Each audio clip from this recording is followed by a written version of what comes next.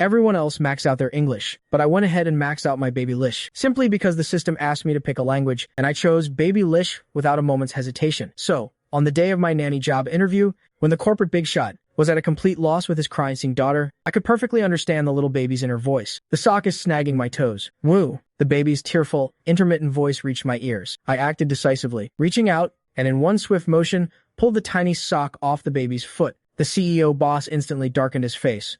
What are you doing? How old is she? She'll catch a cold if you take her socks off. I couldn't be bothered to explain. I just turned the sock inside out and held it up to his face. The loose threads inside were the exact same color as the sock, making them impossible to notice unless you look closely. For an infant, this was practically torture. I put the sock back on her, inside out. The little one's crying stopped abruptly. She blinked her big eyes at me, as if she had just found her savior. Her little mouth curled into a wide grin, and she giggled out loud. The displeasure on the man's face froze, replaced by a flash of unconcealable shock. I took off the other sock to show him. The loose threads inside match the fabric. Adults can't see it, but a baby's skin is incredibly tender. If it snags a toe, in severe cases, it can cut off circulation and cause necrosis, so they must be worn inside out. The man fell silent for a moment, then nodded earnestly, as if humbly taking notes. Suddenly, he frowned. As expected, even a 30,000 yuan pair of socks is garbage. Next time, I'll buy the 50,000 yuan ones. My pupils literally earthquaked. You're telling me this tiny scrap of fabric costs 30,000 bucks. Is this the legendary CEO lifestyle? Right at that moment, the room door was gently pushed open, and a gentle female voice sounded.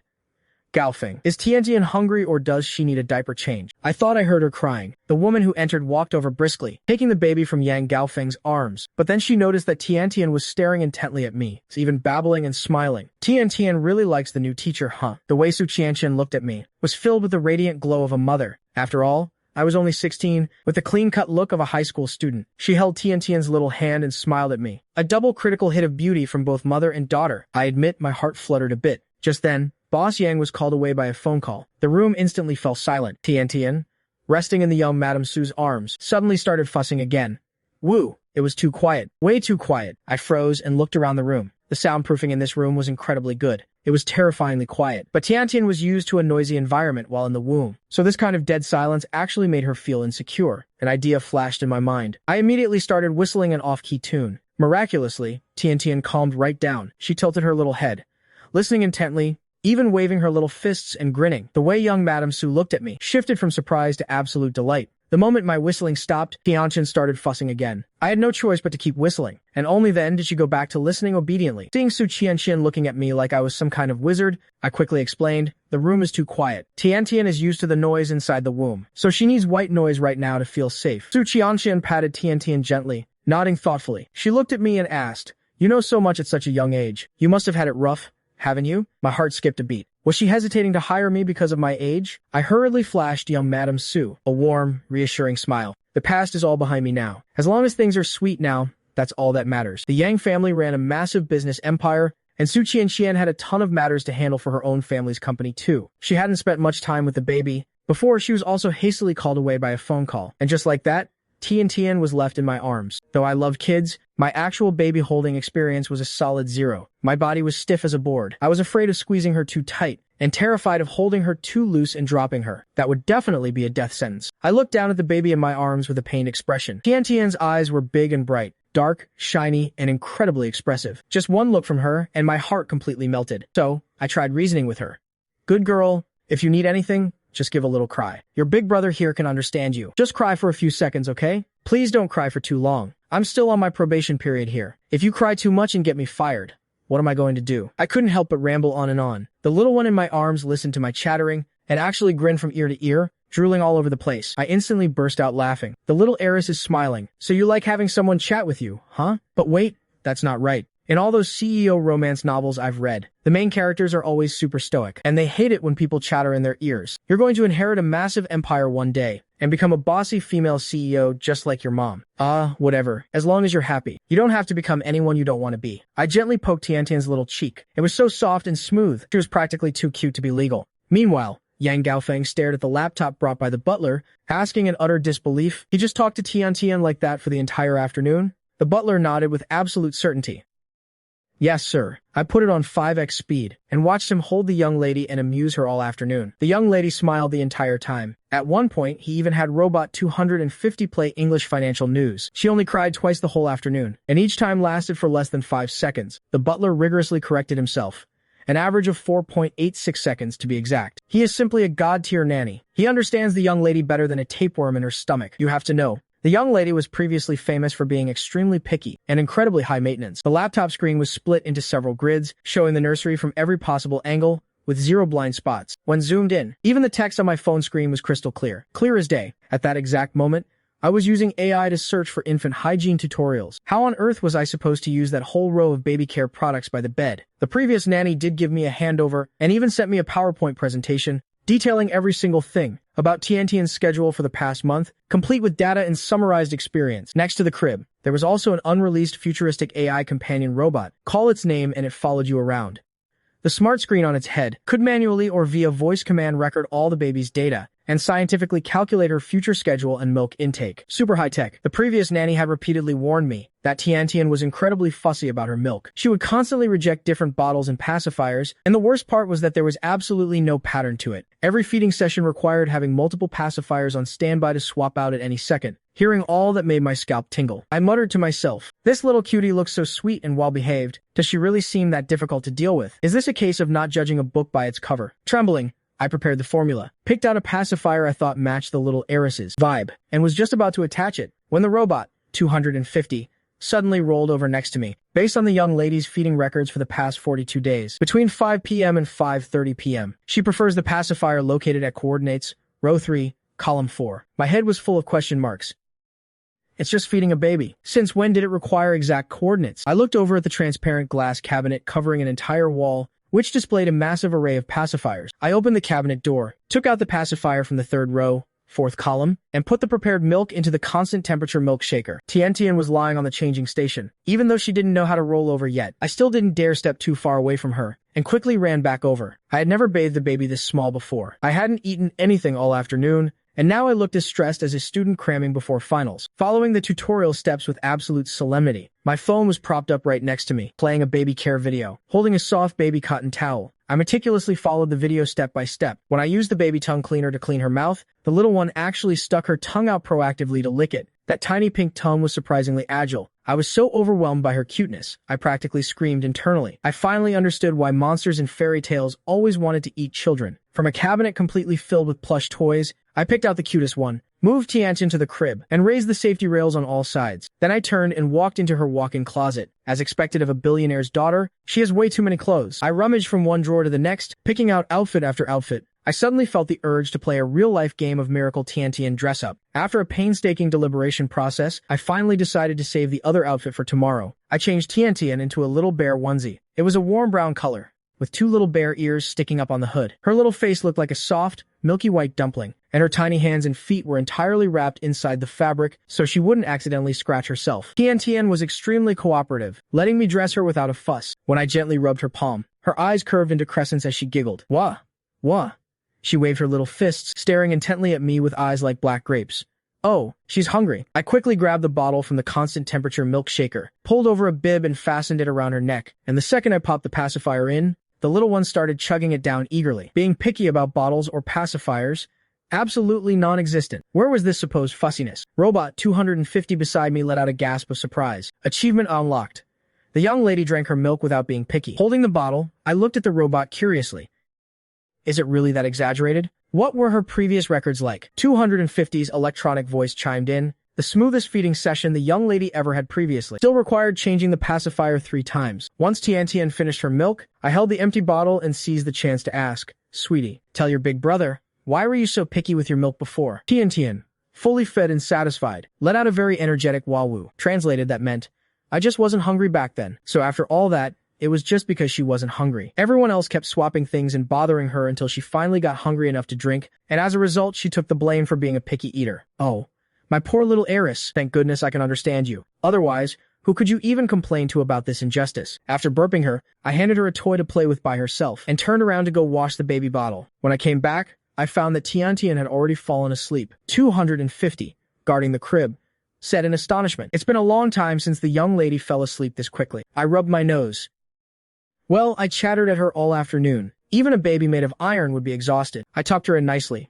and only then did I step out of this massive nursery suite for the first time, ready to report to the butler. Yang Gaofeng watched the evening surveillance footage and heard that I resolved Tiantian's crying in under 5 seconds. He raised an eyebrow in surprise and told the butler to report the results to his wife. Looks like I passed this hurdle. Su Qianqian had just finished washing up, and upon hearing the butler's report, immediately rushed toward the nursery. We bumped right into each other in the hallway. Tiantian is asleep. I stepped aside to make way and turned back to follow Su Qianqian. She's asleep this early? She looked surprised. How was she today? Did Tiantian act up? I answered honestly. Tiantian was very well behaved. She drank her milk and went right to sleep. She wasn't picky at all today. Hearing this, Su Qianqian looked even more shocked. You have to understand, everyone who had ever taken care of her before could testify that Tiantian was notoriously fussy when it came to her milk. If she was even slightly displeased, she simply wouldn't drink. Only then did she really take a serious, evaluating look at me for the first time. Maybe it was because I looked too young, not as steady or experienced as older nannies, which naturally made it hard for people to trust me. I didn't expect you to be so skilled at taking care of babies. She actually didn't act picky. Ha ha ha. Su Qianqian patted my shoulder. Tianqian really gave you a lot of face. In the past, no matter who fed her, they had to coax her for ages before she'd even grace them with a single sip. Su Qianqian walked over to the crib, poking her cheeks and squeezing her little hands, squishing her round little face until it looked like a steamed bun. She only awkwardly stopped when she almost woke the baby up. Thank you for your hard work. If you need anything or if you're not used to anything, just tell the butler. You're still on your probation period, but, she added sincerely, personally, I really hope you decide to stay. I quickly nodded. Understood. Thank you for your trust, madam. Not long after, I was startled awake by Tiantian's crying. My heart skipped a beat, and I dashed toward the crib. 250 was still there, broadcasting in real time. The young lady slept for a full 9 hours. She has currently been crying for 5 seconds, but on the 7th second, the crying abruptly stopped because Tiantian was saying, my butt is uncomfortable. I instantly understood. I'll take care of it for you. Our communication was unbelievably smooth, efficient, and precise. I don't know if the little heiress was satisfied with me, but I was super satisfied. What an incredibly smart, well-behaved baby. I laid out a changing mat on the station, deftly took off her dirty diaper, wiped her clean with warm water, and put a fresh one on. Tiantian instantly smiled again, grinning and waving her little hands. She grabbed onto my finger and refused to let go. I tried desperately to suppress the corners of my mouth from turning up, pretending to be troubled. I can't go around loving other people's kids this much. Ah, whatever.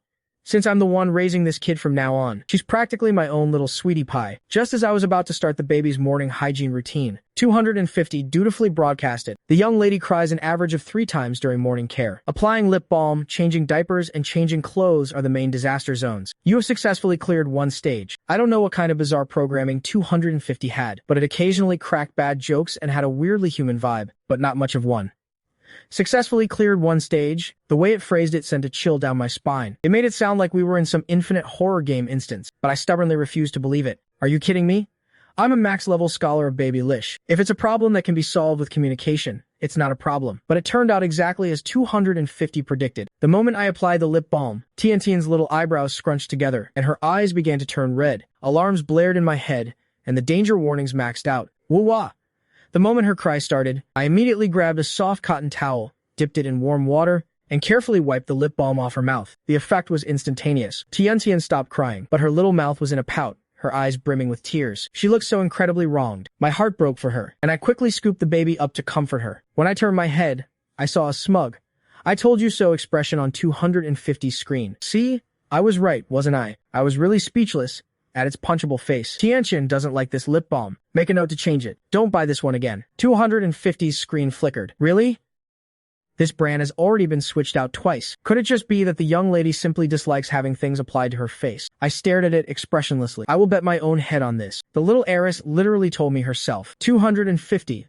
Let out 2 mechanical O.S. and then solemnly rejected the offer. There is no need for your head. That would likely be illegal. But it recorded the note anyway. 250 activated its built-in system, went through a rigorous selection process, and purchased new lip balms. It proudly announced, based on my filtering and cross-referencing, I have selected 5 new infant lip balms. I guarantee the young lady will love them all. It paused for a second, and then, imitating my tone, added, I will bet my own head on this. I looked at it, deeply skeptical. The next day, 250's packages arrived. They were unpacked, sterilized, and brought upstairs. Under 250's expectant gaze, I randomly picked one up and dabbed it onto Tiantian's lips. I watched as her little face visibly scrunched up into a ball, and the corners of her mouth started turning downward. I wiped it off at the speed of light. I turned around with a deadpan expression and held out my hand to 250, Hand over your head. 250 screen instantly switched to a terrified face. This old servant does not deserve death. It began crying virtually while recalculating its algorithms. Finally, a document popped up on its large screen. It picked one out from the remaining 4 options. I have screened 182 different ingredients, factoring in the young lady's preferences and the ingredients of her other products. I have definitively locked onto this one. This time, it didn't dare bet its head anymore. It just quietly stood off to the side, watching me apply it to Tian. Tian merely disliked the smell. It wasn't an allergic reaction. But if we didn't apply anything, the drool rash would make her very uncomfortable. So even if she cried, I had to test them until we found one she could tolerate. Hey, would you look at that? This time, Tian really didn't cry. 250 let out a long sigh of relief and quickly scanned the lip balm's ingredients, adding another note to its little internal database. Once the 3-day probation period ended, I was officially informed of my hiring. The butler offered me a salary of 100,000 yuan a month, with 2 days off per month, but the requirement was that I had to guarantee flawless care of the young lady's daily life, with absolutely no mistakes allowed. When I heard that salary, I was completely mind-blown. Are you telling me that every day I get to play with Tian, and I get paid this much money for it? This isn't hard at all. This isn't tiring at all. Sir, madam, can you guys just keep having babies? I could do this for the rest of my life. Since my room and board were covered by the Yang family, I had 0 expenses. Suddenly, I formed a very grand, long-term dream. Once Tian grows up, I'll pick an auspicious day, take my sky-high savings, and travel the world to my heart's content. Wah! Woo-wah! Tian wailed a couple of times, interrupting my beautiful daydream. Her little mouth was wide open, and she reached her arms up, trying to grab my sleeve, looking a little agitated. She wanted her pacifier. I grabbed a freshly washed, sterilized pacifier from the side and popped it into her mouth. Watching how incredibly cute Tian looked, I couldn't help it. Driven by some strange impulse, I stuck my index finger out and poked it into the hollow part of the animal-shaped pacifier. 250's voice suddenly chimed in from behind me, out of nowhere. How does it feel? I pulled my finger out and gave a thumbs up. A bite force comparable to an adult rhinoceros. 250 backed down instantly and fearfully retracted its own eager, robotic hand. Then its expression went completely blank for a second. As an incoming call, notification popped up on its screen. The caller ID read Grandpa.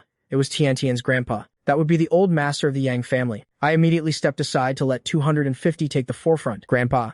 250 called out cheerfully. Is Tian sleeping? The young lady is awake. 250 extended its arm, aiming its high-definition camera right at Tian's face. Tian flinched in fear. She stopped sucking the pacifier. Her little eyebrows furrowed, and she was just about to cry. But I was right there, keeping a close eye on her. I quickly stepped up and hooked my finger around her tiny hand. Don't be scared, Tian.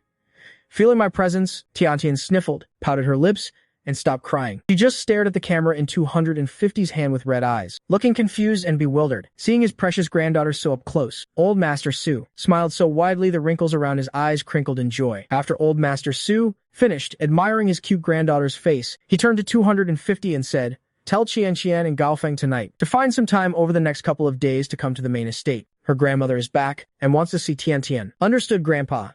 I want to see Grandma too. 250's voice was filled with joy. Come on then. Who's stopping you from visiting? Old Master Su seemed to laugh. Take good care of Tian. 250 hung up the call, and a happy emoticon popped up on its digital screen. I'll go inform the master and madam right now. I watched as this robot took it upon itself to send the notification, still feeling a bit amazed by it all. Little Chen, the master says, to pack up the young lady's usual supplies. You'll come along tomorrow morning at 8. My eyes lit up. Okay, come to think of it. Since crossing over into this world, I haven't stepped foot outside the villa these past few days, and I haven't really seen anyone else either. Every day I just bicker with 250 and chat with Tian. 250 had tried to join our 2-person group chat before, but it failed. It felt like it was being isolated. 250 just couldn't sit idle. It took the initiative to suggest, today's outdoor temperature is 18 degrees Celsius, northwest wind level 2, UV index level 2. We can take the young lady outside to get some sun. I wanted to go out too, but I didn't really dare to make that call on my own. Since 250 brought it up, I instantly agreed. I squeezed Tian's little hand. Big brother will take you outside to get some sun, okay? Tian waved her warm little hands, babbling wah woo a couple of times, and started giggling again. How is she this cute? Come here, let's get you changed. I grabbed an adorable little baby shark onesie and bundled Tian up snugly from head to toe. Her little tummy was round and bulging. I couldn't resist giving it a little poke. Just then, 250 pushed the stroller out from the storage room. I carefully placed Tian into the stroller, tucked her in nicely with a little blanket, and placed a small kitten plushie right by her hand. I also packed a little warm water. 250 neatly took it and placed it into its built-in thermal compartment. After taking the elevator down, 250 led the way in front. I pushed the stroller, following behind while amusing Tian. The villa was very quiet. The butler heard the young lady's laughter from far away, and immediately followed the sound to find us. Seeing 250 leading the way, he smiled. The sun is nice today. Xiao Chen, you can take the young lady out for a stroll. I nodded. I know. If you need anything, just press the buzzer. The butler thought for a moment, then from his coat pocket, pulled out a black walkie-talkie about half the size of a palm, and handed it to me. He instructed, "Keep this on you at all times." It was only after stepping outside that I realized, was the butler afraid I might kidnap the little heiress? The weather at the end of March was neither too cold nor too hot. Going out through the back door on the first floor of the villa leads directly to the backyard garden. Who knows when the last time Tian came outside was? She was super excited. She babbled loudly whenever she saw a bird fly by in the sky. Watching the nearby flowers and plants swaying in the breeze, she also giggled happily. Lying there all by herself, her little hands kept grasping at the empty air, amusing herself until she grinned from ear to ear. 250 scanned Tian's facial expressions. Through my rigorous analysis, the young lady is currently very happy. Did that even require analysis? Wasn't it obvious enough? 250. Looked a bit wronged and dropped the subject, then stated very loyally, "I hope the young lady can stay this happy forever." I smiled but didn't say a word. Since the moment she was born, all she smelled was the scent of Madame's expensive cosmetics, and just a while ago, she had just checked out of the exclusive VIP room at a high-end postpartum care center. She was literally reincarnated using the standard template of a female lead in a novel. Tian would only have to suffer for these first 2 years of her life, being forced to drink milk when she wasn't hungry, forced to poop when she didn't need to, forced to sleep when she wasn't tired. But now that I'm here, she wouldn't even have to endure these trivial little hardships anymore. Tian was living the ultimate pampered life, opening her mouth only to be fed, sleeping right after drinking, and eating right after waking up. She had just woken up from a nap, babbling away and keeping herself entertained. I flipped her over, letting her do some tummy time to practice lifting her head. Lying on her stomach, she couldn't see anything. So, she tried her hardest to prop up her upper body with her little hands, trying to tilt her head up to eavesdrop on our conversation. Unfortunately, her chubby tummy and squishy cheeks simply took up too much surface area. After struggling for a good while, she got tired, and her chubby cheeks squished right back flat onto the bed. I was right in the middle of debating with 250 about tomorrow, whether we should dress Tian in the red outfit to look festive, or the kitten onesie to look extra adorable. Right at that moment, the door to the nursery was pushed open. Su Qian just poked her head in. She looked smilingly at the human and the robot in the room. Her voice was crisp and cheerful. "Are you guys busy right now?" I quickly stood up to greet her. "Not at all. Is something the matter, madam?" Su Qian poked her index fingers together, looking completely unlike a mother. Yang Gaofeng spoiled her so much, she still acted like a child. I suddenly want to give Tian a bath. "Is the temperature okay for a bath today?" She claimed she wanted to give her a bath, but judging by her expression, she just wanted to play with the baby. 250 immediately pulled up a string of data. The temperature in the nursery bathroom is 23 degrees Celsius. Blowing the heater for 3 minutes will bring it up to 28 degrees. "Would you like me to turn it on now, madam?" Seeing how happy she was, insisting on doing it herself, trying her best to be a competent mother, Su Qian scooped Tian into her arms. Since she made sure to show her face every night, Tian wouldn't have forgotten her. The moment she was picked up, she started giggling and babbling, pouting her little lips adorably. It was so cute that Su Qian's heart practically melted. Just as we finished getting the bath supplies ready in the bathroom, I heard Su Qian say, "Xiao Chen, I'll give you 2 days off starting tomorrow. They won't count against your regular days off. Gaofeng and I are taking Tian back to the main estate for 2 days. What's the difference between this and paid vacation?" I immediately agreed. "No problem. Later, after Tian falls asleep, I'll pack some extra things for you to take. If anything comes up over the next 2 days, you can just ask 250 or tell me directly." Su Qian carried Tian into the bathroom and placed her on the heated pad on the changing station. 250, and I stood off to the side, fully on guard. Who would have thought? Su Qian's movements looked rather wild and bold, just like playing with a doll. Yet every single step was textbook perfect, without a single mistake. The moment Tian was put into the little baby bathtub, the gentle stream of water tickled her, and she started giggling. Every time the baby shower head rinsed her, she laughed, rinsed again, and kept laughing. Su Qian made eye contact with her for 3 seconds, and ultimately couldn't hold it in, breaking into laughter herself. The result was that by the time Yang Gaofeng got off work and came over, everyone in the bathroom was laughing. The bath was entirely forgotten. Even the non-human 250 was laughing so hard its facial screen glitched into scrambled code. He narrowed his eyes with a smile, looking at his wife and daughter. "What's making everyone so happy? Care to let me in on the fun?" Knowing my place, I immediately pushed 250 out of the room, leaving their family of 3 to enjoy the moment. Not long after, just as I was happily slacking off in the luxurious villa, Tian's crying rang out from the bathroom. My heart clenched. I dropped whatever was in my hand, sprinting over to the bathroom door and knocking. "Madam? Sir? What's wrong with Tian?" The door opened. Yang Gaofeng stood to the side, looking worriedly at Su Qian. Qian was holding Tian. Although she looked calm on the surface, she still cast a lost, helpless gaze toward me. The water in the tub got a little cold, so we turned on the shower head to add some warm water. The temperature isn't too hot or too cold. Tiantian showed me the floating thermometer from the tub. This shower head is specially designed for babies. It has temperature control. If it malfunctions, it will automatically shut off if the water gets too hot. There's no way it could burn the baby. I took a quick glance, leaned in, and used my finger to wipe a tear from the corner of Tiantian's eye. She wasn't wailing anymore, just sniffling softly. I took the baby and placed her back into the tub. Before long, she started crying again. That cry was all I needed to crack the case. I swiftly pushed the faucet away and turned to explain. She said something is spraying her butt, and it's uncomfortable. Hearing this, Yang Gaofeng glanced up and down, stepped forward, picked up the shower head, aimed it at the sink next to the tub, and turned on the water. He sprayed it over his own hand. The water pressure was indeed extremely light and gentle, like being stroked by soft silk. Maybe for a baby, it's still a bit startling. He nodded thoughtfully. Understood. That was my oversight. I secured the shower head onto the side of the tub, making sure it wouldn't spray directly onto Tiantian while still letting the water flow in. Then I pulled Su Qianqian over and had her put her hand into the water for Tiantian to grab onto. This gives her a better sense of security. Tiantian grasped the index finger she offered. Her little face was still stained with tears, yet she was smiling brightly at the two of them. For a split second, Yang Gaofeng felt like a third wheel. Fortunately, I was very good at reading the room. I simply pulled the redundant Yang Gaofeng off to the side and explained to him which products were needed for the bath. After her bath and applying all the various baby creams, I packed up this adorable little brown bear baby and delivered her right to the door of the master bedroom. I didn't dare barge into the couple's bedroom unannounced. Luckily, 250 went one step ahead and knocked on the door. The moment Yang Gaofeng saw his daughter dressed up so adorably, his mood instantly brightened. He held Tiantian, kissing her and squishing her cheeks. A handsome, elegant gentleman, holding a soft, cute, and warm, snuggly little bull baby. An absolute picture-perfect, domestic pretty boy. I suddenly felt a little jealous. Tiantian has already been fed. She'll probably fall asleep after you hold her for a bit, so I'll take my leave now. If Tiantian wakes up in the morning, you can press the buzzer, and I'll come get her. I'll get her washed and dressed. Yang Gaofeng looked at me with a warm, fatherly gaze. Good. Thank you for your hard work. However, the very next morning, things were as chaotic as a circus once again. I took the crying.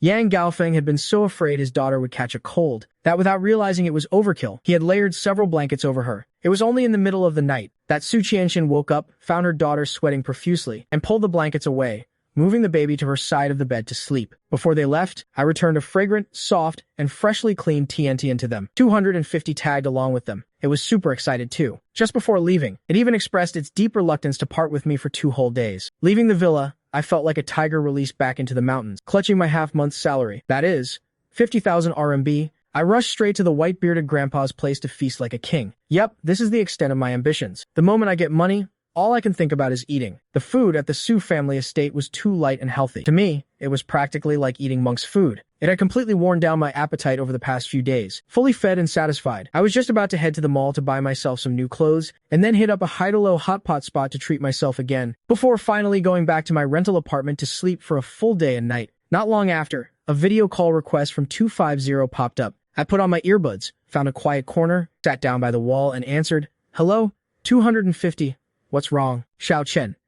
Tiantian won't stop crying, and we can't coax her. 250's data codes were running wild. It had tried facial expression recognition 3 times but couldn't get a match. Feeling like it had failed to help the young lady, it was incredibly frustrated and anxious. Through the camera, I could roughly see. On their end, they seemed to be in a place with decor just as luxurious as the Su family estate. The BGM was Tiantian's wailing. I automatically translated her cries. "So many people I don't know. It's too loud."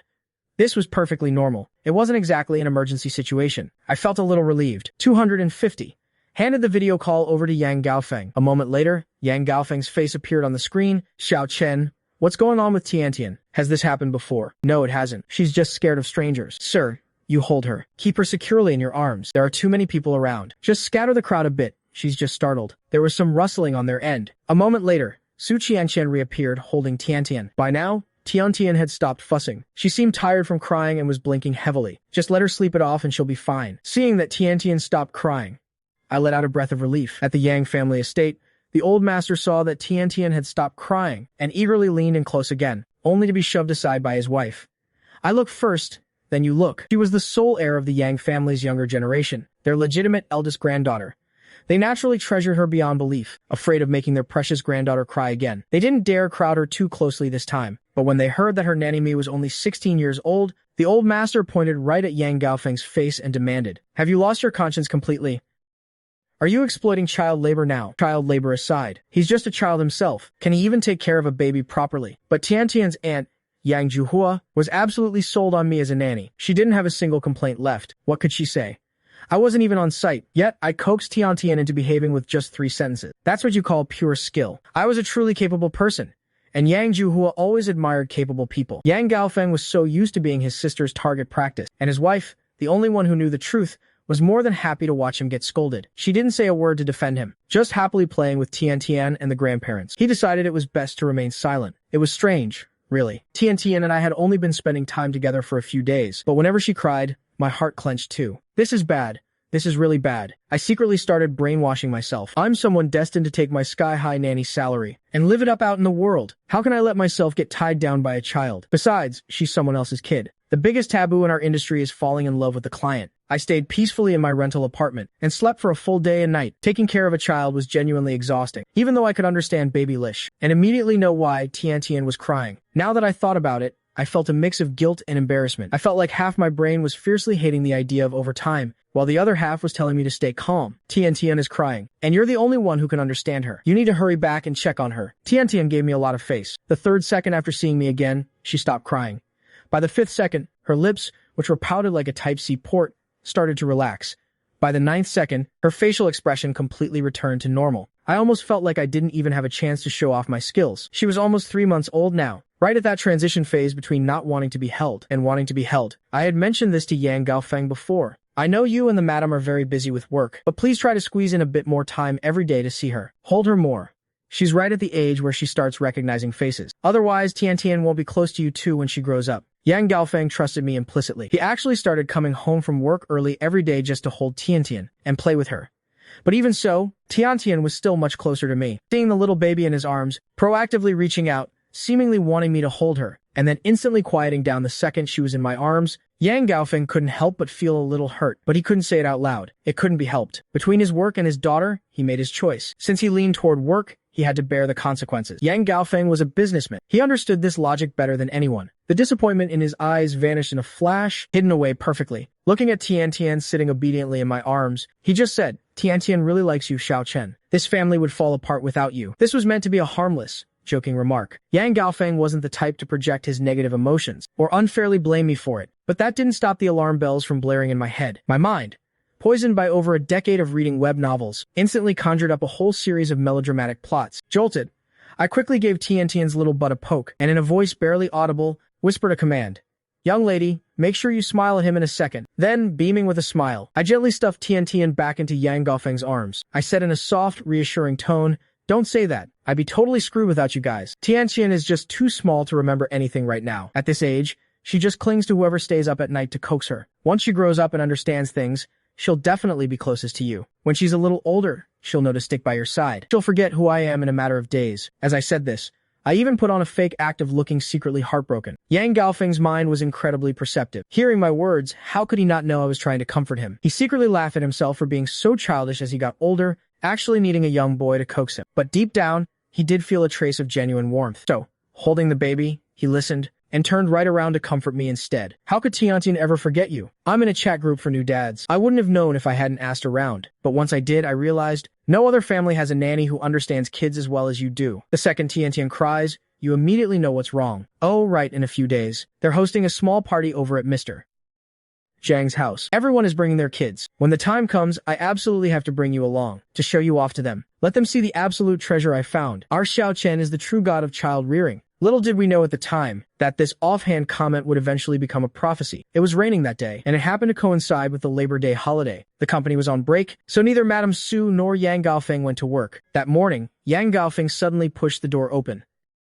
"Xiao Chen, tomorrow we're going to CEO C's house for a small party. Dress Tiantian up nicely." He had mentioned this party a couple of days ago. I had just listened and brushed it off. I didn't expect Yang Gaofeng to be a man of his word and so straightforward. When he said he was going to take me, he actually meant it. It's a gathering for the dads. All the bros who just became dads, or are about to become dads, are bringing their kids to hang out. No outsiders or wives are allowed. He suddenly gave a playful wink. "I'm sneaking you in so you can have some fun. No one will say anything. And if Tiantian throws a fuss, you can help me out." I also really wanted to experience it, so I didn't try to decline anymore. I started discussing with 250 about what Tiantian should wear tomorrow, so that she could totally outshine the rest. This non-human gadget, 250. Even though it was made entirely of metal, somehow had its own unique sense of aesthetics and a deep love for beauty. If this were ancient times, it would at the very least be a princess's personal handmaid. Having grown up with the Yang family, it had never lacked for anything. You don't often see a family giving their robot a credit card, just so it could online shop by itself. Right then, 250 pulled up a photo of Tian, along with images of all the clothes in her closet.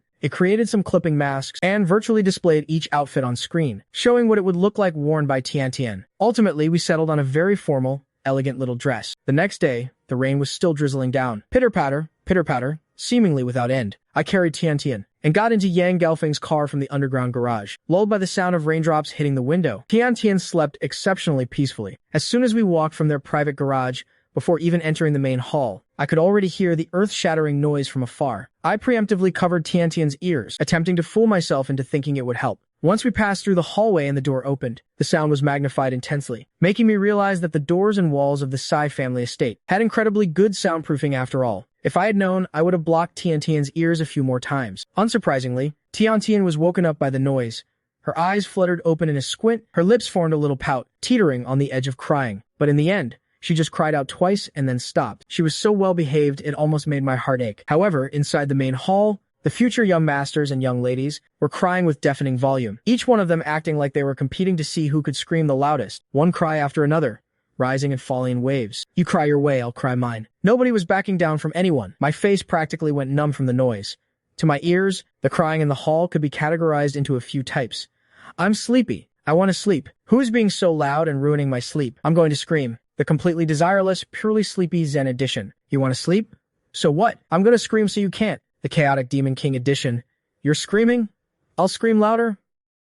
Nobody gets to sleep. Stop fighting. I can't sleep. And I can't outscream you guys. The cowardly, babbling Peacemaker edition. And the weirdly hilarious Instigator edition. Keep fighting. You're not loud enough over there. Neither sleeping nor screaming. Just purely watching the drama, drawing aggro, and wishing for more chaos. And then there was Tian. First time seeing so many people who speak his language. He was completely stunned. His big eyes were wide open, totally awake, squirming all around in my arms. 1 second, he'd look over here and cry a bit. The next second, he'd look over there and cry some more. Oh boy, he was keeping himself busy. The gentlemen were getting massive headaches from all the noise, but they couldn't control the kids even if they tried. I mean, they're their own flesh and blood. It's not like they could just throw them away. So they just stood over there complaining. Should have learned from Yang Gaofeng and brought the nanny along. Even though bringing them probably wouldn't have helped much anyway. But at least they could dump the kids on them and get a moment of peace and quiet for themselves. Meanwhile, I was jogging around with Tian in my arms, making him giggle nonstop. He was laughing so happily that it grabbed the attention of quite a few other kids. As I strolled past with Tian, I playfully teased every baby I passed. If one had chubby cheeks, I'd give him a poke. If they weren't crying, I'd poke them twice. If they looked like they were about to cry, I'd immediately switch my voice pack and start cooing. I was basically a human noise-canceling machine. 1 second, a poked kid would be twisting their mouth ready to bawl. The next second, I'd babble some absolute gibberish at them. They'd look stunned for a moment, then happily burst into giggles. This was basically a human cat cafe. I got to pet them all for free. When my sweep reached the sofa, I happened to hear a baby nearby who had just learned how to sit, but was wobbling all over the place. He was whimpering and crying for water. The moment I laid eyes on this adorable little cutie, my back suddenly stopped aching. My legs stopped hurting, and my arms weren't tired anymore. I felt like the reincarnation of Shang Yu, surging with boundless inner strength. I bent down and scooped this kid into my arms too, and carried both of them off to get some water. Tian's exclusive VIP luxury premium embrace was suddenly being shared. In that brain of his, roughly the size of an adult banana, an unprecedented, peculiar feeling suddenly surfaced, a sense of crisis. This English-speaking human he had worked so hard to raise was about to be snatched away. However, an adult banana doesn't know how to refuse someone trying to peel it or eat it, and Tian didn't know how to refuse either. I don't know if he took after his father or his mother, but he was very much a go-with-the-flow kind of kid. If the sky fell, he'd just use it as a blanket. Well, it is what it is, he probably thought. He just kept his friendly attitude, and clueless lay there out to pet the other baby. The other kid coldly turned his head away, and turned to hug me instead. I had no intention of interrupting the kid's friendly exchange, so I hurriedly walked off,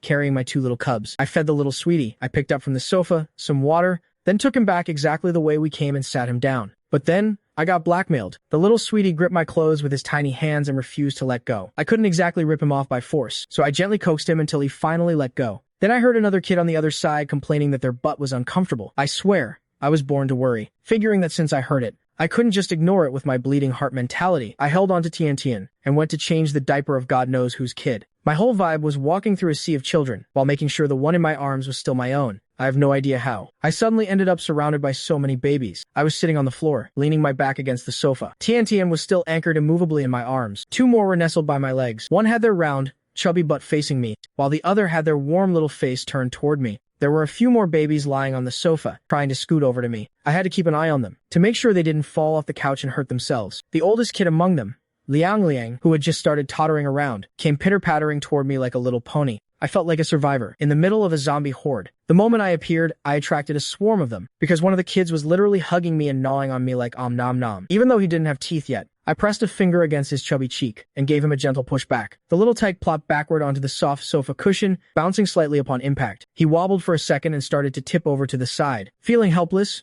I stuck out a leg to prop him up. I patted his little bottom. What else are you good for besides wiping a whole armful of drool on me, huh? This kid was probably teething. His gums were itchy, so he wanted to gnaw on whatever he could catch. I shoved his own little meaty fist right into his mouth. Produce and consume locally, sweetheart.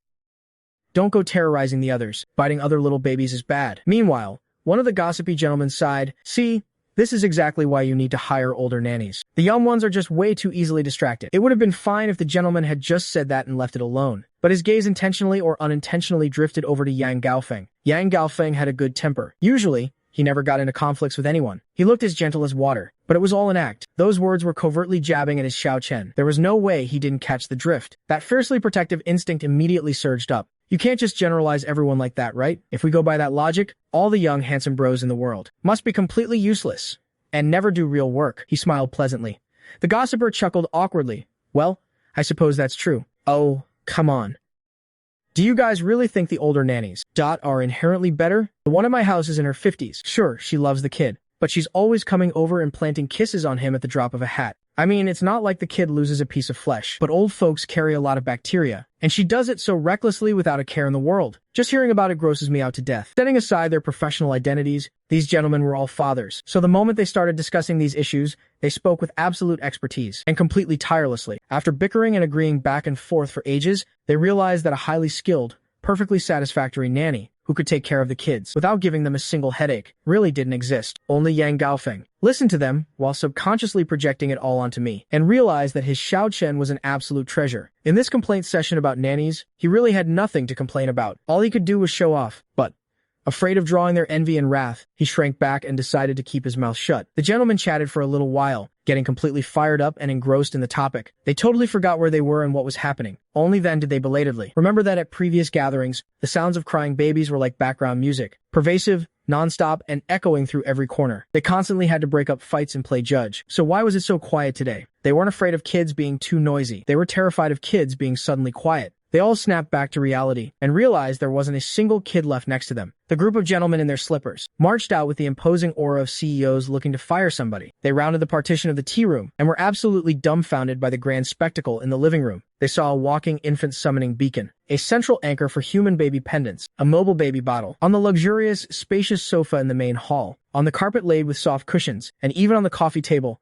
Kids were lying down neatly and perfectly arranged, like they were glitching out or frozen in place. The butler had brought out small blankets and draped one over each and every baby, like radishes perfectly slotted into their holes. Every single one of them was sitting obediently, not making a peep, just blinking, with those big, adorable eyes, looking so well-behaved that their own fathers didn't even dare to recognize them. They instinctively looked for the ones that were still squirming, the restless ones. Unsurprisingly, Mr. Fu spotted his daughter among the few restless ones. He finally caught sight of her. His daughter normally didn't cry, she just howled. All kinds of nonsensical howling. She'd screech when she was happy, and screech when she was mad. At only 4 months old, she had already mastered rolling over. If you took your eyes off her for a split second, she could roll herself straight into the crack of the bed and nearly raise the probability of getting solo killed by her own blanket, from 0% up to 1%. He had gotten so caught up in the conversation just now, and since the kid hadn't howled, he completely forgot his daughter was even here. To his complete shock, his daughter wasn't causing trouble. She wasn't howling at all. She was just clutching the clothes of that nanny Yang Gaofeng brought over. The nanny said something to her, God knows what, then gave her nose a little boop, and she started giggling wildly. Her old man was so moved, he was on the verge of tears. Someone could actually keep her in check. He instantly whipped around to find Yang Gaofeng. Gaofeng, does your nanny do external dispatches? Lend him to me for a couple of days, won't you? Since their kids were being so good, the other fathers had felt no need to step forward and ruin the peace. But the moment they heard Mr. Fu's request, they swarmed over.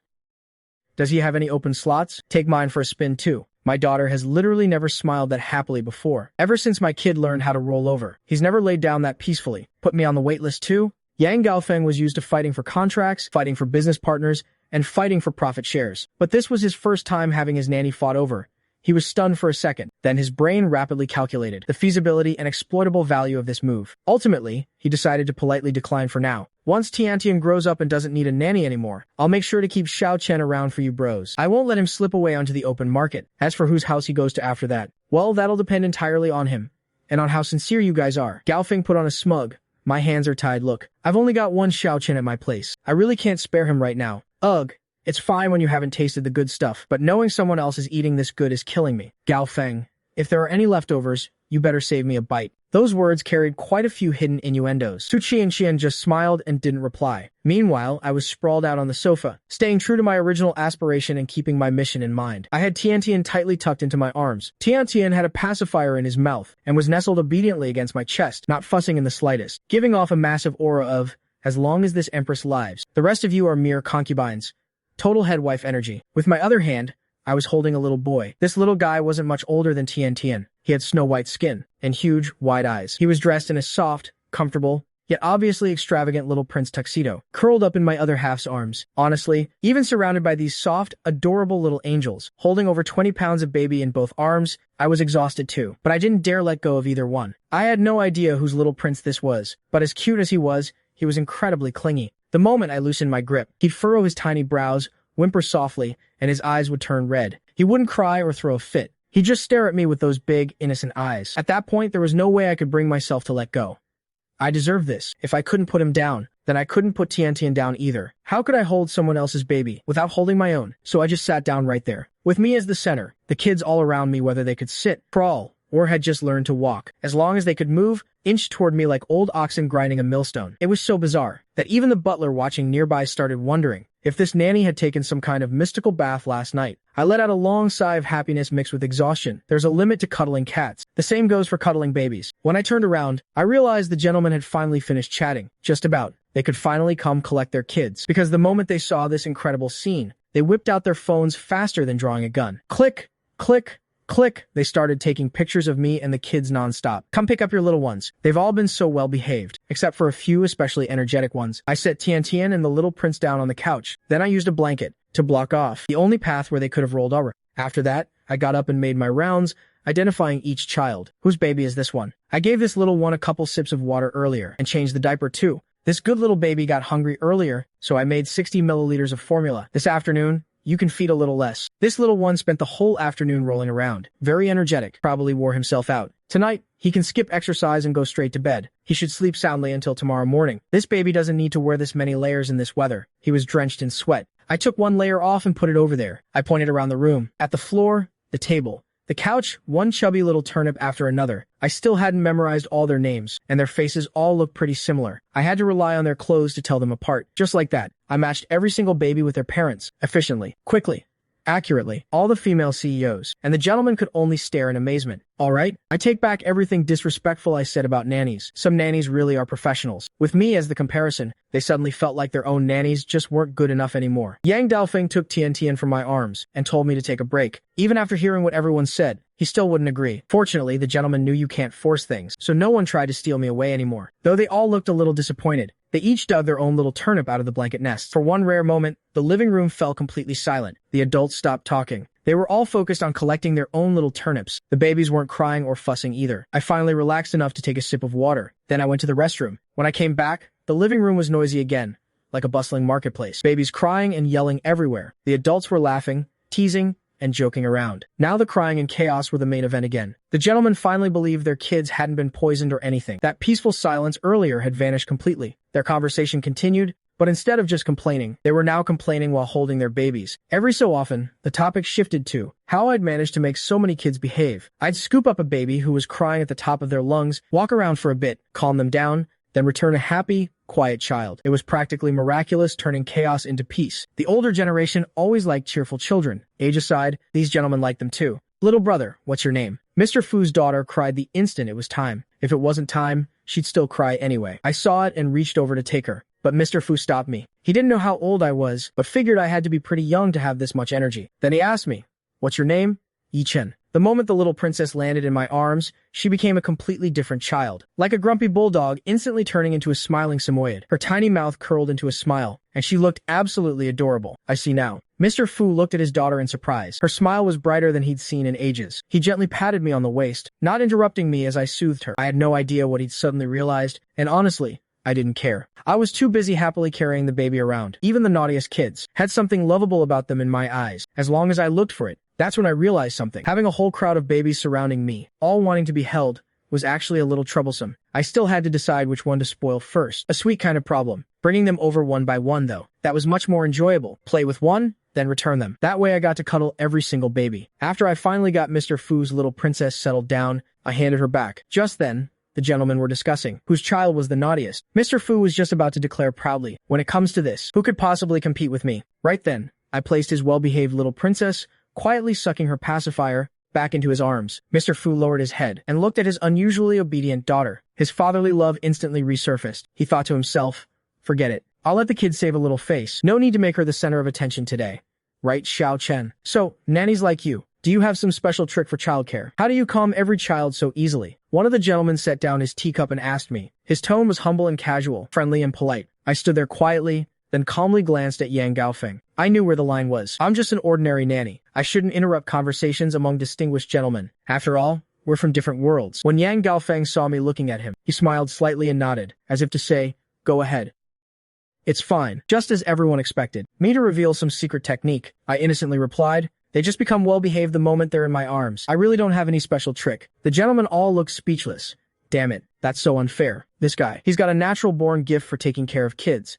He has to be blessed by fate or something. We can't compete with that. Mr. Shu held his well-behaved daughter and smiled as he chimed in. Isn't there an old belief that children are especially sensitive? They like people with pure, positive energy. Xiao Chen just looks kind and gentle. No wonder the kids all listen to him. Ha ha ha, Mr. Fu really knows his stuff. That actually makes sense. With him taking the lead, the others eagerly joined in. The big group gradually broke apart into smaller circles. 3 or 5 people chatted here and there. Since I was bored earlier, I'd come across a cute video effect while scrolling. I've been dying to try it, so I scooped Tian up from beside me, propped my phone on the coffee table, and started filming with him. My moves were flashy but completely lacking in grace. It looked like the work of someone with absolutely no sense of aesthetics, but made Tian giggle nonstop. The other babies nearby kept darting their eyes around. They were all being held by their parents, but no matter how hard they looked, they couldn't see. So they twisted their little heads with all their might. Their tiny hats squeezed them so tightly, their chubby cheeks puffed out. Their little lips pouted, desperate to see what was happening. On the phone, Tian sat obediently in my arms. His tiny hands were nervously clenched into little fists. I gently held his little arms, and with the filter effect, his face looked soft and squishy. His eyes were huge, staring blankly at the colorful screen. His rosy cheeks were even pinker with the effect. He was so adorable he barely seemed real. As the music pulsed, I held Tian's little hands, making sure not to hurt him, and went through every dance move I could remember. Tian laughed so hard he entertained himself. When Yang Gaofeng finally called for me to leave, I was lying on the play mat, covered in babies. On my left was a chubby little pink-cheeked sweetheart, staring at me with wide eyes and an open mouth, giggling happily. On my right was another unbelievably adorable little face, clinging tightly to my arm. Soft, warm little bundles everywhere. Every one of them smelled like sweet baby milk. My body and legs were covered with tiny little ones. Reach out at random and you grab another soft baby. Their round little bottoms were irresistibly squishy. Is this heaven? Where did all these adorable little creatures come from? Let cuteness rule the world. Adorable babies deserve to rule the world. Under my expert baby management, everything stayed perfectly under control. Not a single child cried for more than 10 seconds. The gentleman had never attended such a peaceful dad's gathering before. Every one of them was completely relaxed. Privately, they all regretted not being able to recruit me away. All right. I lifted the babies off me and placed them back on the couch one by one. I was just about to pick up Tian and follow Yang Gaofeng when a forceful tug stopped me. I looked down. 4 little hands reached out from all directions and grabbed me. I didn't think much of it at first, planning to pat their heads one by one to make them let go. Be good. I have to go now. The moment I said that, the kids got even sadder. Not only did they pull tighter, they also started bawling. I translated their cries in my head. What am I going to do if you leave? Take me home with you, please. Tian sensed the crisis and grabbed my clothes too, babbling a few times as if saying, "Don't go, okay? I don't want to be forced to eat when I'm not hungry. Or forced to poop when I don't have to. My dear heiress, don't speak so vulgarly. What's with the poop and pee talk?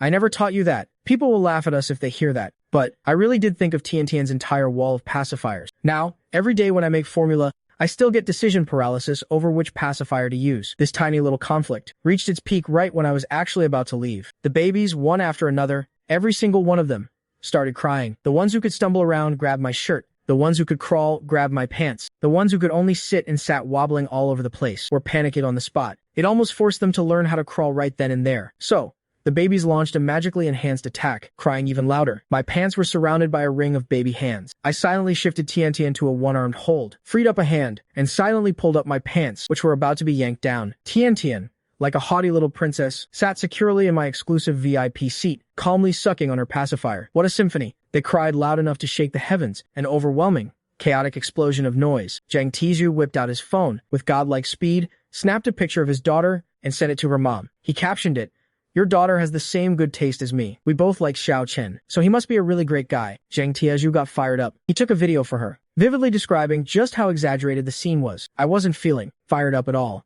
I was completely out of ideas. I felt like if I didn't give them an explanation soon, these parents would treat me like some baby bewitching demon, drag me out, and study me to extract some kind of magic potion. One spray on the body, and you could instantly bewitch thousands of babies. It would solve the world's parenting problems, lead to the pinnacle of wealth, and even win an award. But even if they dismantled me down to my cellular system, they wouldn't find anything. I had no choice but to go around and coax them one by one. "Little treasure, I'll come see you again in a couple of days, okay? You need to go home with your daddy now. Good you, don't cry. Oh baby, why are you shedding tears without making a sound? I really will see you again in a few days. You is so cute. How could I forget you? Baby, let go please. Your little hands are turning white from gripping so hard. Doesn't it hurt? I'll come see you again in a couple of days." While lying to them, I was kneeling and apologizing in my heart, silently reciting the Tao Te Ching and praying, "I'm sorry, Buddha. I didn't mean to lie to the kids. Please don't strike me down with lightning." Once a kid was coaxed, they were carried away, and I'd move on to coax the next one. Don't panic. Everyone gets their turn to be coaxed. I knew exactly what I was doing. I had my own rhythm. I could still handle a small scene like this. Fortunately, the kids hadn't developed their intellect yet. Their IQ was comparable to a fully grown steamed bun. They were incredibly easy to fool. When I said we'd see each other tomorrow, they actually believed it, and they believed it without a shadow of a doubt. It gave me a massive wave of guilt. After hugging my way through the whole circle, my hands were shaking. Yang Gaofeng patted my shoulder and insisted I not hold Tion Tian anymore. He told me to get some good rest. On the way back, Yang Gaofeng seemed very happy. He even hummed a song, while I was exhausted to the bone. I could barely lift my arms. My lips were parched and red. During a red light, he suddenly smiled. "Let's go out for dinner tonight. I closed 2 partnership deals today. We should go celebrate." I didn't expect the person invited to celebrate to be treated like a VIP. Even more so, I didn't expect that during an afternoon tea party, where they chatted from the flower room to the tea room to the living room, amidst all that noise, yet with such elegant leisure, Yang Gaofeng could actually close 2 contracts. That's when I realized their so-called daddy meetup was more like a hub for information exchange. But I didn't have the energy to care about all that. We aren't even in the same social class. These people could play me like a fiddle. I should just focus on being a good nanny and taking care of the kids. So, I gladly agreed. When you're happy, you eat something good to celebrate. When you're not, you eat something even better for comfort. So, when Su Qianqian returned home, she found her husband and daughter gone again. Only 250 was there, waiting expectantly at the door. Seeing her return, a pitiful expression appeared on his screen. "Mr. took Xiao Chen and Tiantian out for a feast. He took them, but he didn't take me." Su Qianqian said, "Just go charge yourself. But in all my life, I've never been away from Tiantian for this long." Su Qianxian glared at him. "Do you want me to take you apart and stuff the pieces in his pocket? That way you can follow them anywhere." 250 took a few steps back in horror. "Miss, you have a warm heart. So how can you say such cold-blooded things?" Su Qianxian looked at him calmly. 250 chickened out, backing away with a forced laugh. He said very politely, "Miss Su, you're too kind. I won't trouble you to lift a finger." Once he was at a safe distance, he suddenly spun around, switching from walking mode to glide mode in a split second. With a whoosh, he vanished, like a slippery bar of soap. Even from far away, you could hear him wailing. "Miss is so mean." Su Qianxian was speechless. What a headache. On the other hand, I was having a headache too. Yang Gaofeng told me to get some good rest tonight. I tried, but then at 5 a.m. Tianqian didn't cry, but Yang Gaofeng's phone did. Mr. Yang held his phone as he slipped out of Su Qianxian's arms and came looking for me. Su Qianxian instinctively reached out, only to grab empty air. She narrowed her eyes. "Going to find Xiao Chen again." Yang Gaofeng didn't have time to deal with her. "Just go back to sleep," he said, hurrying off. Su Qianqian thought, this is too much. Her husband left her alone in an empty room. First thing in the morning just to find that Xiao Chen. Was she about to be replaced? "Xiao Chen, the Zhao family's kid is looking for you. He won't stop crying." I struggled to squint my eyes open, barely managing to wake up. I instinctively sat up and asked if Tiantian was crying. It took a second for Mr. Yang's words to sink in. I remembered the Zhao kid. He was the oldest among the children yesterday. He could talk and walk. Yesterday, he kept waddling over to me, making all the other kids cry with envy. But are we really that close? Waking up 2 people at 5 a.m. just to find me? I looked at Yang Gaofeng blankly. He's looking for me? What am I supposed to do? A video call? Yang Gaofeng said. How about you two have a video call?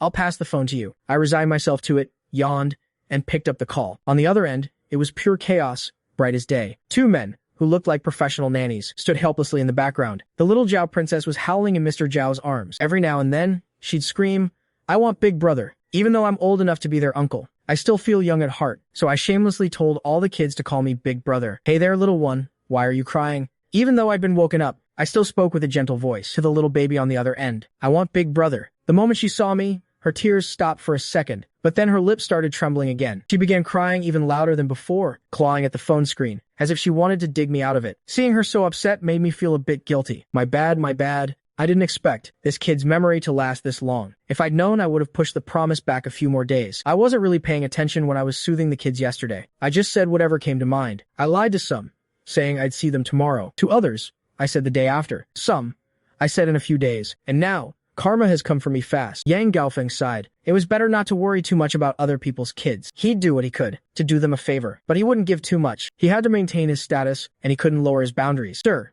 do you want me to go to the Zhao house? I covered the microphone and whispered, avoiding the camera. I was afraid Yang Gaofeng wanted to do the favor, but found it hard to ask. Yang Gaofeng looked at me.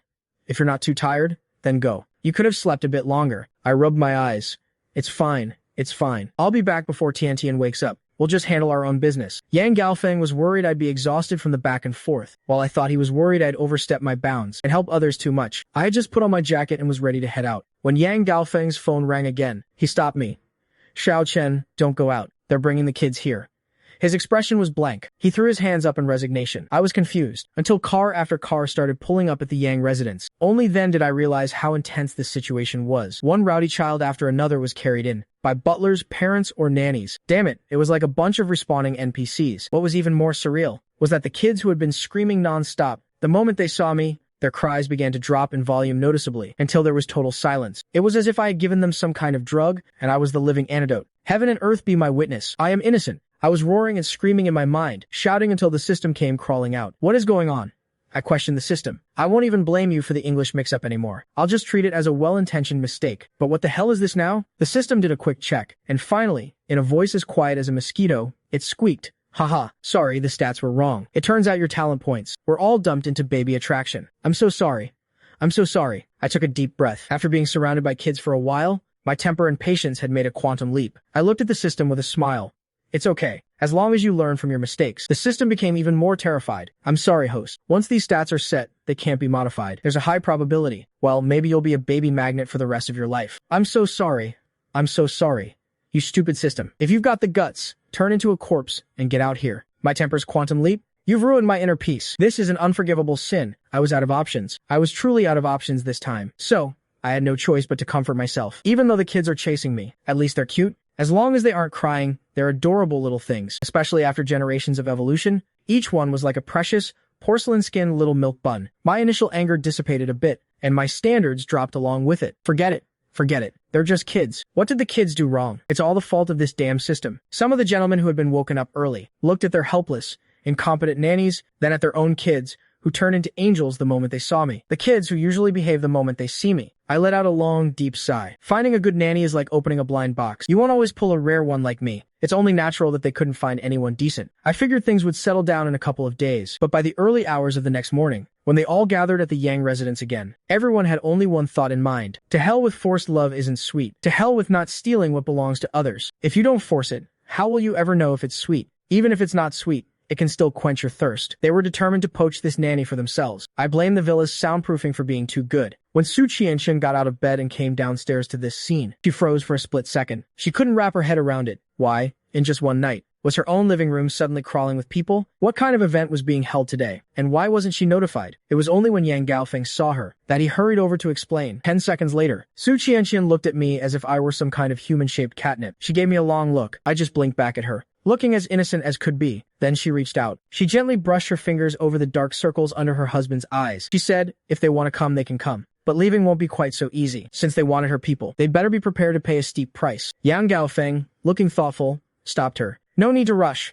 Let's wait 2 days. Taking care of so many children at once. I was still a bit out of my element. To me, this felt like a sudden, massive amount of overtime. Estimating that Tian was about to wake up, I took the babies nestled against me and handed them back to the nannies their parents had left behind. Then I made a quick escape to find Tian. You can only truly care for a child once you're familiar with their personality, and as it progressed, I was only familiar with Tian's. So, Tian was the easiest to handle. I opened the door very quietly. Both 250 and Tian were already awake. Aside from the day the young lady was born, 250 hadn't seen many people. Hearing the noisy, bustling crowd in the living room, his curiosity was piqued, so he plucked up the courage and waddled out to take a peek. With a smile in my eyes, I picked up my precious Tian, who had woken up without a single tear of fuss. I began the daily routine of cleaning her up. Suddenly, 250 came rushing back into the room in a panic. The living room has grown a whole bunch of kids. I didn't even bother to respond. I couldn't hide my speechless expression. But the moment I faced Tian, I was all smiles again. Infants are sensitive to emotions. If I were angry or aggressive, it would definitely affect Tian. That's why every time I look at her, I make sure to be smiling and acting cheerful. Once Tian was dressed, fed, and satisfied, feeling that today was just as beautiful and warm as any other, I carried her downstairs. The sight that met us was quite something. On Tian's dazed little face, for a brief moment, there was an expression that looked like a system error. The babies below weren't wailing anymore. Instead, they all started sniffing and sobbing. Their eyes, like black pearls,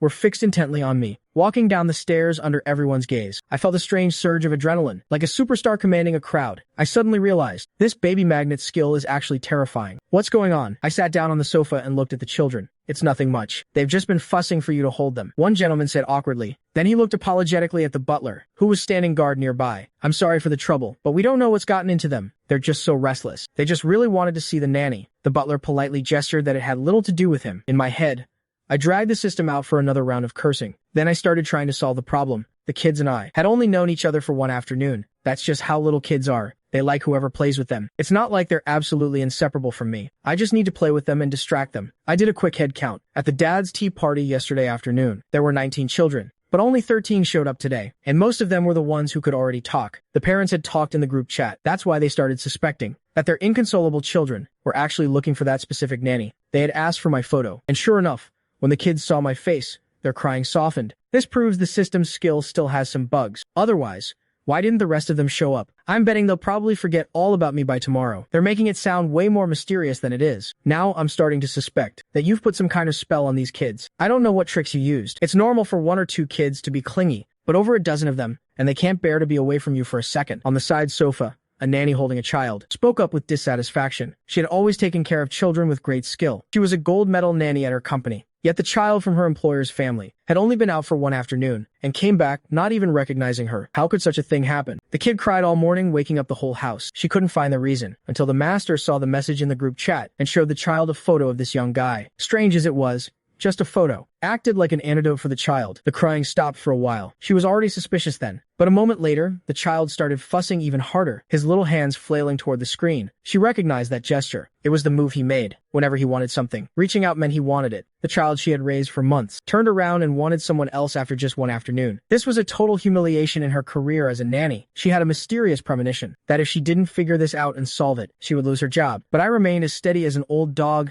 giving her a nonchalant glance. What you're saying sounds even more mysterious. The nanny choked for a moment, then regained her momentum. Then you better give us an explanation. Her tone was honestly quite rude. The butler instinctively took a step forward. He was weighing the situation in his mind. These nannies had come here with the children, representing the families behind them. He felt he shouldn't take it upon himself to be rude to them. But then he looked at me. Yi Chen was one of their own. There was no way he'd let one of their people be pointed at and insulted in their own home. He refused to be a coward. It took the butler only 2 seconds to decide.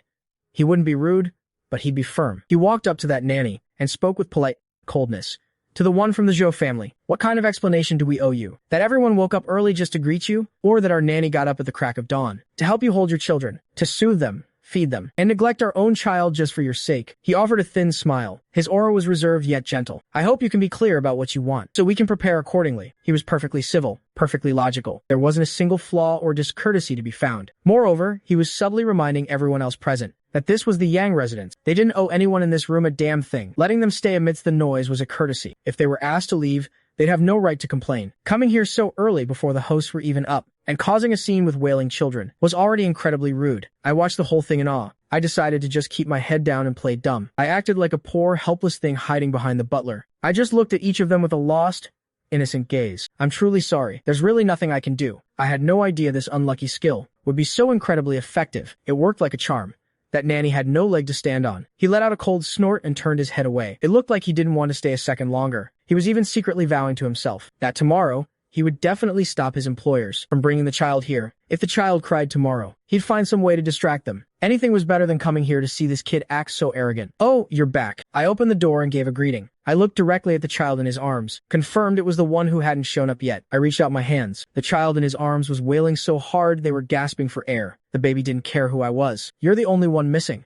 The nanny's face turned green. At the same time, Mrs. Joe had followed the crowd and brought the child to the Yang residence. She wanted to see exactly what kind of person this nanny was. But the moment the door opened, before she even had time to be shocked by how many children were inside, she saw an ordinary-looking boy. He took one look at the child and reached out to take him. The baby, who had been crying and fussing the entire way there, stopped crying within 3 seconds of being in his arms. I listened to the child's cries, translating them in my head in real time. I frowned. "He can't breathe." There, good baby. Let me loosen your clothes so you can catch your breath. It's so hot, isn't it?" Okay, let's take this off. You'll feel better soon." "No air in the car?" "I'll scold them for you, sweetie. Next time, we'll make sure you have some fresh air." I soothed him with gentle words. As long as the baby whimpered, I made sure to respond. I laid the child on the sofa and felt his skin. He was drenched in sweat. His little face was flushed bright red. Others just assumed it was from crying. But after hearing him cry the whole way, I found myself feeling something strange. For a child I'd only met a few times, a deep sense of heartache. While I was tidying up his clothes, I took a moment to glare at the Zhou family's nanny. I frowned. "Why did you wrap him up so tight? He's so exhausted he can barely breathe. And do you know how hot it is today? It's fine if you adults want to wear less and blast the heater. But it's 70 degrees out. Why did you put 5 layers on him and still use the heater?" Without giving them a chance to argue, I carefully picked the baby up and patted his back. There. Good baby, don't cry. It's okay now." His bright, dark eyes regained their spark. He whimpered a few more times. Then his lips curled into a smile, and his eyes crinkled with joy. Mrs. Zhu's heart completely melted. She had heard everything the boy said. Without looking back, she simply told the nanny, "Go back for now." The nanny clearly felt the coldness in Mrs. Zhou's voice. His tone became frantic. "Mrs. Zhou, he's talking nonsense. How could I possibly make such a rookie mistake? You can't just take his word for it. After all, the sweat on the child's body had already cooled. There was no proof." But Mrs. Zhou simply turned her head. Her voice was soft, yet she repeated, "Go back." It was an order that brooked no argument. Her eyes were cold, but the panicked nanny didn't even notice. He had no choice but to leave in a hurried, humiliated rush. The other parents, who had been chatting noisily, all went silent in a moment of unspoken understanding. Every single one of them was as sharp as a tack. I didn't make a point of looking over that rookie. I just kept my eyes on the kids. Mrs. Zhou didn't want to bicker with a nanny in front of everyone. She brushed back a stray hair and gave me a perfectly composed, graceful smile. Aside from things involving the children, I was completely indifferent to everything else. I managed to make the Zhou baby happy. It reminded Mrs. Zhu of the gathering at President Xi's place. After one incredible day, the same group of people had gathered at the Yang residence. This kind of dramatic turn of events, and all the changes were centered entirely on me. They all turned their gaze toward me. Finally, one of them spoke up. "I'm truly ashamed. My kid didn't come yesterday. I had no idea it was such a spectacle." He cleared his throat. "My kid is usually a handful. He cried as usual yesterday morning, so I didn't realize his crying was different from before. He started up again this morning. When I heard the Yang family had a cure for crying babies, I brought him over to see, and the moment little Chen picked him up, he was fine." He smiled, but his expression soon turned serious. "Once is a coincidence, twice is a coincidence. But for a dozen children to cry the moment they wake up for 2 days straight, just to find little Chen, statistically speaking, that's impossible." Mrs. Zhou took control of the conversation. Then she asked me very gently, "Little Chen, is there anything you'd like to say?" I was holding Tiantian, and I was still surrounded by a sea of children. Some parents couldn't even bear to look. They quickly snapped photos, planning to use them as embarrassing memories for their kids later. As much as I'd like to help, I honestly have no idea what to do. I let out a yawn as I spoke. "I'd like to know why they're so clingy too." I finished playing innocent. Then I gently lowered a toddler, who was using the sofa to learn how to walk, and was trying to climb onto my head. "Behave, sweetie. You're wearing a diaper, so please don't sit on me, okay? And you definitely can't sit on me if you're not wearing one." I didn't join in on their discussion. I just focused on playing with the kids. I showed the same patience to every single one of them. It felt like chatting with adults about myself wasn't nearly as fun as playing with the children. So, I was the last one to be informed of the decision. "We thought that coming to your house all the time is just too much trouble for you, and it's keeping everyone from getting any sleep." Mrs. Zhou became the final spokesperson after their discussion. "We parents all have things to handle at our companies. We certainly can't come here every day, but the kids won't have anything to do with the nannies at home." Mrs. Zhou went through a long list of reasons before finally getting to the point. "So can you take care of 19 children at once?" My mind went completely blank for a moment. My hand, which was pinching a little cheek, froze. I instinctively asked, "How many?" Mrs. Zhou repeated it, quite helpfully. "It's not just the children here. Don't worry, as long as you're capable and you agree. We'll handle everything else. The venue, the facilities, the supplies, the staff. With so many of us parents involved, we're not just for show. This kind of thing is no problem at all. You only need to look after the children. If anything comes up, there will be specialists to handle it. Money is not an issue. With so many of us contributing, we won't lose out. I tried to force a smile, but I found I didn't even have the strength for that. Taking care of 19 at once, every single morning. I'd have to pick up 19 kids from 19 different beds, one by one. Then, like an assembly line, I'd have to carry 19 kids to the washstand, pick out clothes based on what each family provided, match them, and change them. Even though I can understand English, back then, just trying to figure out why Tiantian didn't want that specific lip balm took me forever. Before I could even finish with the first child, the other 18 would start crying. By the time I finished with all 19, my arms would be too tired to even lift. I'd look at the time, and wow, it's already noon. Time for lunch? Then I'd have to make 19 bottles of milk at once. I'd go through several cans of formula in a single morning. If some of the kids were picky eaters, I'd have to switch brands and make them all over again. Once I finally finished with the formula, I'd start pouring the water. By the time I filled the 19th cup, the first one would already be cold. Now I wouldn't have to worry about Tiantian's wall of pacifiers causing decision paralysis. There wouldn't be any time to choose. No time for anything but the assembly line. Just snap on the lids and put them into 19 bottle shakers to warm up. Then I'd put the bottles into a basket and go down the line, stuffing them into the kids' mouths by bed number. That evening, when Yang Gaofeng and Su Qianxin returned from work, they called me into the study. This was Yang Gaofeng's private study. He was sitting there casually, with his legs crossed. He asked me very gently, "I'd like to hear your opinion." I thought to myself, why does everyone want my opinion? Is my opinion even going to matter? I gave a very serious yet dismissive answer. I only know how to take care of children. If 19 kids cry, I can soothe them.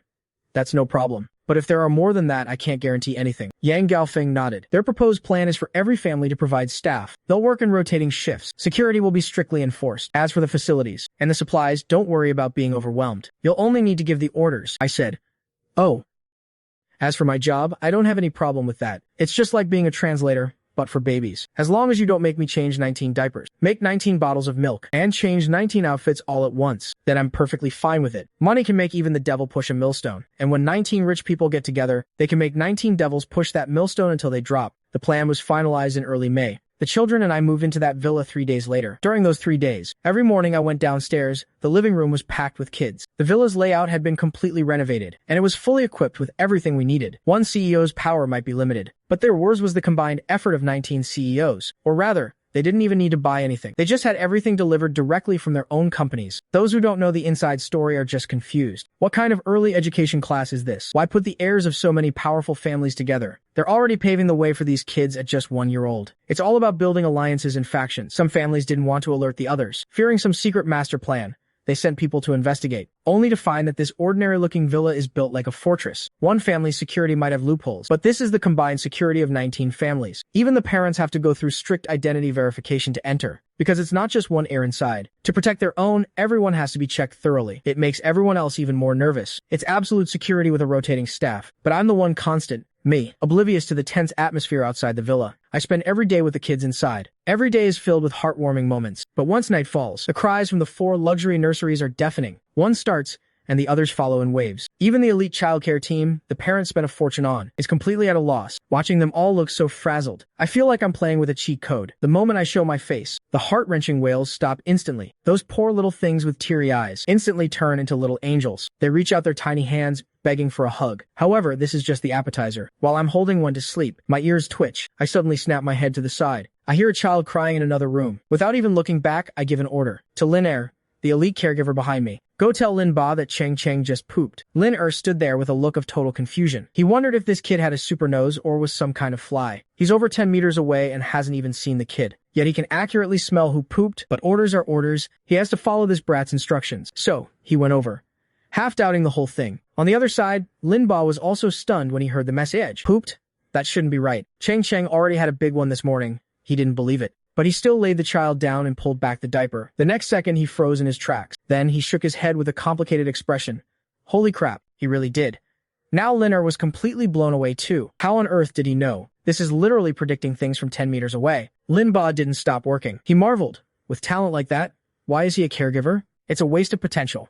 The 2 elite caregivers looked at each other and smiled bitterly. With someone using cheat codes like this, how are we supposed to do our jobs? Meanwhile, I just wore a mysterious, knowing smile. I thought to myself, sorry about that. The battle for the top spot has always been like this. It's either your job or mine. I had just handed a baby back when I heard Tong Tong softly calling for someone.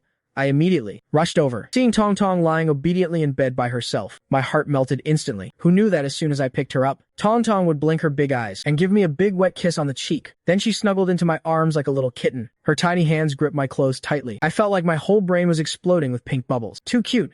This is way too a kind of bolo. Cuteness really does rule the world. I was completely struck by Tong Tong's pure adorableness. I'm totally captivated. My inner voice is screaming.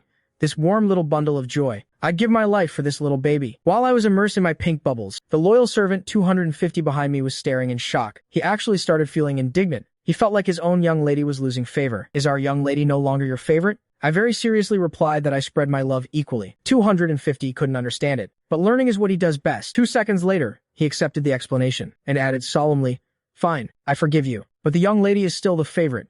Just like that. 250. Like a palace eunuch fighting his lady's favor, forced me into Tian's room. To be honest, Tian really is special to me. After all, she's the only one with her own private room, and it's right next to mine. This was also the only condition the Tian family set. I can be shared, but the Tian family's child must be the top priority. The first day of care passed in this organized chaos. Before bed, I posted today's summary in the group chat. The rooms are too big. We need walkie-talkies for remote coordination. There are cameras in the hallway, but we need to cover the blind spots. Most importantly, put the babies who cry easily together. It'll save me from running back and forth and waking the others. Mrs.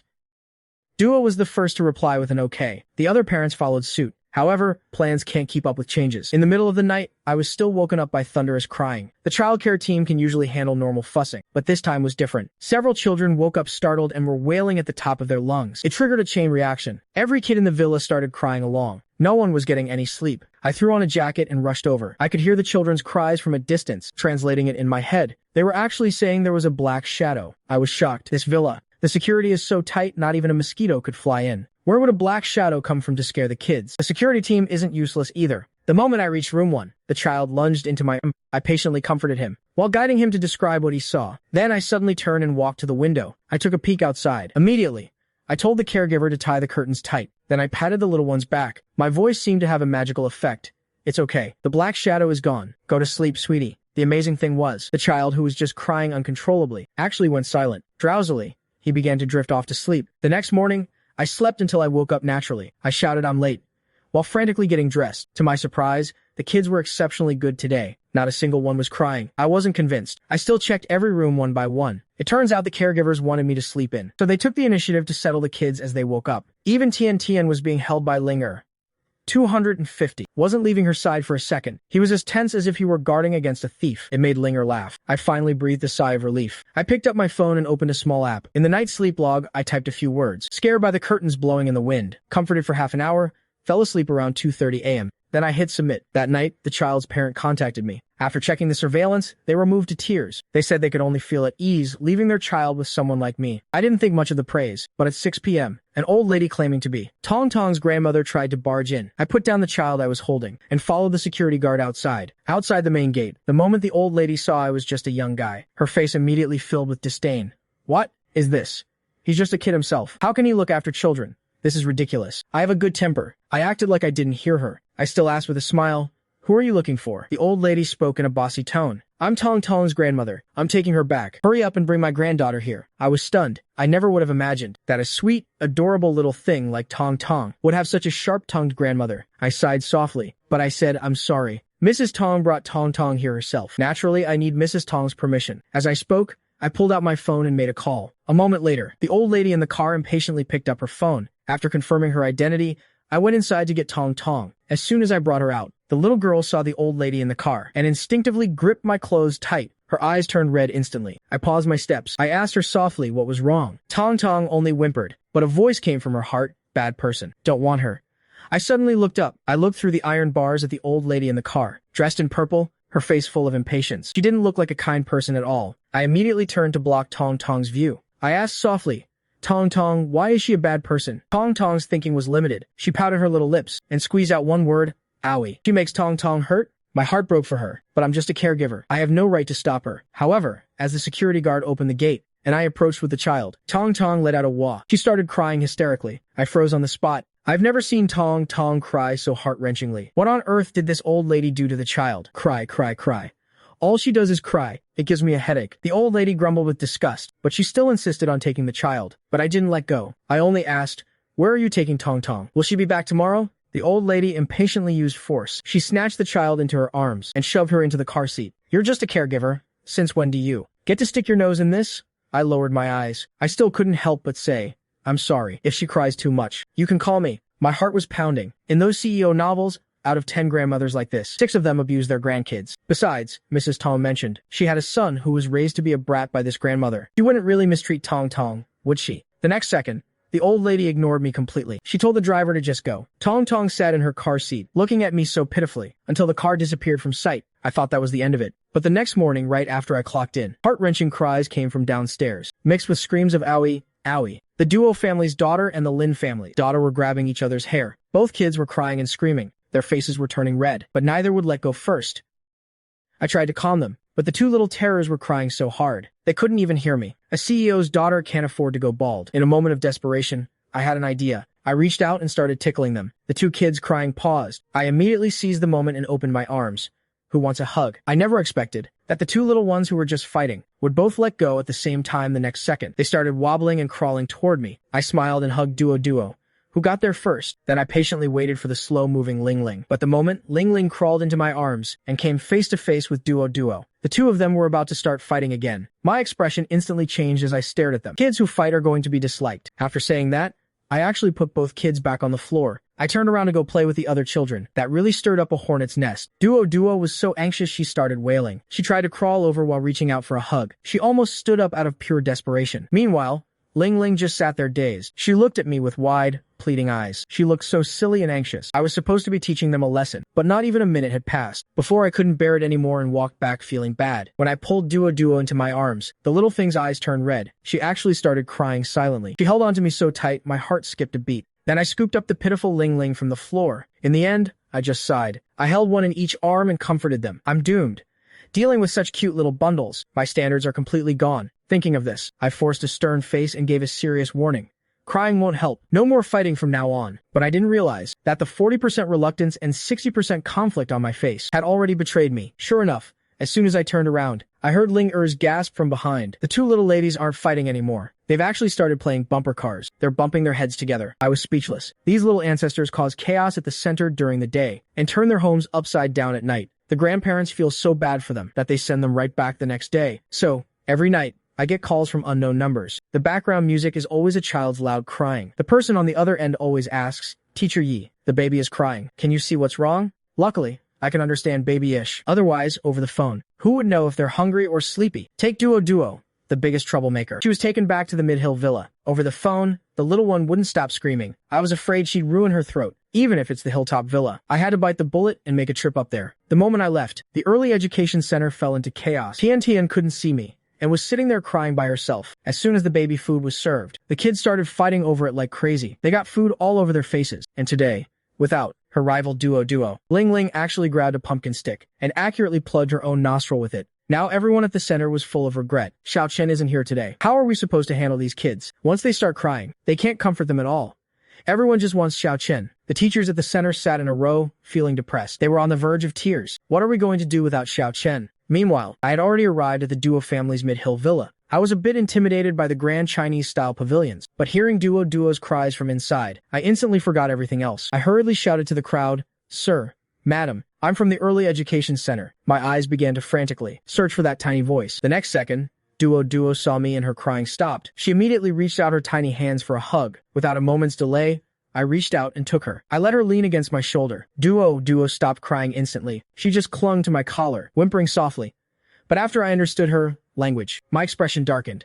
I looked up and scanned the room. I looked directly at the elderly couple who looked like the heads of the household. With an unquestionable tone, I asked, I just want to confirm a few things. Did the baby eat anything since she came back? The butler quickly answered. The young lady only had formula. I glanced at the formula tin. My expression grew even more serious.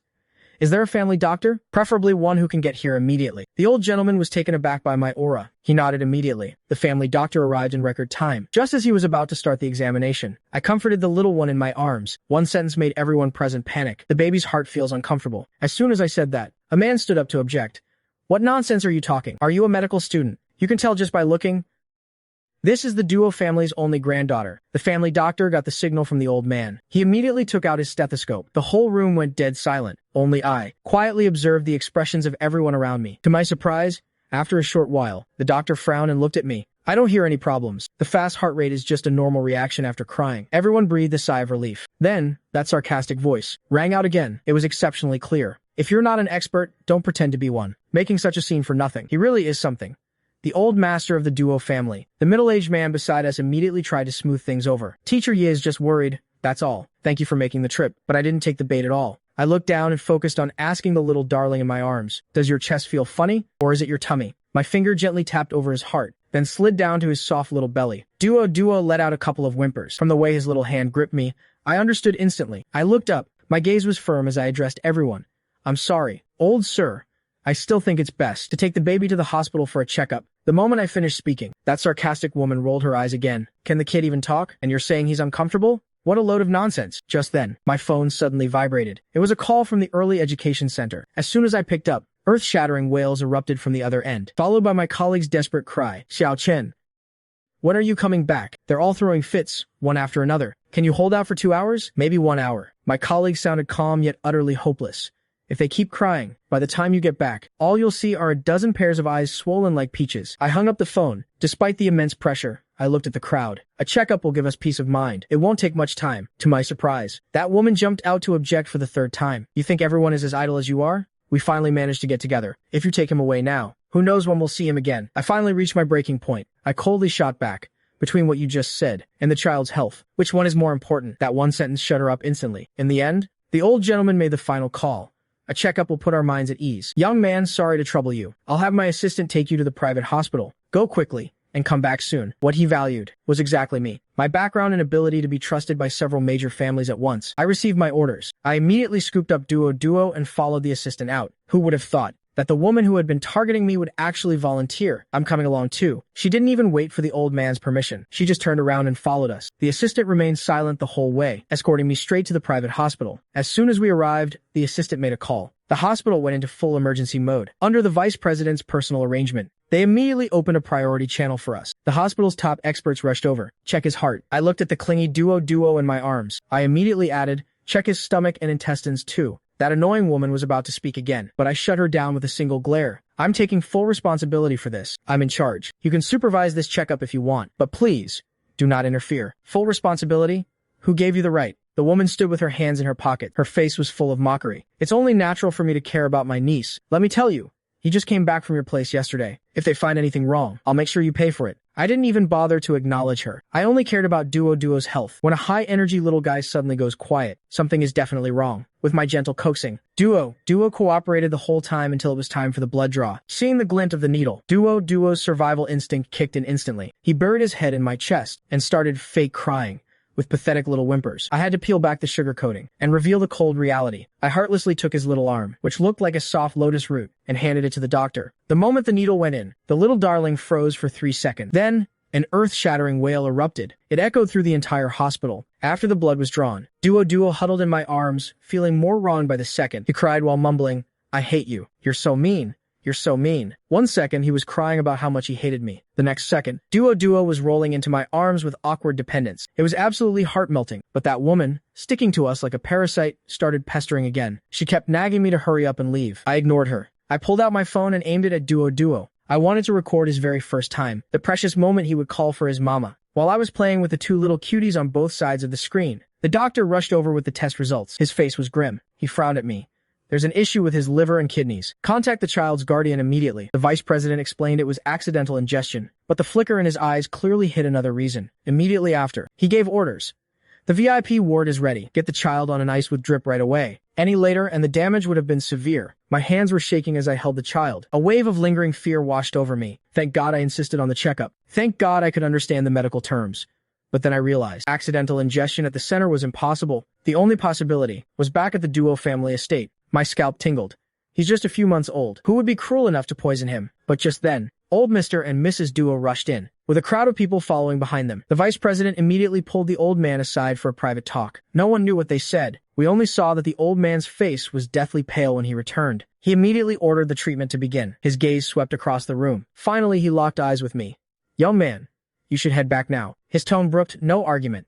Do not speak a word of Duo's situation. I had just handed Duo over to the doctor and turned to leave. The little guy instantly realized I was going. Was I really going to leave him with these strangers? Duo took a deep breath and let out a deafening cry. He twisted and turned in the doctor's arms like a slippery eel. He almost ripped the needle right out. Old Mr. Duo couldn't bear to watch. He snatched the child back, then turned and roared, "Where are Li Jiangguo and his wife? The child is in this state." And neither of them showed up? The assistant replied with a bitter face. The master said the partnership is more important. The madam said she isn't a doctor. She said as long as you're here, it's fine. Outside the door, as I was about to leave, I heard this. My heart sank heavily. I finally understood. Duo wasn't a brat at all. He was just a child neglected by his overly rational parents. A high-need baby who desperately lacked a sense of security. His tantrums, his clinginess, it was all just a plea for a hug. In my parenting journal, I added a new note for Duo. I rushed back to the villa with a heavy heart. The moment I pushed the door open, I froze. The villa was a total disaster zone. A dozen children were lying all over the floor. It looked like some major catastrophe had struck. Before I could say a word, the kids on the floor acted like they discovered a new continent. They all started crawling toward me in unison. Those who couldn't crawl just rolled in place, staring at me with big, expectant eyes. TNTN was flailing her limbs wildly, as if she were trying to summon a gust of wind, to blow herself right to my side. They refused to go upstairs. They've been waiting right here for you to come back. 03 explained helplessly. I was instantly surrounded by a circle of little attachments. I had no choice but to comfort them one by one. My heart is like a durian full of segments, and every single one of them is my favorite. Just then, 250 came running out in a newly bought Superman cape,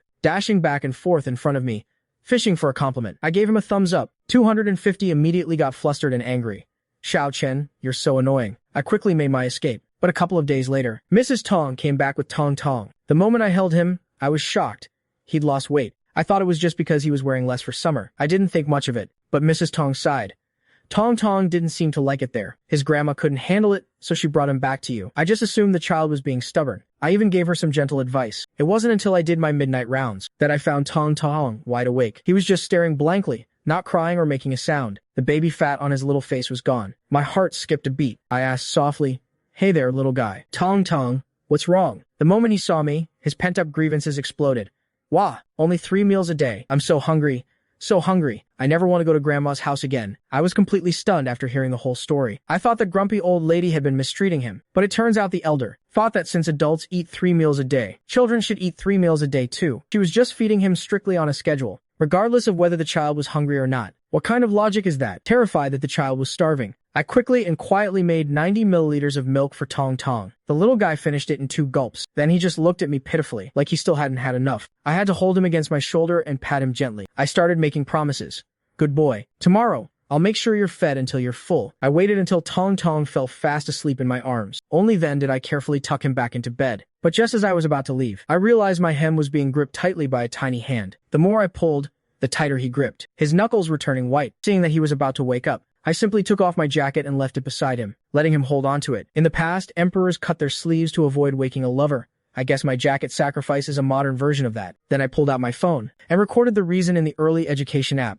Starved. Too hungry to sleep. Fed 90 milliliters of milk and comforted for 20 minutes. The next morning, I explained the situation to Mrs. Tong. After she confirmed it, she was full of apologies, saying the elder lacked experience. She thanked me profusely. I maintained my professional persona and said the child was very well behaved. I told her I'd make it up to Tong Tong with extra supplements. To my surprise, Mrs. Tong's next words were, "Then let me introduce another family to you." The smug look on my face froze. 19 kids aren't enough? You really want to make it an even 20? I had no choice but to keep typing politely. I have no problem with it, but we still need the other parents to agree. Mrs. Tong immediately went to the group chat to ask. Once everyone heard it was a prestigious family, and wanting to build good relations, most of them actually agreed. What's even crazier is that these business moguls ended up throwing the final decision to the only easy target in the group. Just because everyone was being so polite back then, I somehow became the leader of this group. Being the leader of a group of billionaires, I felt like I'd really made it in life. But when everyone agreed to let me make the final call on whether to add one more child, could I really say no? So I could only politely type out, "I'm fine with it, as long as everyone else agrees." But inside, I was screaming, "It's fine. I'll just work myself to death for you all." 2 days later, the new kid, Ming Ming, arrived. He was the biggest one of the bunch. He could already walk. He ran around incredibly fast. The Ming couple was worried he'd throw a tantrum. Who would have thought? From the moment Ming Ming saw me to the moment he clung to my leg calling me brother, it took less than 2 minutes. The couple was stunned. They thought this teacher must be a real kid magnet. After I helped them set everything up, they tried to sneak away, terrified that their son would start bawling. But when they took the initiative to say goodbye, their dear son was still clinging to me and giggling. He didn't even spare them a glance. The couple could only comfort themselves, thinking it was just the novelty. However, when night fell, they started worrying again that the child wouldn't sleep well in a new environment. Mr. Ming took the initiative to ask in the group. He even started apologizing in advance. The next second, I sent a photo. In the photo, I was leaning against the bed, sitting on the floor. One of my arms was being held tightly by little Ming Ming, and the kid who was supposedly going to have a rough night was already fast asleep and out for the count. The group chat exploded. One parent replied for me, CEO Lin, there's no need to worry. Xiao Chen is there. Another immediately chimed in. Bozai doesn't even recognize me as his own father anymore. The Ming couple looked at the screen full of warnings from those who came before them. They finally realized it wasn't novelty. This kid was just fickle. He'd forgotten his own dad for Xiao Chen, but they had no idea what I had to go through just to take that photo. Last night, after I got Ming Ming to sleep, I tried to pull my arm away, but I couldn't budge it. I wanted to use my old trick, swap my jacket or a doll for him to hold, but my arm span wasn't long enough to reach. I was so desperate I tried to use my leg, but my leg wasn't long enough either. The way I was flailing around in the moonlight must have looked pathetic and hilarious. In the end, I decided that speed was the only way. I suddenly yanked my arm out of the sleeve, a perfect cicada shedding its skin maneuver. Then I quickly and gently patted Ming Ming's back to soothe the startled child back to sleep. Only then did I sneak a carrot plushie in to pretend it was my arm. I didn't want this little guy to wake up and find that not only were his parents gone, but the brother he just met was gone too. Sure enough, early the next morning, as soon as Ming Ming opened his eyes, he saw me leaning by the bed playing on my phone. He immediately called out brother in a sweet voice. My heart melted instantly. This was the first kid I'd looked after who could actually talk, and I discovered this good boy already knew how to cooperate while getting dressed. Unlike those other brats who only knew how to grab and pull at clothes. As soon as I took out a t-shirt, he obediently raised both hands in surrender. When I took out his pants, he knew to stick his legs out. Even though it was our first time meeting, our chemistry was off the charts. I was just about to take him to wash up. The walkie-talkie on my shoulder suddenly blared, calling Xiao Chen. Wake up. 250's voice was loud enough to wake the dead. My scalp tingled. I really envied him. One night of charging and he has endless energy. I just want to sleep. I want to sleep until the end of time, but this center can't function without me. I could only agree to come. I turned, wanting Linger to take Ming Ming to wash up, but Ming Ming pursed his lips. His big, watery eyes were fixed on me. He gripped my pants tightly and wouldn't let go. His language skills hadn't fully updated yet. He couldn't express what he wanted. He could only stomp his feet in frustration. Hey, isn't this a coincidence? This is my specialty. I understood him in a heartbeat. I leaned down and nudged his head. Your eyes are big enough already. Don't worry, I'm not leaving. If you want to follow me, let's go take care of your little sister. Tian Tian. Only then was Ming Ming satisfied. He trotted happily behind me. His short little legs were moving like crazy. Seeing him struggle to keep up, I simply picked him up. 250 saw me coming over with a little one. He was all smiles and ready to greet us. But just then, something unexpected happened. I decided to tease him about being fickle. Months of affection turned out to be a mistake. Who knew 250's screen would suddenly erupt in flames? He shot back at me with a classic dramatic line. I should just slap that mouth of yours. I was stunned. This scrap metal has been secretly watching my dramas? 250 raised his head high. The tables have turned. Xiao Chen. I'm not the same one you used to. He's just a piece of scrap metal who can't say a word for ages. While the two of them were lost in conversation, Tian Tian, feeling neglected, reached out and gave him a shove. 250's arrogance instantly deflated. Drama queen mode activated. Your Majesty, please appease your anger. This humble servant is entirely loyal to your Majesty. I have no ulterior motives. I stood there speechless for a moment, then gave the metal plate on his backside a solid kick. Is he glaring at me? If he is, just glare back. Now go get the milk, and stop disturbing the neighbors. Only then did 250 obediently go to fetch the milk. Before leaving, he didn't forget to perform a dramatic, as you command. Finally, I got both kids settled. I headed downstairs with one in each arm, but before the kids could even start fussing, a voice made me freeze right in my tracks. Teacher Xiaoye. I finally realized that old Mr. Duo had actually graced us with his presence. Duo was sitting right beside him, but this villa wasn't meant for living in at all. The entire living room had been converted into a children's paradise. The sofas had been pushed into an inconspicuous corner. At this moment, the patriarch of the Duo family was standing there looking quite cramped. His majestic gaze swept across the room. As far as the eye could see, aside from a small rocking horse, there were only little tigers and bunny-shaped ride-on toys for toddlers. The dignified image the old man had maintained his entire life was on the verge of collapsing in front of these animal rides. The prestigious old Mr. Duo had been standing at the door for a full 10 minutes, and yet no one had paid him any attention. Finally, a child care worker noticed him, but the person she recognized was his granddaughter, Duo. She told him with a complicated expression that Xiao Chen was busy with too many kids and couldn't spare a moment right now. Please wait a moment. Old Mr. Duo was completely stunned. He never expected that one day he'd have to rely on his nursing granddaughter's reputation just to get noticed. What shocked him even more was when the worker tried to hold Duo. The granddaughter he'd been missing for days didn't give him any face at all. She just turned her head away. To his surprise, the worker wasn't offended. She just shrugged as if it were normal. As expected, she only wants Xiao Chen. Old Mr. Duo, who had just opened his mouth to speak, shut it tight again. Just then, I finally made my appearance. I had one in each arm, and was leading another by the hand, like a king, surrounded by his subjects. Old Mr. Duo was about to call out to me, but in the next second, the joyful shouts of over a dozen children instantly drowned him out. Even his demon seed granddaughter, who had been sulking for 2 days, let out a piercing scream of excitement. He finally understood why his entire family couldn't stop praising this young kid. It was because the children truly loved me. Then I finally spotted him and walked over quickly. Old Mr. Duo thought his wait was finally over, but I walked right past him and scooped up his granddaughter, who was faking a cry on a ride-on toy. In fact, just to hold Duo. I turned around and handed Tien to 250. The robot stared wide-eyed at Tien. Princess, it looks like Xiao Chen doesn't want you anymore. The moment Duo was in my arms, her crying stopped instantly. She clung to me tightly. I bounced her gently, feeling worried. Oh, my sweet girl, why have you lost weight? Don't cry, don't cry. Big brother will make you something delicious these next few days. But old Mr. Duo couldn't bear to watch his granddaughter acting so desperate. He interrupted directly. Teacher Xiaoye, come with me. I told 250 to hold Tien carefully, and followed him while carrying Duo. But 250's cold metal arms were so uncomfortable that Tien started frowning. The next second, Tien started thrashing like a fish out of water. Her body arched into a C shape. 250 instantly lost his offended. Red exclamation marks flashed on his screen, and he started muttering frantically, Princess. She's about to pop off like a shrimp. Luckily, 03 arrived just in time to take Tien away. 250 followed behind pitifully, tears streaming down like thick noodles. This servant deserves 10,000 deaths. Princess, please don't abandon me. On the other side, I followed old Mr. Duo to the flower bed near the entrance. The old man's eyes were sharp. With just 2 glances, he confirmed there were no cameras around. Then, he pulled a card out of his pocket and tucked it into Duo's swaddle. His movements were swift, leaving no room for refusal. There's 5 million in here.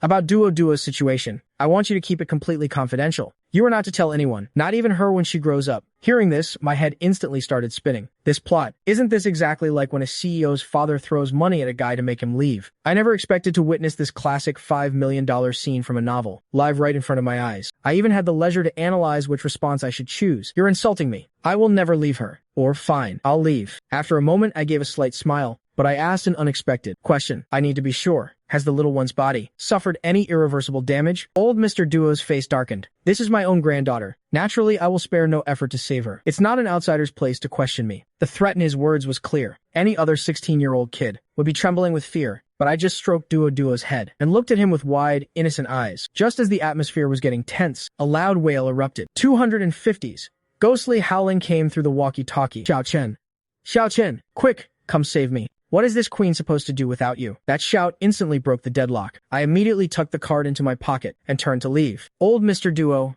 I'm really busy. Sorry about that. Old Mr. Duo watched my back and said in a low voice, remember what I said? But I didn't even look back, only tossing over my shoulder.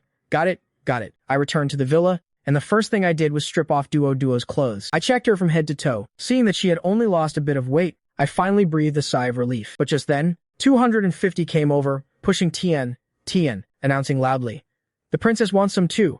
The princess wants some. She wants what? Don't talk nonsense.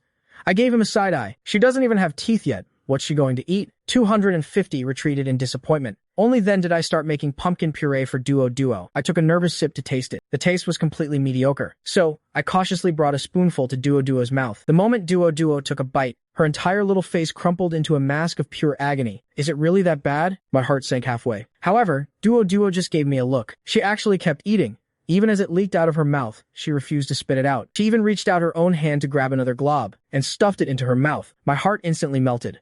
Moved, I pulled her close and nuzzled her frantically. Sweetheart, you're the best baby ever. Duo seemed to have figured out the secret. As long as she ate Big Brother's dark cuisine, she could be the favorite of the entire house. So, despite her face being twisted in disgust, she remained exceptionally determined. And so, the others watched as Duo made her triumphant return. She sat in my arms with a face full of pride, enjoying her exclusive favor. It just so happened that all the children were present that day. With a grand wave of my hand, I suggested we take a family portrait. The childcare workers sat in 2 rows holding the babies. The center spot in the first row was reserved for me. I held the legitimate daughter, Gu Tien in one arm, and pulled the eldest daughter close with the other. Ming and Ran sat down properly. But just as the head eunuch, Auntie Zhao, Finish the countdown 3, 2, 1. The scene descended into total chaos. The kids in front grabbed the hair of those behind them, pulling and screaming at the top of their lungs. One in Lin San's arms twisted left, while the other leaned right. Even worse, in Lin Si's arms, two babies' heads went smack as they bumped into each other. Their eyes turned red, and the sound of a motorcycle engine revving up instantly filled the air. It looked like a full-blown crying marathon was about to start. But then, I stood up. I tossed the well-behaved Tian to 250. 250.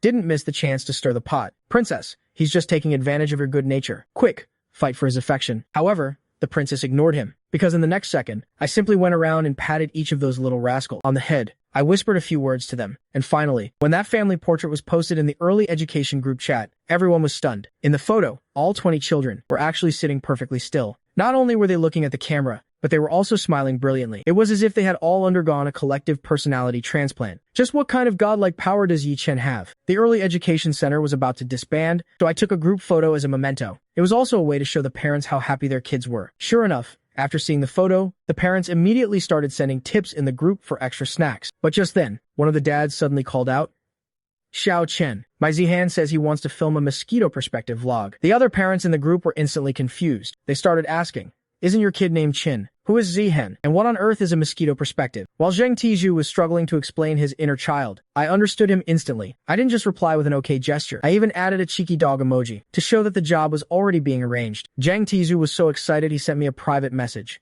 "You really get me." As it happened, his wife, Meng Ting, overheard him. Her eyes narrowed slightly behind her glasses. She asked out of the blue, "Who gets you?" Zheng Tizhu replied with a grin. "Xiao Chen, of course." Meng Ting went silent. She started wondering what exactly this Xiao Chen was. It took her a while to remember that it was a person, the one taking care of their daughter. She glanced at the interaction between the two in the group. Her gaze softened, and she silently reached out to fix her husband's pajamas that had rolled up to his waist. She tucked him in, without saying a word, until Zhang Tizhu, realizing his mistake, suddenly leaned over and gave her a big kiss on the cheek. "I love you most, my darling." Only then did Meng Ting smile and take off her glasses. I didn't give the matter much thought, assuming the photo incident would just blow over. But I never imagined that this photo would go viral in certain circles and bring a massive headache right to my door. 2 days later, a man with a haggard and exhausted face showed up at my door holding a child. The moment we met, he said urgently, "I'm begging you, please help me." I was completely stunned. Just as I was about to ask what was wrong, a phone call came in. It was Yang Daofeng's voice on the other end. "Xiao Chen, Wu Dazhuang is bringing his kid to see you. Use your best judgment. If you can't handle it, just say no." I hung up the phone and finally let the man in. When Wu Dazhuang walked in and saw that despite the many children in the villa, it was exceptionally quiet, his expression completely changed. He probably expected this place to be like a typical kindergarten, filled with earth-shattering screams. He didn't expect it to be this peaceful. In the next second, he suddenly pushed the stroller right in front of me. His voice was on the verge of a breakdown. "I came here because of that photo. Xiao Chen, just tell me how much money you want. As long as you take this kid, just give him enough to eat so he doesn't starve. That's all I ask." Before I could even react, Wu Dazhuang continued with a face full of sorrow, his eyes filled with despair. Before, I didn't understand why nannies would give babies sleeping pills. I thought they were monsters. But now, his tone shifted. "Now that I have a kid, I just want to say, give it to him. I don't care what medicine it is, as long as he sleeps." I was shocked by what I was hearing and quickly tried to stop him. "You can't do that. It'll damage his brain." But the moment Wu Dazhuang heard the word brain, he spiraled even further. Don't even get me started on his brain. Before he was born, I was obsessed with making sure he had a perfectly round head. A flat head looks so bad, right? But after he was born, I only have one thought. Just sleep. I don't care about the shape as long as he has a head. Wu Dazhuang had completely lost it. Before the baby came, I thought, never shake a baby. After he came, I wanted to shake him until he passed out. He looked at me with bloodshot eyes. "Xiao Chen, name your price. If I keep this up, I'm going to die young. I just need someone to take him away." I was starting to feel a bit intimidated. I couldn't help but ask, "How old is this kid? To be this much trouble?" Wu Dazhuang said despairingly, 6 months. "And he's not just trouble. He cries constantly and never sleeps." He spoke with such sincerity, mentioning that several childcare centers had already refused to take him. Just then, as if he'd heard someone talking bad about him, the baby in the stroller woke up. In the next second, before his eyes were even open, a high-pitched, piercing wail exploded throughout the entire villa. Everyone's attention was instantly drawn to him. Wu Dazhuang had an instant case of PTSD. He frantically started checking the diaper, muttering, "What is it now, my little ancestor? It's not wet, and there's no poop." But the kid had incredible lung capacity. The crying got louder and louder. Seeing Wu Dazhuang so angry he raised his hand to give the kid a smack, I rushed over to stop him. "Don't do that. Hitting the baby won't solve anything." Wu Dazhuang completely lost control, shouting, I just need to vent my frustration today. My scalp tingled. I quickly handed Tian to someone else, turned around, and scooped the non-stop crying infant into my arms. I was just about to see what kind of holy terror this was, and how much of a headache he'd be. But in the next second, a miracle happened. The moment the baby leaned against my shoulder, he instantly stopped crying. I was stunned. Difficulty level 0. Wu Dazhuang was dumbfounded. Then came the shock, and finally, pure ecstasy. It seemed that, in front of me, the Greek god of childcare, there was no such thing as an inconsolable baby. Wu Dazhuang felt like the world had suddenly gone quiet. His heart found peace. It was more effective than listening to 100 temple chants. God had granted him mercy. He tried his best to suppress the massive grin spreading across his face. He announced with a solemn face, "I am formally entrusting this child to you, Xiao Chen." I originally wanted to refuse. The early education center was already at full capacity, but when I saw the dark circles under Wu Dazhuang's eyes that reached down to his chin, I swallowed my words. God had descended to Earth specifically to take care of children, and so I added Wu Dazhuang to that elite group chat filled with hidden heavyweights. At the time, I didn't realize how interconnected the people in this group were. Almost every single one of them was a big shot in their field. With Wu Dazhuang's addition, I suddenly became one of the most well-connected people in the group. The upper-class circles had no idea that their powerful leaders were all in my contact list, and their heirs were all being held in my hands. Life at the center was repetitive, but these little ancestors managed to come up with something new every day. In the blink of an eye, Mother's Day arrived. I decided to give the wives of these CEOs a huge surprise. I created 21 personalized blessing videos for the 21 babies. For those who could talk, I taught them word by word. I made sure they could squeeze out, "Happy Mother's Day." For those who couldn't talk, I had an even better trick. I used my hands to gently shape their little mouths, forcing them to make a sound that resembled mama. Then, I sent the videos out one by one via private message. I also went into the main group and tagged everyone with a message. Mother's Day blessings have been delivered. These were all filmed and sent by the babies themselves. I had the social etiquette game completely under control. Sure enough, Tianyu replied instantly, "Thanks, Xiao Chen. Love ya." But he was so busy loving me, he completely forgot he even had a daughter. So, I turned around and sent him an exclusive video. It was the first-person perspective vlog he had mentioned in passing. In the video, the camera was fixed onto little Qingbao's hat. This kid perfectly inherited her mother's expressionless face. She stared blankly at the lens until she went cross-eyed. The next second, the camera tilted down. She first poked a pumpkin stick with her tiny hand. Then she looked up and asked, "Can I eat this?" No one answered her. Qingbao didn't let it bother her. With a serious face, she picked up the pumpkin stick and tried to stuff it into her mouth. But with that same dead serious expression, she accurately shoved the pumpkin stick right into her nostril. On the other end of the phone, Zhang Tiazu started laughing so hard on the bed that his body contorted. He accidentally kicked his CEO wife, Meng Ting, right over. He pointed at the screen, howling with laughter. "Look at your daughter." Meng Ting just adjusted her glasses and said seriously, "Yes, she is my daughter." Zhang Tiazu exploded in frustration. "Don't you get the meme? You're supposed to say, 'She's your daughter.'" But Meng Ting, whose internet speed was stuck in the Stone Age, had no idea what he was talking about. She just left him standing there, bewildered. As for me, a pro surfer of the internet and a god-tier babysitter, I had already become Zhang Tiazu's only soulmate. Meng Ting looked at her cackling husband, then looked at the foreign journal in her hand. Suddenly, it felt completely dull. She slowly leaned over and took off her glasses. It looked like she was about to lose her spot as the favorite. In the blink of an eye, it was June 1st. I only suggested one idea, and the early education center was completely transformed with balloons, new toys, and generous tips from those satisfied CEO husbands. Money was never an issue here. I put a wristband on every child, connected to a helium balloon. These balloons were special. They could talk and sing. When two balloons bumped into each other, they'd even greet one another. "Hello, nice to meet you." Now, all the kids were acting like they were possessed. They stared fixedly at the ceiling. Even Tian was no exception, but she was lying on her stomach, practicing lifting her head. The balloon was right above her. She could see it, but she couldn't reach it. This trick was honestly too wicked, just to see the balloon. Tian actually mastered the skill of lifting her head in a single day. But right then, Tian's grandfather suddenly paid a visit in person. The moment he saw his granddaughter, he was shocked. She used to be as small as a kitten. How did she turn into a little piglet? Tian could only smack her lips. Instead, 250 started blasting away with its mechanical voice. "Grandpa! Grandpa! Grandpa!" Old man Tian burst out laughing, but he feigned anger. "Oh, so now you know how to suck up to me. How come I never see you visiting me normally?" With my help, he picked up his heavy, chubby granddaughter. His eyes were full of praise for me. I remember when I first faced this group of CEOs. I was terrified that one wrong move would land me in a dungeon. But now I'm as steady as an old dog. I've seen so many CEOs that they aren't special anymore. The kids were being raised plump and healthy by me, so their parents were naturally kind to me. While old man Tian took his granddaughter out for a stroll, I turned around to learn how to make baby food from Ling Yao. I was a quick learner. I picked up every technique instantly. I was practically a natural-born talent. However, the moment Ling Yao let go, I followed the tutorial and successfully created a pile of artificial crap. Just then, Ling Yao walked in carrying Tong Tong. Looking at the yellowish, unidentified mass on the plate, she asked tentatively, Dare I ask, is this a banana tart? I nodded with great difficulty. Ling Yao immediately looked pained. You are the worst student I've ever taught. I tried to defend myself. It just looks bad. The taste is definitely the same. But Ling Yao just smiled, stuffed Tong Tong into my arms, and promptly escorted me out of the kitchen.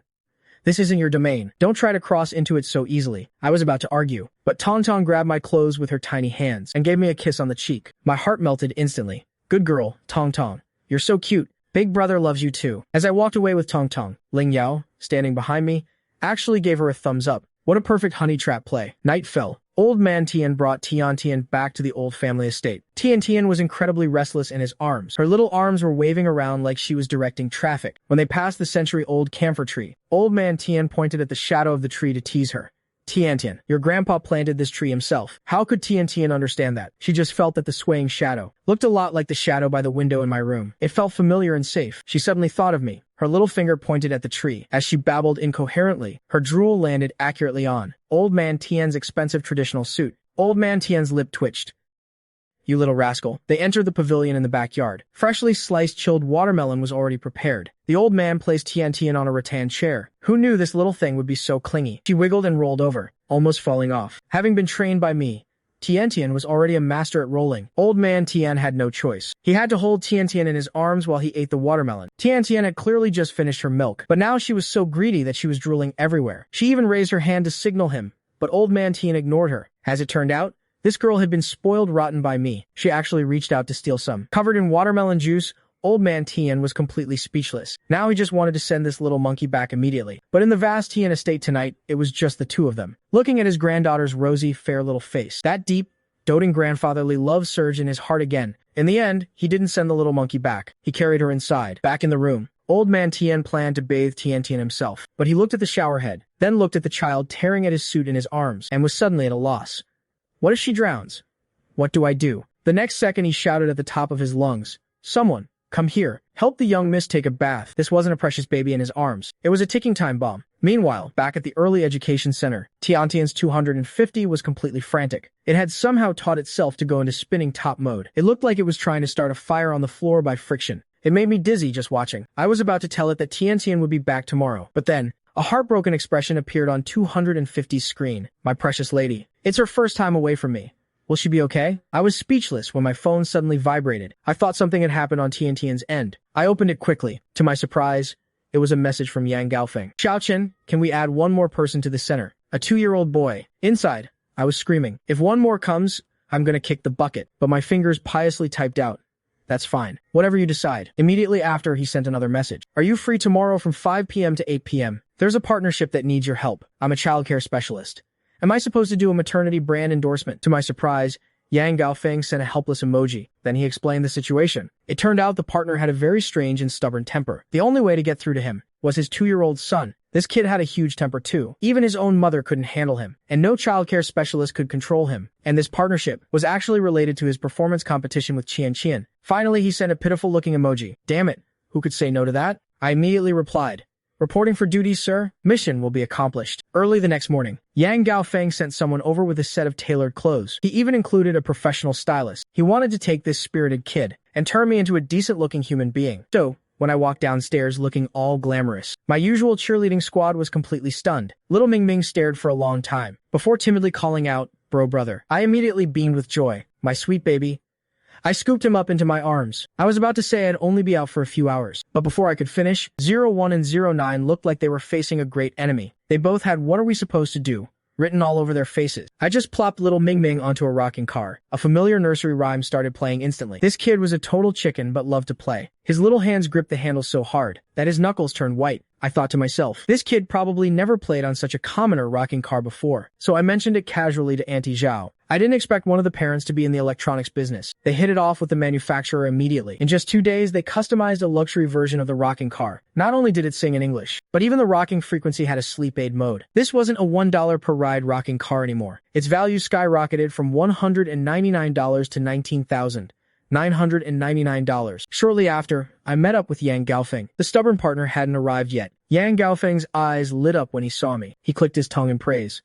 Xiaochen, You're quite the heartbreaker when you dress up. He brushed his stray hair away from me, while excitedly suggesting, once this deal is closed, let's take TNT and go abroad for a trip. His eyes were sparkling, as if he could already see the blue sea and sky. He held my hand, his eyes full of anticipation. I shrugged helplessly. I really wanted to go, but if I left, 01 and 09 might actually lose their minds at the center. Yang Gaofeng hissed through his teeth and fell into thought. He smiled and asked, smell the food. President Li should be arriving soon. I take the chance to get up.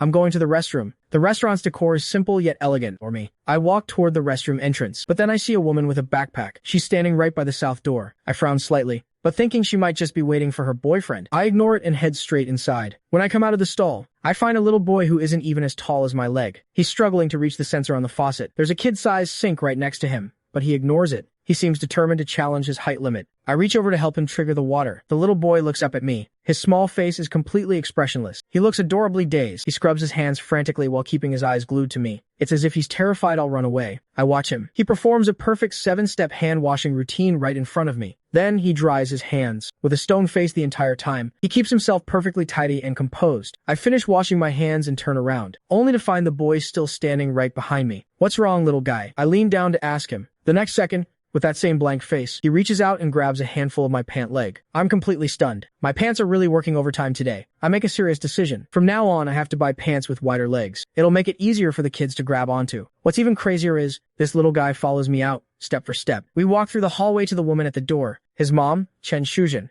is completely dumbfounded. Her stubborn son went to the bathroom and somehow found himself a master, seeing that the little guy wouldn't let go and we were short on time. I simply picked him up. Excuse me, ma'am. My meeting is about to start. Which room are you in? When Chen Shuzhen and I pushed open the door, we saw Yang Gaofeng inside. Yang Gaofeng and I spoke at the same time. The moment our eyes met, we understood everything. I was shocked.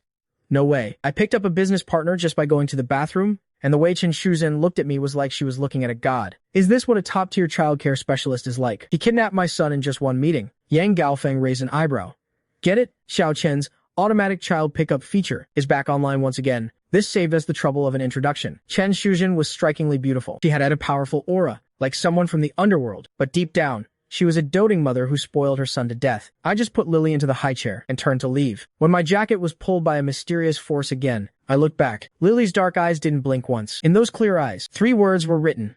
Don't go. Chen Shuzhen was losing her mind. Her own son wouldn't even look at her, but he was clinging to this young man he just met. Nice move, she thought darkly. He clearly knew her son was her weakness and wanted to use him to win her over. But she happened to fall for exactly this kind of thing. I decided to tease him a bit. I crouched down and coaxed him with a smile. Good boy. What's wrong? Say something, baby. Chen Shuzhen was about to explain that Lily doesn't like to talk. But then, as if he was determined to prove his own mother wrong, Lily actually spoke. Big brother, don't go. Chen Shuzhen froze on the spot. Son, what happened to your cool and aloof persona? I immediately strike while the iron is hot. All right, good boy. I won't leave. How about I sit right next to you? Lily actually nods obediently. He utters a single word. Okay. His perfect bowl cut bobs up and down. It makes my heart melt just looking at him. When will my own little rascals finally grow some hair? I really want to give them little braids. However, this scene leaves Chen Shuzhen completely speechless. He's answering questions and nodding obediently. Has her son been possessed? Isn't he known for being a stubborn brat? Doesn't he scare off every childcare expert with a single cold glare? Doesn't he burst into tears at the slightest provocation? She's completely convinced now. She turns abruptly toward Yang Gaofeng. President Yang, I don't care what your goal is, she says, but you win. Yang Gaofeng just smiles and explains. It's not about winning or losing. Children should never be used as tools. I truly recommend little Chen to you. Here are my name. I only look up for a brief second before tactfully lowering my head again. I focus on putting some broccoli on Lily's plate. Then Yang Gaofeng changes the subject. President Li might have heard. A while ago, all of us parents put our children in an obscure childcare center. Chen Shuzhen nodded.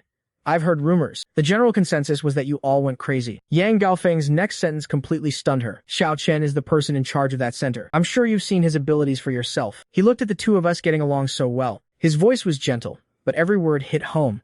In all this time, I've never seen a child Xiao Chen couldn't handle. The villa has full surveillance coverage. The security equipment is top of the line. It was built with the combined efforts of our 20 families. You only need to pay a fee, and your child will be healthy and happy. Yang Gaofeng claimed he wasn't boasting, but Chen Shuzhen could clearly see the pride in his eyes. But she was genuinely tempted. The key was, she had never seen Lily like someone this much. As a businesswoman, she had a strong intuition. If she didn't get into this seemingly haphazard center now, she might not even be able to get in even if she waited in line later. However, she still spoke cautiously.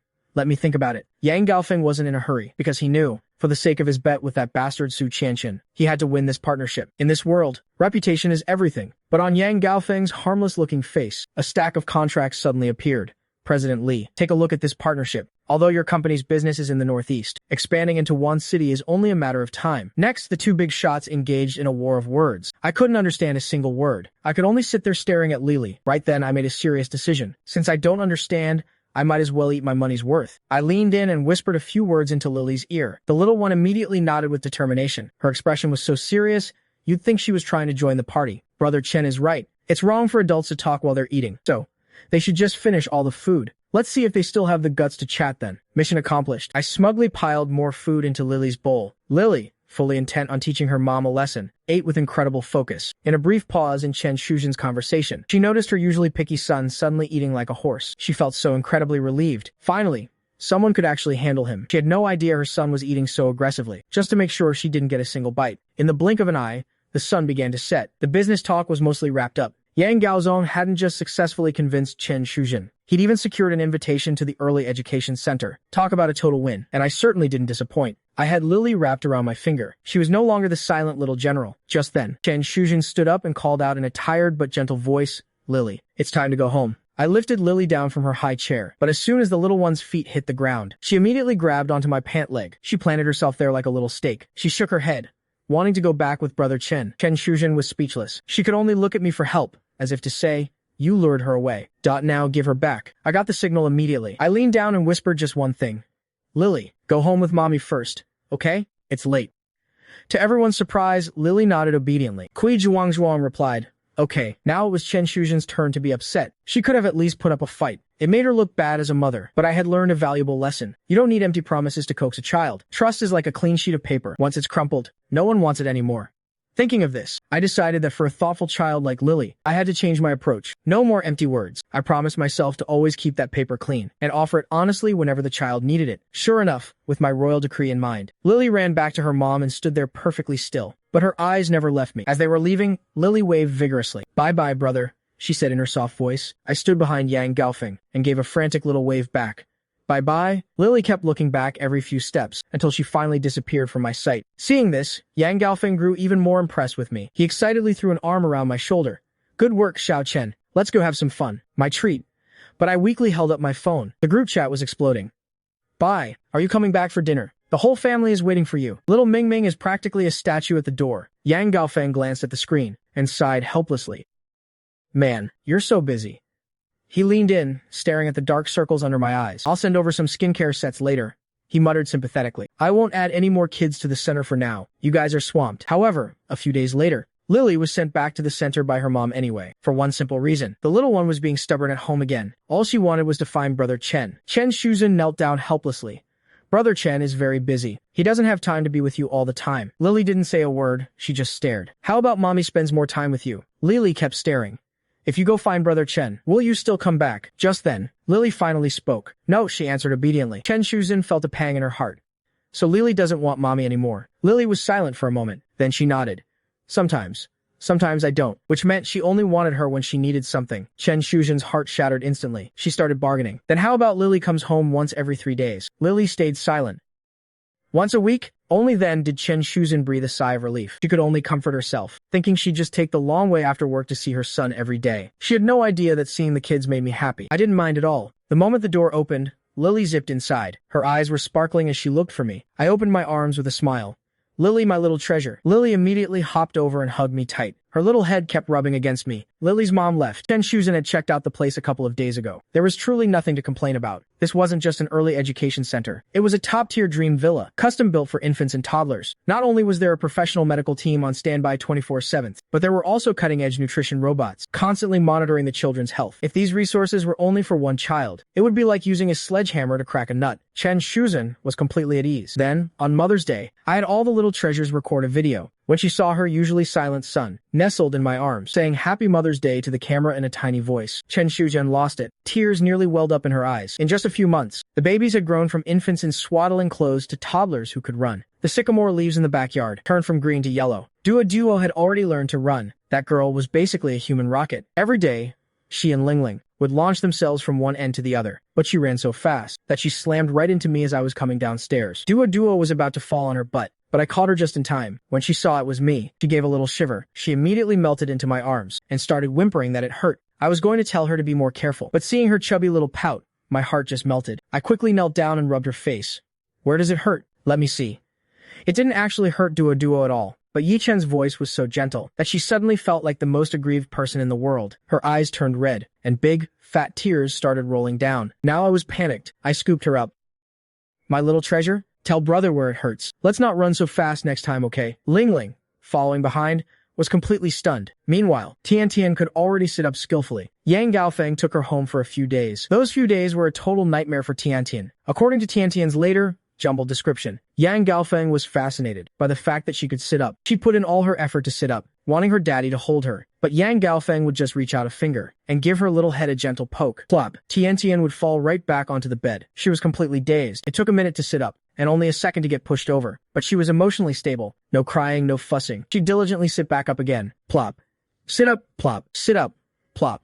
This wasn't parenting. This was a sit-up workout. Tian was out of options. She babbled a bunch of English, but unfortunately, no one understood her. So she cried. She cried really loud. But Yang Gaofeng loved hearing the babies he made cry. To him, that crying was like music. Just then, 250 came rolling over in a hurry. 250 almost tripped, doing a sharp drift, nearly taking out Su Qianqian as she walked by. But seeing its young mistress crying her heart out, it just muttered, "Young mistress hasn't cried like this in a long time." After saying that, it rolled away, satisfied. Yang Gaofeng picked up the despairing Tian. Though she was sad, the little one didn't push him away. She just squinted through her tears, hoping her dad would find his conscience. Instead, she saw her dad's face getting closer and closer. He was examining her closely, her red eyes and her little open mouth. Tian was starting to get scared. Her crying gradually quieted down. After a long pause, Yang Gaofeng said softly, "Baby, you actually look pretty cute when you cry." Tian was speechless. This guy had no heart. But Yang Gaofeng's next line was even more legendary. "That's my daughter for you." Just then, Su Qianqian, leaning against the door, finally couldn't take it anymore. "It's enough that you torment me," she said coldly. "Don't torment the child." But when Yang Gaofeng heard this, his eyes went wide. "Who's tormenting you? Am I not good to you?" The next second, Mr. Yang's acting skills kicked in. His voice turned sorrowful, as if he were the one being deeply wronged. He acted so heartbroken that Tian felt too embarrassed to keep crying. She even wanted to comfort him. Su Qianqian looked at the identical, clever glint in the father and daughter's eyes. She let out a low laugh. "My mistake." She walked over and sat on the edge of the bed. She reached out to touch Tian's cheek. Tian immediately grabbed her finger and suddenly burst into a giggle, showing off 2 tiny new teeth. On the other side, Mr. Zhang's life motto was, "Kids are meant to be played with." Having one old fogey in the family was enough. He couldn't let another little fogey grow up. To that end, he came to pester me every few days to try out new tricks on his own kid. One day, it was adding a fisheye lens to a hat to watch him eat while cross-eyed. The next day, he'd buy some ridiculous outfit and have me put it on him to take embarrassing photos. Getting into the spirit of things, he even came over in person. He placed Qinbao upright on a mat and grabbed his little foot to use as a telephone. Zheng Tiezhu was doubling over with laughter. He sent the video to his wife as soon as he finished filming. It was all about self-amusement. Then he gestured for me to come over. We worked in perfect harmony. We grabbed Qinbao by the armpits and lifted him up. Qinbao looked at me with a look of utter despair, pleading for help. But I wanted to play too, so I just lowered my head and pretended not to see. As the background music started, Zheng Tiezhu barked an order. "Attention." Qinbao's legs snapped together. At ease. One of his little legs kicked out. Eyes right. His 2 little feet swapped positions rapidly. He was being bounced around so much he let out a hungry grunt. Mingming, standing nearby, was stunned. He asked with concern in his level 6 English, "Are you okay?" Qinbao replied in despairing, "Level 4. English. Just let me die." While immersed in the joy of childcare, I suddenly remembered that Tong had an older sister, Lingling. This child had been spoiled by her grandmother since she was little. She lived in the old family mansion and had never been to preschool. She relied entirely on one-on-one private tutors. I'd seen her a few times from a distance. She was fair-skinned and pretty, and looked quite a bit like Tong. Because of that, I felt a certain fondness for her too. Tong's mom wanted to send her daughter to the center, to keep her brother company, and to network with the future heirs. However, Grandma Tong was dead set against it. She thought her granddaughter was too young, and didn't trust leaving her with anyone else. Coincidentally, Yang Gaofeng also announced that to ensure the quality of education, the center wouldn't be taking any new babies for now. I added that the age gap between the kids shouldn't be too large. Lily, the oldest, was already over 2. If the gap was too big, there'd be a generation gap. They wouldn't play well together and might even fight. And so, the number of kids at the center stayed at 22. 01 and 09 continued to look after 2 babies each. As for me, the king of the grunts. I was taking care of 4 all by myself. Luckily, Lily could already dress herself. That saved me a lot of trouble. What surprised me even more was that when she saw I was busy, she'd run over to help little Mingming get dressed. Mingming had a sweet tongue. Whenever Lily helped, he'd say, "Thank you, brother," even though he could only manage 2 words at a time. As the oldest kid there, Lily saw everyone else as a younger sibling. Among this group of babbling babies, she seemed exceptionally capable. The first time she helped Mingming dress, I was so delighted I picked her up and spun her around 3 times. I cheered, saying I'd grant her the queen of the harem title. Lily didn't show much on her face, but the corners of her mouth twitched upward. When I set her down, she was so dizzy she fell right on her butt. I went to help her, but Lily held up a hand. "No need to pick me up. I'll pick myself up." With that, she pushed off the ground and slowly climbed back up. My heart just melted. Good grief, even her sentences were adorable. Then, little Mingming finished putting on his shoes and waddled over to Lily. "Thank you, brother," he said seriously. I taught them that. You have to say thank you when someone helps. But when Lily heard that, she replied very matter-of-factly, "You're welcome." But brother is brother. I am not. Little Mingming was instantly confused. His round eyes were full of bewilderment, practically begging for a translation. I immediately stepped in to translate. "Lily means brother is just a title. You should call her brother Lily." Little Mingming understood, but he couldn't do it. That new word wasn't in his vocabulary yet. The usually talkative boy froze, staring blankly at Lily. I burst out laughing like a maniac, but the next second, I met Lily's hurt, accusing gaze. I immediately wiped the smile off my face. I gave her a serious assignment. "I'm going to go deal with Tian. Today, you're going to teach Mingming the names of his 3 younger siblings, including yours." Lily was an obedient child. Hearing that, she immediately took Mingming's hand and headed downstairs. Mingming kept looking back every few steps. He looked like he wanted to leave, but he didn't dare let go of this slightly scary brother's hand. The villa's elevator was big, but the 2 little ones didn't have an ounce of courage between them. In the end, they honestly held hands and took the stairs. When I carried Tian downstairs, I saw them moving like they were on a long march, one tiny step at a time. I didn't know whether to laugh or cry. I went over and took one hand in each of mine, while the other hand grabbed my pant leg. That was the only way I got them safely downstairs. As soon as we reached the bottom, I suggested in the parents' group chat that we add a giant slide to the villa. Several parents jumped on the idea and approved it instantly. However, one killjoy parent immediately spoke up about the danger, but then Zhang Tizhu, Yang Gaofeng, and Mrs. Duo shut them down with 3 quick replies. They were left speechless. Stairs aren't safe either, you know. Just let the kids who aren't afraid of danger use it. Being alive is 100% fatal anyway. But then the construction noise became a new problem. Just then, Yang Gaofeng suddenly blurted out, "Let's take the kids on a trip." The group chat exploded. Zhang Tiezu and Mrs. Duo were the first to sign up. Other parents followed suit. By the time I finished uploading the kids' updates and checked the chat again, I found my phone blowing up. I scrolled up and was completely stunned. These CEOs hadn't just handled their work. They'd already finalized the staff, the dates, and the location. They even had a full itinerary ready. I looked at the long list of private everything and fell into deep thought. A paid vacation? No, this was hitching a ride on a private jet, to stay in a private villa on a private island. And just like that, the CEOs squeezed some time out of their busy schedules. Some dads came, some moms came, and then there were people like Mrs. Duo, who just handed her child over to me entirely. A high-end, spontaneous family autumn trip officially began. This trip far exceeded expectations. There were 13 babies and 11 parents. It was like a live filming of Mommy, Where Are We Going? The only child with both parents present was Kinbao, whose dad, Zhang Tieju, loved nothing more than just lounging around. Tiantian's wife, Meng Yun, is much older than him. She dotes on him like he's her own son. She only asks that he stays within the law. Otherwise, he can play however he wants. Once, Zhang Tieju was partying so hard at a bar that when he walked out, the sun was already up. He actually thought he'd traveled through time. It wasn't until he saw the message from his wife that he realized he'd pulled an all-nighter. Even worse, Miss Meng had been waiting at the bar entrance all night. Her face was pale when she saw him, but she forced a smile and said, "I'm fine. Hurry home and get some sleep." Zhang Tizhu was terrified on the spot. He was afraid his wife would die and leave him a young widower. He's been well-behaved since then.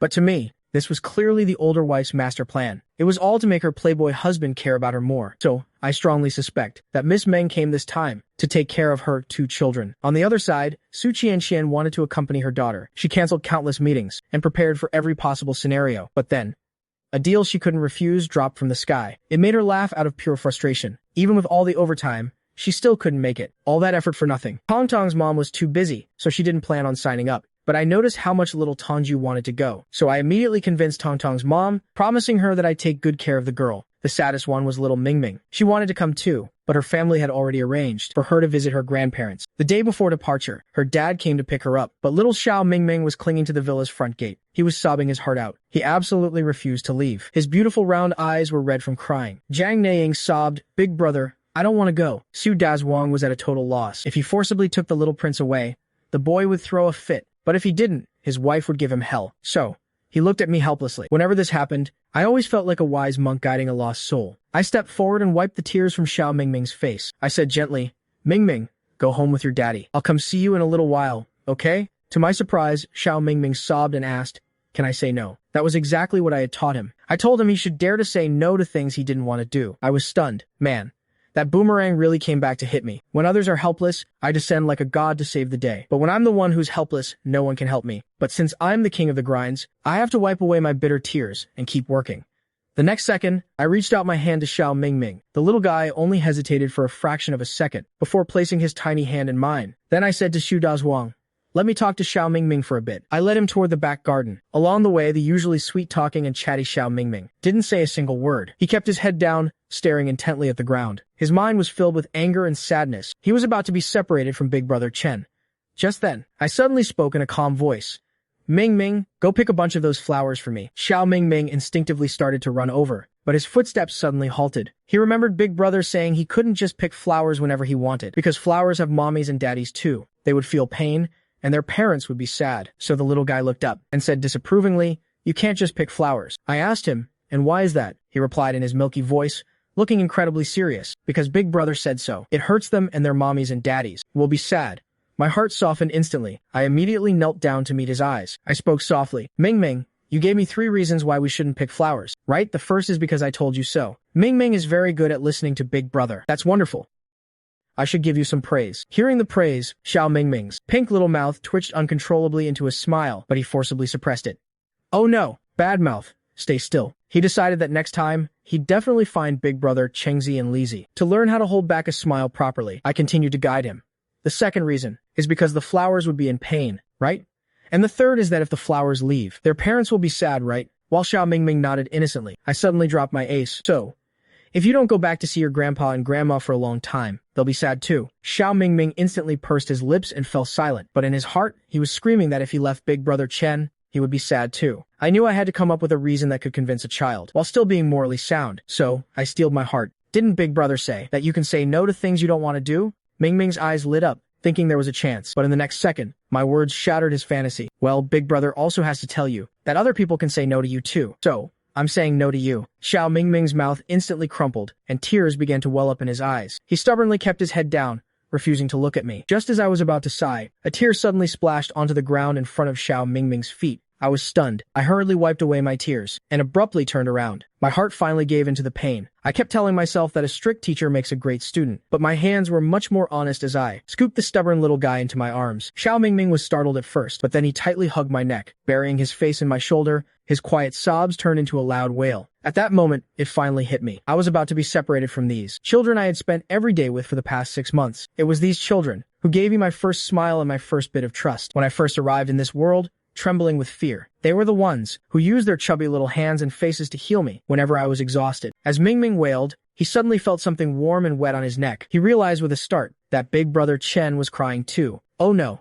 He had never seen Big Brother Chen cry before. He had made Big Brother Chen cry. Xiao Mingming instantly forgot his own sadness and frantically tried to wipe away my tears, but his own face was still covered in tear stains. Seeing him act like such a little adult made me cry even harder. Seeing that my tears only increased no matter how much he wiped, Xiao Mingming was at his wit's end. Big Brother, I'll listen to you and go see Grandpa and Grandma. Please don't cry. Just then, Xu Dazhuang came looking for us. What he saw was his own daughter turning the tables and comforting me. Mingming's eyes lit up, and she announced loudly, Daddy, I'm going to Grandpa and Grandma's. Big Brother, I'm going. Please don't cry anymore. As she spoke, she actually took the initiative to hug me and gave me a big kiss on the cheek. Her soft, chubby cheek pressed against mine, and my tears stopped instantly. Even after Mingming obediently left with her father, I still hadn't fully processed it. Was this little guy convinced by my logic, or was she just moved by my tears? However, this brief separation was merely the prelude to another celebration. Robot 251 heard that he was going on a trip with his favorite little princess, and me, who barely ranked as his second favorite. He was so excited he was practically vibrating in the villa. I wanted to help him pack, but 251 rejected me coldly, saying, You don't understand my style. He turned me down flat. But when he seriously started preparing and searched the internet, he saw a piece of news that hit him like a bolt from the blue. During takeoff and landing, all electronic devices must be turned off. His heart turned cold instantly. Later,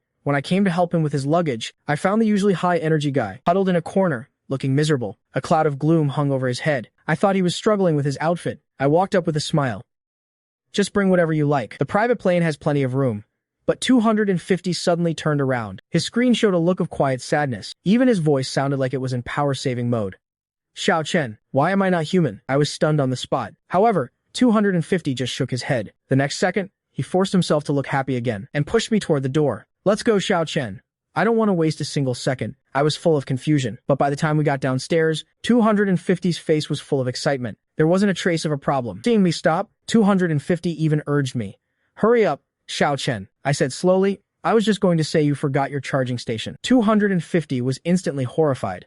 My life support. He shoved the suitcase into my hands and sprinted back upstairs to find his precious lifeline. I shouted after him, "Can't you just use solar power?" 250's frustrated roar echoed from upstairs. Solar panels are too ugly. I took them off. 2 days of sun isn't enough to power 1 hour of me talking. I was speechless. Then wouldn't it be fine if you just talked less?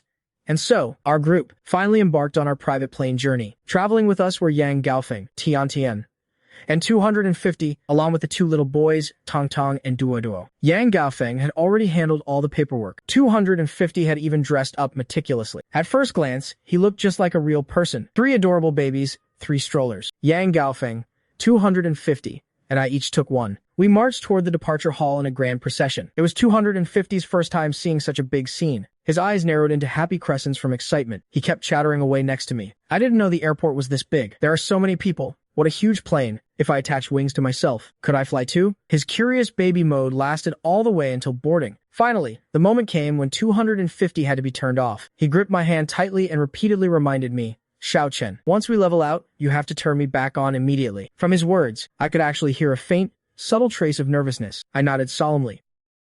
Okay, I won't forget. Having received my promise, 250 finally felt at ease and let me flip the switch on his back. The screen flickered once and then went completely black. The world fell into a dead silence. Then the plane took off. I held Tong Tong in my left arm and Duo in my right. The two good boys were like curious kittens, staring wide-eyed at everything rushing past the window. And my favorite, Tong Tong, was even more precious. Every now and then, she grabbed my face and gave me a kiss. She was so cute I almost wanted to howl like a wolf. But just then, the plane's announcement said we had reached cruising altitude. I immediately went to wake 250 as promised. 250. 250. At the sound of my teasing voice, 250's screen lit up again. The sounds of the world gradually rushed back in.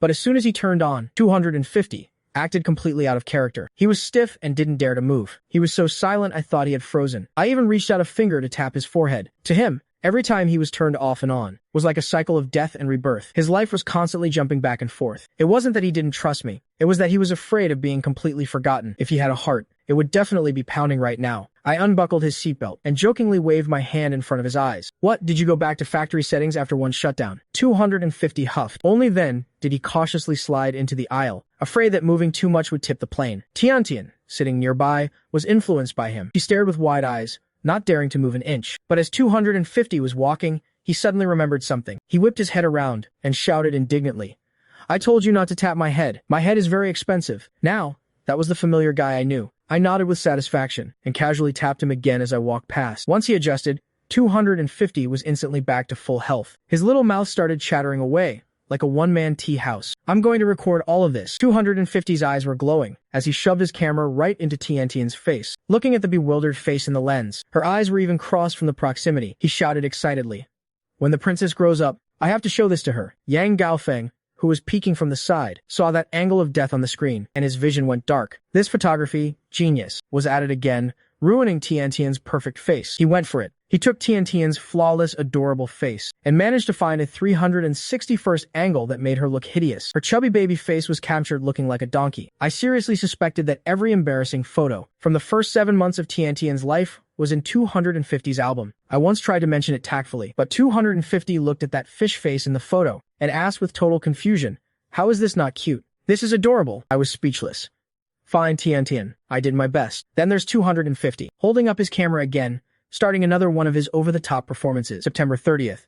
It was the first time the kids and I were taking a plane, watching the clouds outside melting under the heat of the sun. My heart was also melting from how adorable the kids were. I really couldn't take it anymore. Just then, Tong Tong softly mentioned being thirsty. I immediately turned around to go get some water. But of course, the moment I stepped away, something went wrong. 250 looked at Duo, who was strapped tightly into his seatbelt, and feeling bad for him, he reached out and unbuckled it. The very next second, Duo rolled right out of his seat, and in a flash, he vanished. 250. Circled the seats 3 times and still couldn't find him. Only then did he realize why I had strapped the kid down in the first place. That little girl is like a wild horse off its leash. If you don't tie her down, she'll be at the South Pole in the morning and the North Pole by afternoon. Just then, I returned carrying 3 water bottles. I started giving them water one by one. It wasn't until it was Duo's turn that I realized he was gone. I instantly turned into a screaming chicken and whipped around to interrogate him. Too guilty to even look at me. 250 stammered.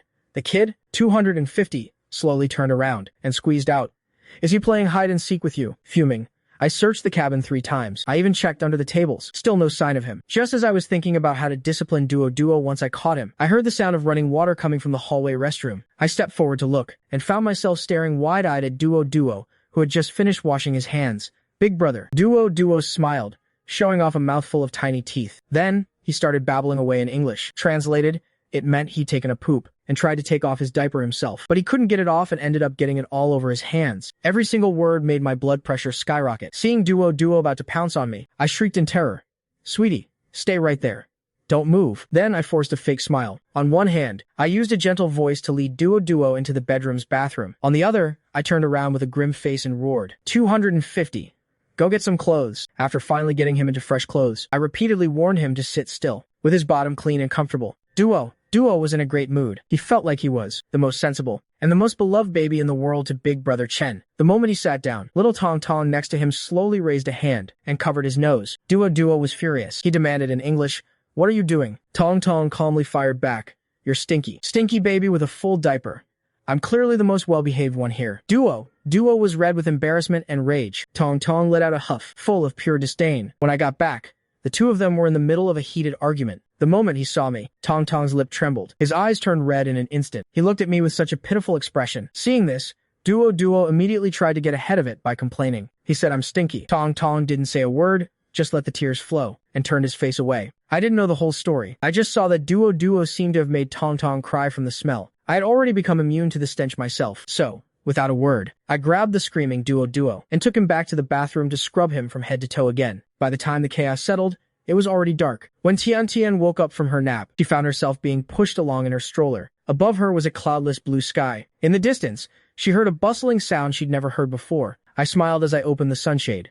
We've arrived at the island. You woke up just in time. Good girl. I picked Tian up. A cool, moist sea breeze blew against us. Not far away was the vast, endless blue ocean. Tian was so excited she started bouncing and wiggling in my arms. This island belongs to WoW. It's owned by a low-profile family named Nan. It's currently not open to the public. Yang Dianfeng said he was here to hang out, but the moment he arrived, he turned around and started talking business with the island owner, Miss Nan. I had only seen Miss Nan once before. She was a lady dressed in a custom charcoal gray suit. She looked to be in her 30s, polite, yet distant. It wasn't long before the other parents arrived with their children. The moment the kids saw me, every single one of them excitedly reached out for a hug. Just as I was thinking about it, Duo, who could already run, suddenly charged from behind. He hugged my left leg. Ling, who came running over, grabbed my right leg. The two little ones looked extremely provocative at the group of kids who could only crawl. The crawling kids were seething with jealousy. Damn it, don't get cocky.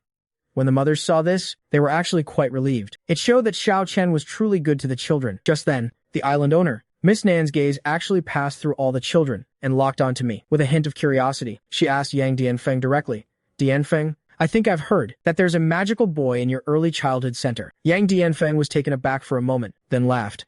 That's right, that's Xiao Chen. The kids all love him. They're especially obedient with him. Miss Nan nodded, acknowledging the information, but her gaze never once shifted away from that group of children. The little ones were like a pack of fluffy Samoyeds, happily pouncing into my arms. However, all that chirping and noise didn't make her frown. Instead, on that cold face of hers, a touch of tenderness appeared in her eyes. She stood quietly by the European-style staircase, looking like a figure from a medieval oil painting, detached from the world. But as she watched the children playing on the sofa, and me laughing in the middle of them, a trace of nostalgia actually surfaced on her face. Then she gave a polite, slight bow.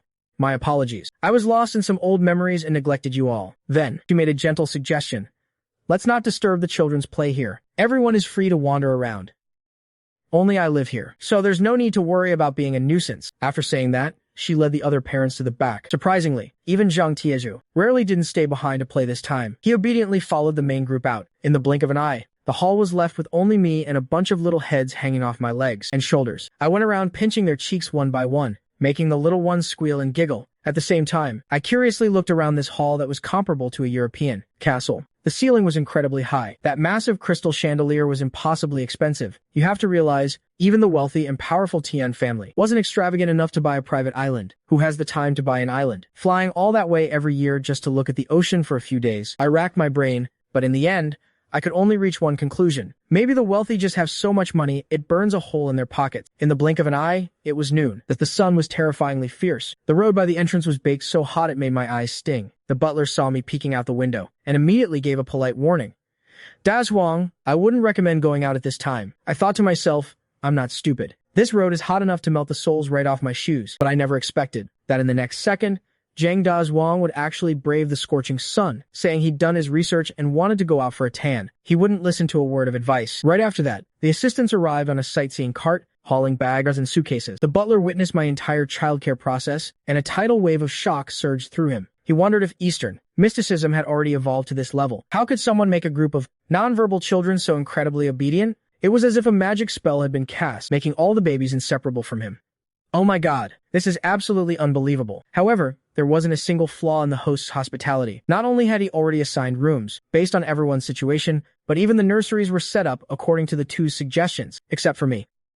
The host seemed to notice I was special, and actually gave me a private room. Even 250 got a room of his own. While everyone was busy unpacking, Zhang Tizhu had already excitedly dragged Meng Ting along, asking Miss Nan for a beach buggy to go sunbathe. Before leaving, he even wanted to take Qing Bao, so she could see the ocean a step ahead of the others. But Meng Ting said, "Our daughter's life matters too," and stopped him right there. So, Qing Bao was unhesitatingly abandoned by her parents, and ended up in my arms again. She calmly sucked on her pacifier, and reached out her tiny hands for a hug. I picked her up, and she rested her little head on my shoulder. She smelled so sweet, like baby powder. While I was playing with Qing Bao, I looked up and saw Miss Nan standing not far away, staring straight at me. Caught in the act, Miss Nan didn't look guilty at all. Instead, she smiled and walked toward me. My brain short-circuited for a moment. As she approached, I actually held up Qing Bao and initiated the conversation.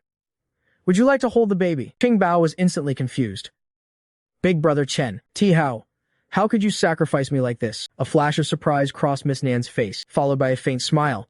"No, thank you. I just really envy you, so many children like you." The words had just left her mouth when she quickly caught Tong Tong, who had almost tripped, and steadily placed him on my lap. But Tong Tong didn't even look at his savior. He just clingily snuggled into my arms, forcing his way into Qing Bao's spot. Hearing Miss Nan's envy, I was screaming internally, "Lady, I envy you for having so much money at such a young age." But out loud, I could only make something up.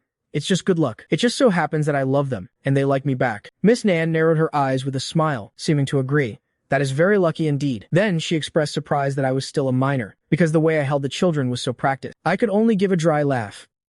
"Haha, I guess it just means I look mature for my age." Miss Nan seemed very happy to chat with me. Every other sentence was about the children. I scooped up Tian Tian as she crawled over, and said casually, "It seems you really like children, Miss Nan." Miss Nan nodded slightly, but the smile on her lips faded quite a bit. She simply uttered 3 words. "I like them very much." I immediately sensed that Miss Nan's mood had shifted, so I quickly tried to change the subject. I aimed my attention at Duo, who was trying to poke his sister again. I said, Duo, you have to play in a way that both of you enjoy. Your sister doesn't like being poked." Duo pouted for a moment, before finally nodding obediently. Unexpectedly, Miss Nan suddenly spoke up, studying Duo closely. "Is his last name Duo?" She turned to me. "Is he Sun Guiji's daughter's child?" "Yes, he is." I didn't ask any questions, just nodded. Miss Nan smiled, and didn't follow up with more questions. She only said cryptically, "He looks quite sturdy." My heart skipped a beat. Sturdy, my foot. This poor kid was harmed so badly by the Duo family that he was hospitalized for days. I still have to take him for checkups every now and then. Just as Miss Nan was about to ask something else, I suddenly sat up straight. My eyes scanned the room, and I jumped up. I placed the 3 children in my arms onto the sofa, and without looking back, asked Miss Nan to help keep an eye on them. I rushed straight toward a child whose face was flushed red. "Where's the bathroom?" I scooped up the child, not even letting him lean against me. The butler immediately stepped forward to lead the way. I followed at a jog, terrified that a second's delay would result in a disaster. It turned out this little sweetie had his blanket stolen by his dad last night, and had caught a cold in his stomach. I decided right then and there that I'd have this little guy sleep in my room tonight. In the blink of an eye, the sun began to set. The horizon between the sea and sky was magnificent. Miss Nan would come alone every evening to watch the sunset. The bodyguards only dared to watch from a distance, fearing she might do something drastic one day. But today, the island had welcomed its first group of guests, completely breaking the silence, except for the few who could walk. All the children were pushed to the beach in their strollers. As it turned out, Ling Ling was too scared to step on the sand. His dad, being mischievous, picked him up and dangled him directly over the shallow water. Terrified, He was doing splits one moment and kicking his legs in the air the next. He was wailing at the top of his lungs. He screamed desperately, "Daddy, help." But his dad acted like he was deaf. Then he shouted, "Big brother Chen, save me." I immediately acted like I was blind. I didn't even dare to look back, for fear of being spotted. I was grinning ear to ear when 250, standing nearby, looked like he was about to cry. He couldn't touch the water, but he really wanted to play. I pulled a package out of my bag. 250. Happy National Day. This is your gift. 250 turned around, sobbing. You're giving me a trash bag. What's that supposed to mean? Are you saying I'm trash? I opened the bag and slapped the plastic thing directly onto him. I huffed irritably. I shouldn't have even bothered with you. It's a custom waterproof suit. Put it on now. 250 looked down at the thick, transparent rubber and silently put it on. He murmured softly, "Okay, Xiao Chen. I like it too." It had been a day of scorching sun. The seawater on the beach was lukewarm, almost hot to the touch. Ling Ling was still being dangled in the air by his dad. Children's bodies are flexible, and he had already crossed his legs in midair, looking like he was praying to Buddha, hoping his dad's conscience would kick in and let him go. But he didn't know yet that his dad had no conscience, let alone one that could kick in. Kids who squeal the moment you poke them are the most fun to play with. This generation of parents really is a handful. They're quite the bunch for Big Brother Chen. Tian, next to them, wasn't as rowdy. She was being held by the armpits by Yang Dianfeng as he let her step on the sand. Tian's chubby, white little feet obediently stepped onto the sandy ground, for feet that had never walked before. Feeling the sensation of coarse sand mixed with seawater was a first. Little Tian's expression changed instantly. She strained her neck to look down at herself. Even the folds of her double chin on her neck stretched out. Her toes gripped the sand tightly. Yang Dianfeng saw this and praised her. "Not bad. Why don't you dig out a villa for your mom while you're at it?" As he spoke, he lowered Tian a bit more, until her feet were buried in the sand. He even encouraged her. "Use more strength, kid. Dig one out for your uncle." Tian was speechless after hearing that. The waves caressed the beach over and over, perhaps sensing there were children here. The seawater was incredibly gentle. Tong was wearing a little superhero outfit, with a cartoon cape on his back that looked like wings. He was the bravest of all the children. As soon as I picked him up, he started acting spoiled, wanting to go down and play. The little guy's big eyes were full of curiosity. How could a softie like me say no to that? I gave in to Tong's whining, but I didn't dare let go. Even though I let him down on all fours, my hands were still hovering right around his body. Who would have thought this kid really wasn't afraid at all? As the waves gently washed ashore, he even reached out with his hands to grab them. I told Ling Yao to keep a close eye on Tong, then turned my head to give Peter's lonely 250 a little gift. When I came back, I found Tong clutching a tiny fish. His face was panicked, but he didn't let go. His little hand was death-gripping the fish's tail. He sat on the ground looking at me, completely lost, with a few grains of sand and drops of seawater on his face. The stray hairs on his forehead were wet and stuck to his skin. Between the little fish and Tong, it was a case of the blind leading the blind. The fish wiggled slightly in his hand. You could tell both parties were incredibly nervous. The little guy was just too cute. I didn't try to help or intervene. Instead, I whipped out my phone and snapped a photo. Tong sat in the center of the frame, his fair skin practically glowing. His expression was innocent and dazed. Though his posture was tense, his cuteness was undeniable. Clutching a tiny fish in his hand, he wasn't looking at the lens, but at me, the one taking the photo. An unconscious smile spread across his lips, revealing the little white tips of his baby teeth. It was a warm and lighthearted moment. Duo saw me taking pictures from a distance and came running over from a mile away. He even wanted to show off his trophy to me. I looked at the twisted, squishy little gith octopus dangling from the tongs. I could barely hold back a scream. "Get that thing away from me." Hearing that, Duo immediately stopped in his tracks, being the obedient boy he is. He pouted, looking up at me with those big, pitiful eyes. "Big brother, I worked so hard to catch this for you." My expression went through a dozen different changes. I've had a phobia of mollusks since I was a kid. The only one I can tolerate is Squidward. But when I saw the look on Duo's face, whether he was faking it or was truly hurt, I made a decision that went against every fiber of my being. If my little treasure caught it for me, of course I'll love it, but I won't take it just yet. You keep it safe for me, okay? Come here, let brother see just how capable our Duo is. I forced out a deathly smile. I could feel how fake my smile was. It was stiff as a board. But Duo had seen me smile so many times, even when it was this fake, he'd take it as the real deal. And just like that, his face lit up with a grin again. Holding the little octopus in his tongs, he came skipping over to show me. Inside, I was screaming, "Don't come any closer." Adorable Duo held it high, thoughtfully giving me a super close-up view. Thank goodness he's short. I could only manage a week.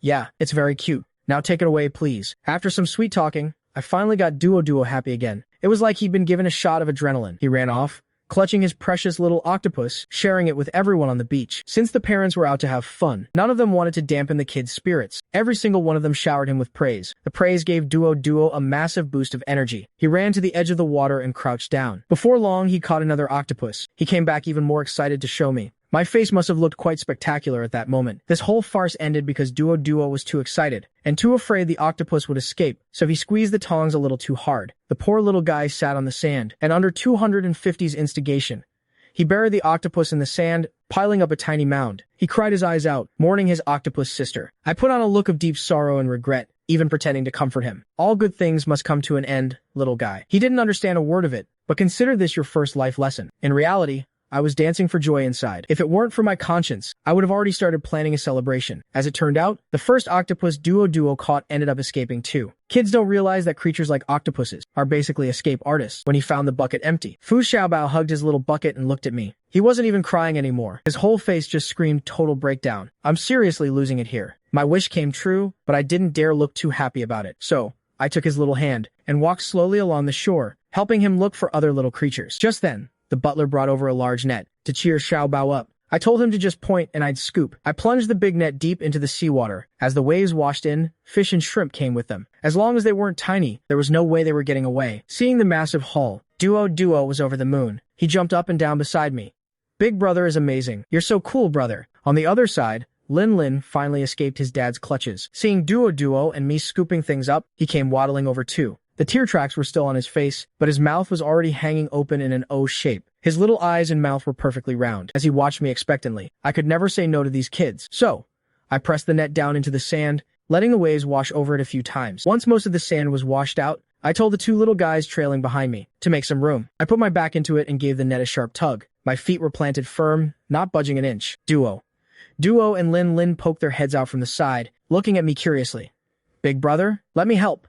Duo was just saying that, when I took a deep breath and focused my strength. With one final heave, I successfully pulled the net out of the sand. Sand and water sprayed everywhere. A man's strength is truly something else. I gave the contents of the net a little shake, scattering them all over the ground. With a grand, sweeping gesture, I declared, "Behold, this is the empire I have conquered for you. Take your pick." Fu Xiaobao gave me all the emotional validation I could ask for. He was so dramatic about it, giving me a textbook reaction. "Big brother, you're the best." He hopped around the beach on his bare little feet. Lin started jumping along with him, though he hadn't learned that many words yet. After struggling for a while, he finally managed to squeeze out a word. He didn't have that endless ox-like energy Duo had, who was still going strong after playing for so long, so he just stood there, raising his little hands and bouncing on his tiptoes. I crouched down, feeling quite satisfied. I thought to myself, since this treasure net of mine is hauling in all these treasures, I should probably look after these little treasures too. I picked up a shell and called the two little ones over.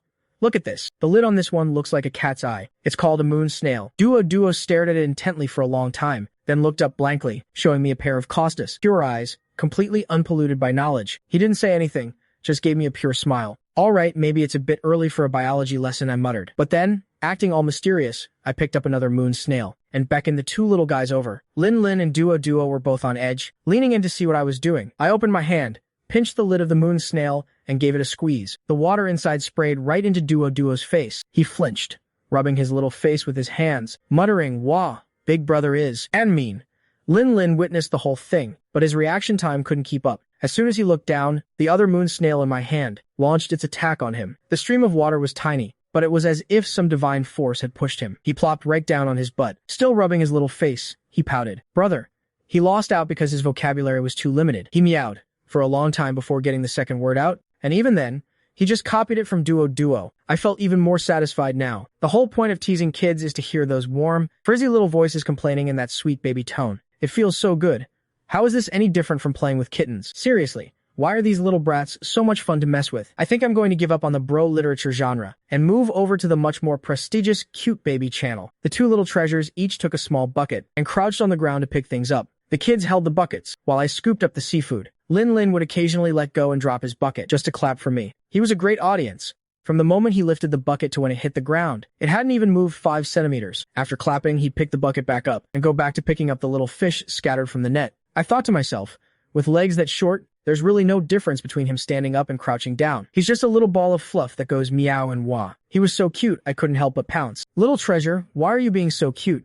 I shouted. I stepped forward, scooped him up by the waist, swung him around in the air, and put him back down. My behavior was probably confusing, but have you ever heard of cute aggression? How much longer are humans going to be controlled by cute things? Can cute things just take over the world already? It was like Lin's base code had been triggered. He laughed, "Brother," then lost his balance and sat on the sand. He looked at me for a moment, looking all confused, then started babbling something about brother and high up. I guess the main point he was trying to make was that he wanted me to pick him up and give him a hi again. Beside him, Duo heard this, set his bucket aside, and held up his hands too. He gave a very loud, very clear shout, so I leaned over, picked him up, and gave him a spin too. Fu Xiaobao was lifted up and spun around, giggling like the world was the funniest place ever. Tong, who was nearby picking up pebbles in the water, noticed. Seeing that I was basically a human fan, she ran over and acted cute, asking for a hug too. For the third time, I picked up a little one and gave them a spin. Tong's laughter was bright and clear. Tian saw that there was a free washing machine spin cycle going on, and was drawn over as well. So, for the fourth time, I leaned down, picked her up, and spun. Then I realized all the kids were coming over. Even 250 waddled over bashfully, stretching out those thunderous steel arms asking for a hug. There were clearly only 13 kids, so why did I end up doing over 20 rounds? By the end, the kids weren't dizzy, but I was ready to collapse. I held my head, feeling a bit lightheaded. I panted and plopped down on the sand, refusing to pick up anyone else. The ones who could walk and talk crowded around me, begging. The ones who couldn't talk just babbled and acted cute. The ones too shy to act cute, like Qin Bao, just suddenly leaned in and gave me a big smooch on the cheek. That kiss almost brought me back to full health. I felt completely revived. I just laid back and pretended I couldn't hear them. As soon as I laid down, the kids started climbing all over me. Some were on my chest, some were lying on my hands. Others were using my arms as pillows. Basically, the ground was covered in a jumble of little meatballs. The sun had completely set. The sea breeze blew steadily, warm and soft. Since I was wet, it started to feel a bit chilly. The butler had someone bring over clean, large bath towels. Wrapping up in one made me feel a lot warmer. I thought to myself, a night like this, not too hot, not too cold, would be perfect for a bonfire barbecue on the beach. But we played a bit too hard this evening. Everyone was exhausted. The adults and kids were all drained, lacking the energy for anything else, especially the little ones. In their short lives, they'd never seen this much water outside of a bathtub. Getting to know the world and exploring it is always tiring. One by one, the kids were picked up by their parents or the nursery staff. They were carried. By the time the shuttle took us back, several were already fast asleep, slumped or snuggled in the adults' arms. They were so small, letting out soft little snores. They were sleeping so soundly, I felt bad about waking them. However, the kids were covered in sand from their toenails to their hair. Trying to get them clean without waking them up was practically impossible. I figured 80% of them would wake up and start crying. A dozen kids wailing in unison would be as powerful as a Category 18 tsunami. Luckily, they had me. The kids were placed into the bathtubs one by one. 0109 had already set up bath supports in the large tub. One spot for each little radish, one support for each good baby. Some of the babies woke up as soon as they hit the water. The water was just barely brushing their chest. From the look of it, it was like they were holding their breath, about to burst into tears. As they struggled to open their eyes, they saw me gently patting their little bellies. Their pouting mouths twitched a bit, showing a hint of a grimace. Then they just whimpered and blinked a couple of times. The shower heads here didn't have the baby-safe temperature locks. They didn't dare use the shower heads on the kids. Instead, they used small cups to pour the water over them bit by bit. The warm water felt nice as it was poured over them. It looked like it, felt a bit ticklish. Duo got happier the more water we poured. He giggled with every splash. His laughter was so sweet. Every time water was poured on Tian, he'd stick out his little tongue to try and lick it. I turned around, grabbed a bottle of water, and fed him properly. Lin was sleeping like a log, looking like a shiny, soft, delicious roast chicken. He lay there completely defenseless. No matter how much we moved him, he didn't budge. I gave this group of kids who'd been jumping in mud pits a thorough scrub down. The bottom of the tub was covered in sand. I even found a tiny fish and a small shrimp. I have no idea which baby's clothes they got caught in, but they made it all the way here. After a whole day out, once you get home and sit or lie down, you're not getting back up. It's true for adults, and it's the same for kids. They weren't that sleepy at first, but after a nice, warm rinse, the drowsiness kicked in. Besides, I was worried they'd overexerted themselves today, and their little legs would hurt in the morning, so I gave each of them a little massage. That just made them even sleepier. The babies were so well behaved while sleeping. None of them cried or made a fuss. Their only request was for me to carry them back. I diligently carried the babies back, delivering them door to door. I even thoughtfully told each parent that if they cried in the middle of the night, they could call me. But when they actually started calling me at midnight, I wasn't so happy anymore. I guess you could say these babies were hand-raised by me. When they woke up crying in the night, none of them were screaming their heads off. It was just soft whimpering. They sounded like little kittens in the night. The sound was just enough for the monitors to pick up. Actually, there were no electronic monitors here, but there were human monitors. The parents would come rushing over themselves. They only fell asleep quickly because they were exhausted. The conditions at the early education center were top-notch. These kids were pampered. They could tell the moment their sleeping environment changed. Right now, every parent probably had only one thought in their mind. Xiao Chen, where are you? Someone give Xiao Chen a raise. I seriously can't do this without him. Two parents, each holding a whimpering child, walked like zombies. They were helplessly locked onto my room as their target. Then they ran into each other in the hallway. Oh, what a coincidence. Parent B said, It's not a coincidence. I was looking for you. Parent A asked, looking for me for what? Parent B replied, I don't know the way. Which room is Xiao Chen in? The two of them teamed up, carrying their softly crying kids, and quickly made their way to my hallway. Then they ran headfirst into Parent C. Parent C looked like someone who'd just turned a major headache into a solved problem. He'd just come out of my room when he saw them. He let out a yawn and greeted them. What a coincidence. You're dropping off your kids too? Haha. I pushed my sleep mask up to my forehead, my hair sticking up in a messy nest. I felt like my entire being was radiating a sense of utter helplessness. I sat in the middle of the bed, looking numb. Leaning against the headboard, I hugged my knees. My head was resting on my knees. I was lazy, tired, and completely drained. I didn't even bother to close the bedroom door. I just stared blankly at the kids who seemed to be multiplying on my bed. Whatever. Just forget it. How did it come to this? I'm already used to it. I thought, nobody's sleeping tonight. Good night, my little treasures. Before long, the night was so quiet I could hear my own heartbeat, and also the shallow breathing of several little treasures beside me. The Bobbies had abandoned their parents. After all that back and forth, they still ended up in my bed. Their eyes were watery from crying, but once they squinted and confirmed it was me, their big brother Xiao Chen, they just rolled over and fell fast asleep. I sighed and rolled over too. Just then, Duo, who was behind me, started poking my back. Brother, turn around. I want to see your face. My silence was deafening, so I flipped over right there. I turned my head and saw Duo staring at me with bright eyes. His skin was as white as tofu, glowing softly in the blue-black darkness of the night. He saw my eyes, felt safe, and finally closed his own. I was speechless. Kid, having someone stare at you in the middle of the night while you sleep, isn't that creepy? Just as I was thinking that, Fu Xiaobao closed his eyes, leaned in, and gave me a big smooch. He smelled like milk. Brother, be a good boy and go to sleep. Fine, I forgive you. It felt like a dream. I couldn't help but think, baby, you really are a little egg tart. Since they'd played so hard and had so much excitement during the day, some of the kids would startle in their sleep during the night. I was the one who kept getting kicked awake by the bed full of startling little treasures. I opened my eyes and pulled off my sleep mask. Squinting at my phone, I saw it was only a little past 6. Beside me, Duo was sleeping all crooked. His head was resting on my chest, and he was drooling right onto my neck. His foot was resting on Lin's face. I wonder what kind of delicious food he's dreaming about. I gently pinched his chubby little cheek. He unconsciously parted his lips. His soft little tongue darted out, tasting the air a couple of times before retreating. Resigned to my fate, I carefully adjusted his position. I was wondering why I felt like I was suffocating in my sleep. The entire bed was covered in children. Their parents must have brought them over during the night. The kids even brought their own little blankets. The parents were probably so exhausted they were on the verge of fainting. They must have heard me say earlier, just put the kids on the bed. And so, they actually did it and just left. By the time the later ones arrived, they just tucked them into whatever empty space was left. I didn't even dare pull the covers all night. I was terrified that in my dreams,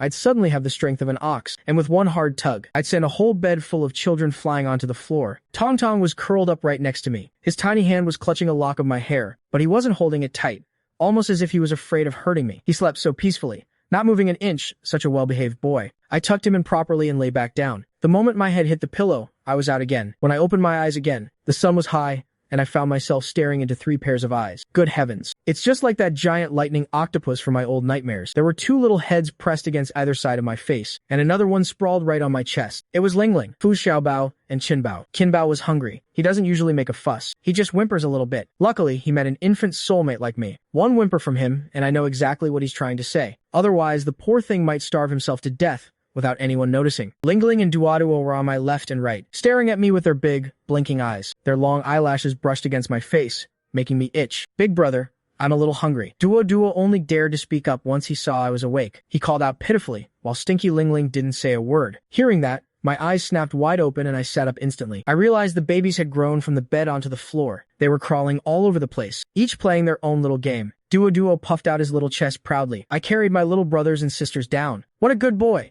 You're so capable and amazing. I've always believed in encouragement-based education. Praise them first, then teach the lesson. But next time, you have to wait for an adult to be watching before you carry them. Your siblings are still very small. It would hurt a lot if they fell. Duo nodded obediently. Then, with a quick kip up, I scooped up Ling and rushed toward the bathroom. Ling bounced in my arms. Her tiny hand gripped the collar of my pajamas. Don't let the bride's tears leak out. The parents slept until the sun was high in the sky, before finally wandering downstairs at a snail's pace. The butler had arranged everything perfectly, including my request. Put a few more beds in that room of mine. These kids refused to sleep with their parents. They were stuck to that nursery like glue. The butler was amazed by the sight, but he knew better than to gossip. He immediately had the staff move the furniture. After a meal that was too late for breakfast but too early for lunch, Miss Nan finally made her appearance. She apologized politely. Then she suggested we visit the underground aquarium. It was all about relaxation anyway. The children were still so young. They didn't get out much and hadn't seen much of the world. Back home, you'd never see a private aquarium as spectacular as this one. Everyone happily agreed, since they had dumped the kids on me last night, and then completely checked out. They were all acting very concerned and attentive now. I just smiled and told them the kids were perfectly behaved. No crying,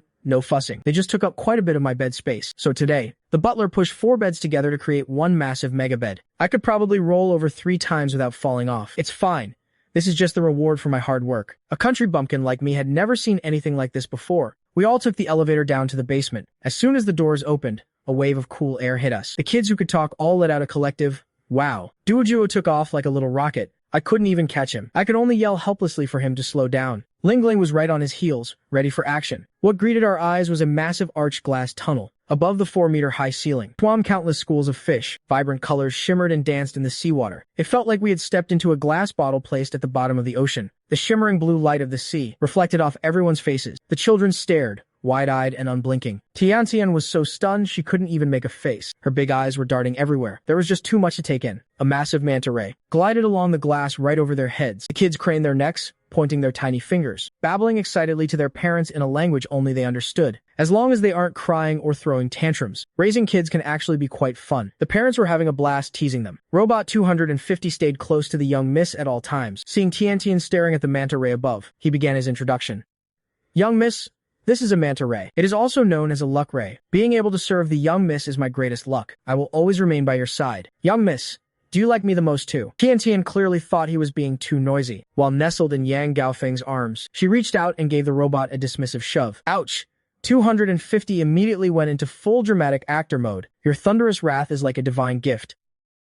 This humble servant deserves 10,000 deaths." Tiantian was speechless. She was probably wondering how to make this hunk of junk shut up. Yang Gaofeng, on the other hand, was laughing so hard he couldn't close his mouth. His laughter made Tiantian vibrate along with him. The poor girl's view of the fish was shaking uncontrollably. Just then, I happened to walk past. The moment Tiantian saw me stroll by, she immediately reached out her little hands, practically begging me to hold her. Yang Gaofeng's back was starting to ache anyway, so he handed Tiantian over to me. Tiantian. She thought she could finally focus on the fish in peace. Instead, I slowly carried her over to the edge of the tank. She turned her head and saw a massive white fish. It was huge, easily several times her size. However, the giant creature suddenly opened its mouth right in front of her. That massive, gaping maw sent a shiver through Tiantian's entire body. She was instantly terrified. Her little mouth turned down, ready to burst into tears. And there I was, gloating and adding fuel to the fire. "Baby, why aren't you crying?" Tiantian was at a loss for words. Seriously, these 3 are all the same. Could they be any more alike? She still hadn't quite mastered controlling her emotions. Finally, to my delight, she let out a loud wah and started sobbing. As she cried, she instinctively burrowed into my arms, seeking the place she felt safest. Crying and burrowing at the same time. Their voices sounded all muffled. Part of me wanted to laugh, but the rest of me felt bad for him and a little guilty. I quickly patted him and led him away from that beluga whale. There was a moving walkway on the floor, so we didn't even have to walk. I placed Tiantian, who had finally stopped crying, onto the platform. We just drifted along with the conveyor belt. It was actually quite nice. Fish, both near and far, swam by leisurely. They were clearly used to these strange glass schools of humans. There were so many of them, it was an incredible sight. Shimmering like the ocean under a setting sun, like scattered bits of gold and silver. The ocean really is breathtakingly beautiful. Right now, 0109 was following the 2 kids who were running around and hugging. The others had already dashed off ahead. Tiantian and I were stuck in the middle. The adults were not far behind us.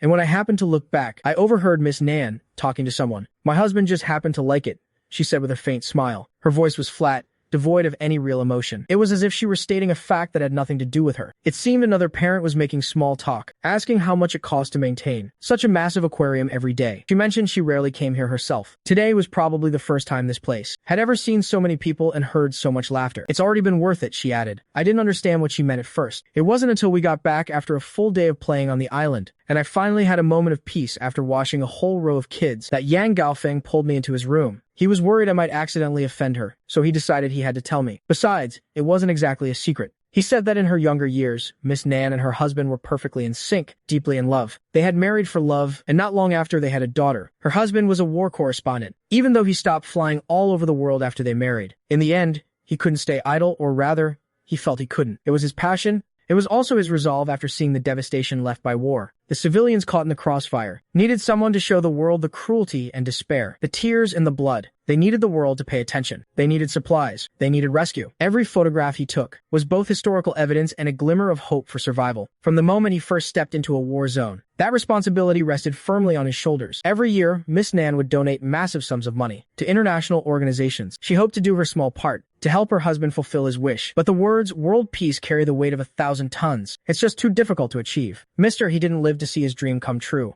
On the battlefield, bullets and shells have no eyes. No matter how skilled the people Miss Nan sent to protect him were, it's nearly impossible to keep someone safe forever in a war zone. He died trying to save a young girl. He was hit by a shell and didn't even survive the trip to the hospital. When Miss Nan got the news, she dropped everything. She rushed thousands of miles to that place where the fires of war never died. Flying there was incredibly dangerous, but no one could stop her. Her hair turned white overnight. All she received of her husband's belongings was a single roll of blood-stained film. She cried until she fainted by her husband's bedside. In the end, Miss Nan handed over that entire roll of film. She used every connection and resource she had, hoping to make sure everyone saw those images. A series of battlefield photos. I hope everyone takes this seriously. According to Yang Gaofeng's memories, back then, he wasn't even married yet. Photos of the war zone flooded the internet like a tidal wave. All those prominent families tacitly agreed not to buy any advertisements at the time. Instead, they silently added fuel to the fire, setting aside any sense of responsibility. They simply didn't want to cross that madwoman from the Nan family. The fire finally blazed bright enough to burn through the fog of the battlefield. That madwoman from the Nan family was Miss Nan. Her actions during that period, though driven by a strong sense of justice and carrying immense social influence, lacked any real, tangible power. Those short-sighted bastards. To force her to hand over control of the Nan family, Nan Yu's second uncle kidnapped her daughter. He was clever. He knew the girl was her mother's entire world, and that she would surely agree to anything to keep her child safe. Too many things were illegal domestically, so he took the child abroad, treating his niece to the best food and drink along the way, telling her that her uncle was just taking her on a trip. Who could have predicted the plane would crash mid-flight? The flames of war consumed her lover. The ocean buried her child. They say good deeds are rewarded, don't they? Then why do good people never get a happy ending? Yang Gaofeng said he knew Mr. He. It was because he knew him that it hurt so much. Later, Miss Nan nearly tore the Nan family apart, beating them into absolute submission. Many years have passed. The maniac of the past has settled down, becoming the polite and gentle Miss Nan we see today. This island, it might be the home she always dreamed of. If we hadn't brought so many children this time, she probably wouldn't have let us come. The girl Mr. He saved on the battlefield. She didn't survive either. Otherwise, Miss Nan probably would have adopted her. She's always been quite fond of children. Yang Gaofeng added. I heard Miss Nan say the other day that she really envies you, right? Because you're so good with kids. I listened, but I couldn't even force my usual fake smile. At that moment, I was thinking, I'm the one who envies her wealth, but why does she envy me? Because if she were good with kids, her daughter would still be by her side. And that girl her husband saved wouldn't have died. She wouldn't resent children. Even if one had cost her husband his life, her husband was willing to trade his life for hers. I've been poisoned by too many novels. My brain could only imagine Miss Nan being heartbroken because her husband had left her. But if only it had been as simple as I'd imagined. I was curious about Miss Nan's story at first, but now I truly regret hearing it. Sigh. It's my fault for telling you too much and making you sad. Yang Gaofeng patted my head. He gently wiped away a tear from the corner of my eye. Smile a bit. Mister, he probably wouldn't like people talking about him. If it only brings Miss Nan more sorrow. It was the night before we were set to leave. The beach, bonfire, and barbecue were finally ready. There wasn't much the babies could eat. They just sat to one side, drooling. Every single one of them had a long trail of drool, hanging from their mouths like a thin silver thread. I laughed and told them they were redecorating, wearing silver necklaces on their chins. Duo could actually eat some of it, but he didn't have many teeth. He chewed away with his few little baby teeth for the longest time. The fish was practically being marinated in his drool. He wasn't really getting anywhere with it. I cut it into even smaller pieces for him. That did the trick. He made a point of eating enthusiastically in front of his siblings. Eating such delicious-smelling barbecue in front of a bunch of kids who can't have any is practically a crime. By the time we were ready to leave the next day, it was already evening, no matter how much we already had. Following the since we're already here philosophy, we ended up carrying bags and bags of island seafood. The babies had collected quite a few treasures over the last 2 days. Tong Tong had a whole pouch full of colorful little stones and tiny seashells. He seemed to really love these colorful and shiny things. Miss Nan thought he was adorable as he refused to let them go. She secretly tucked something into his hand. It was a pink diamond about half the size of his fist. The edges were polished smooth. It fit perfectly in his little palm. She even whispered to Tong Tong to hide it well. Of course. Tong Tong turned around and told me immediately. He opened his little hand. When I saw that diamond the size of an eyeball, my own eyes nearly popped out of my head. Well, I guess this diamond looks just about right to me. Duo was still obsessed with his octopus bro. He'd ended up catching some other small fish and shrimp later on, with professionals looking after them. At least they weren't all dead by the time we left. Ling Ling had been through a lot these past few days. She'd fallen in love with splashing in the waves on the beach. As we were leaving, she insisted on taking a bottle of sand with her. Amidst all the noise and chatter, it was finally time to go. After saying our goodbyes, several private jets took off from the island one after another. Standing from a height, watching the island shrink into a black dot, the evening sun was sinking, and the clouds were scattered. They piled lazily at the edge of the sky, their borders set ablaze by the sunset, like a letter with gilded edges, waiting to be sent to the people in the heavens and the sea. If the clouds are a letter from the sky, could I hear your voice just one more time? On the plane, 250 was shutting down again. First time's a shock, second time's familiar, third time everyone's just given up. He plopped down into his seat, buckled his seatbelt, then reclined the chair all the way back. He folded his hands over his stomach, lying there peacefully, looking quite cozy. He turned his head toward me. As I was busy getting the babies settled, help me shut down, and remember to turn me back on. I didn't even look back as I straightened Tong Tong's clothes. Shut yourself down. 250. How is that any different from falling on one's own sword? Do you really have the heart to make him reach into his own chest and kill himself? How cruel. Fine, I'll do it for you. I agreed a little too quickly. I didn't even turn around before I started heading over. This immediately set off alarm bells in 250's head. He crossed his arms over his chest defensively. He looked completely suspicious. Why did you agree so fast? You aren't planning to shut me down and then never turn me back on, are you? I was speechless. Why would I do that? 250. Thought I was finally going to say something sincere, to comfort or encourage him. Then I spoke. You were way too expensive for that. I turned you off. Is 250 speechless? He really wasted all that brave sentiment. I leaned down and flipped 250's upper body halfway over, lifted the flap on his back, and flipped the switch. 250's expressive face gradually dimmed until the screen finally went black. The plane took off. Both the kids and adults were exhausted from playing these past few days. Not long after boarding, Yang Daofeng said he was going to take a nap. Duo immediately said she was sleepy too. I carried her to the bed in the secondary bedroom. Tian fell asleep as well. Even though he couldn't run or eat much these days, his mom had put him in a walker. Everywhere he went, he had to rely on his own two chubby little legs to kick and push, because Su Qian said she'd promised to bring me here for a vacation. She couldn't keep letting me carry him, so she tossed him into the walker, which was much easier. No one had to carry him anymore. These past few days had really worn him out, but his legs had gotten a lot stronger. He was even dreaming about the walker in the middle of the night, kicking Duo right in the butt and waking her up. Duo pitifully snuggled into my arms, then got up the next morning to file a complaint. I have a report to make. Only little Tong Tong was still awake, but besides acting spoiled with me, he was usually quiet. He just sat there by himself, silently playing with those colorful stones and seashells. So, on this massive private jet, the only moving, talking living thing left was the pilot, but I couldn't exactly go chat with the pilot. Without 250's occasional chatter, it really was a bit too quiet. Bored, I sat down next to Tong Tong and tidied his hair. Tong Tong stopped looking at the stones, lifting his chubby little face. Playing on the island these past 2 days, no matter how well we protected them, they inevitably got a little tanned. Tong Tong blinked obediently, giving me a sweet smile as he let me play with his hair. My movements became more practiced, and the few stray hairs on Tong Tong's head were almost smooth flat. I'm so bored. I let out a sigh. Hearing the sound, Tong Tong looked up at me and asked in a soft voice, Brother Xiao Chen, why are you unhappy? I was teaching Duo to recognize character. He pointed at the characters for person and 8 and said they were both person. He said it's because some people don't get tired standing like that. I had a look of total despair. How am I supposed to be happy about that? Tong Tong frowned for a moment, then said, Brother, don't be sad. I can teach Sister Duo. I affectionately patted his head.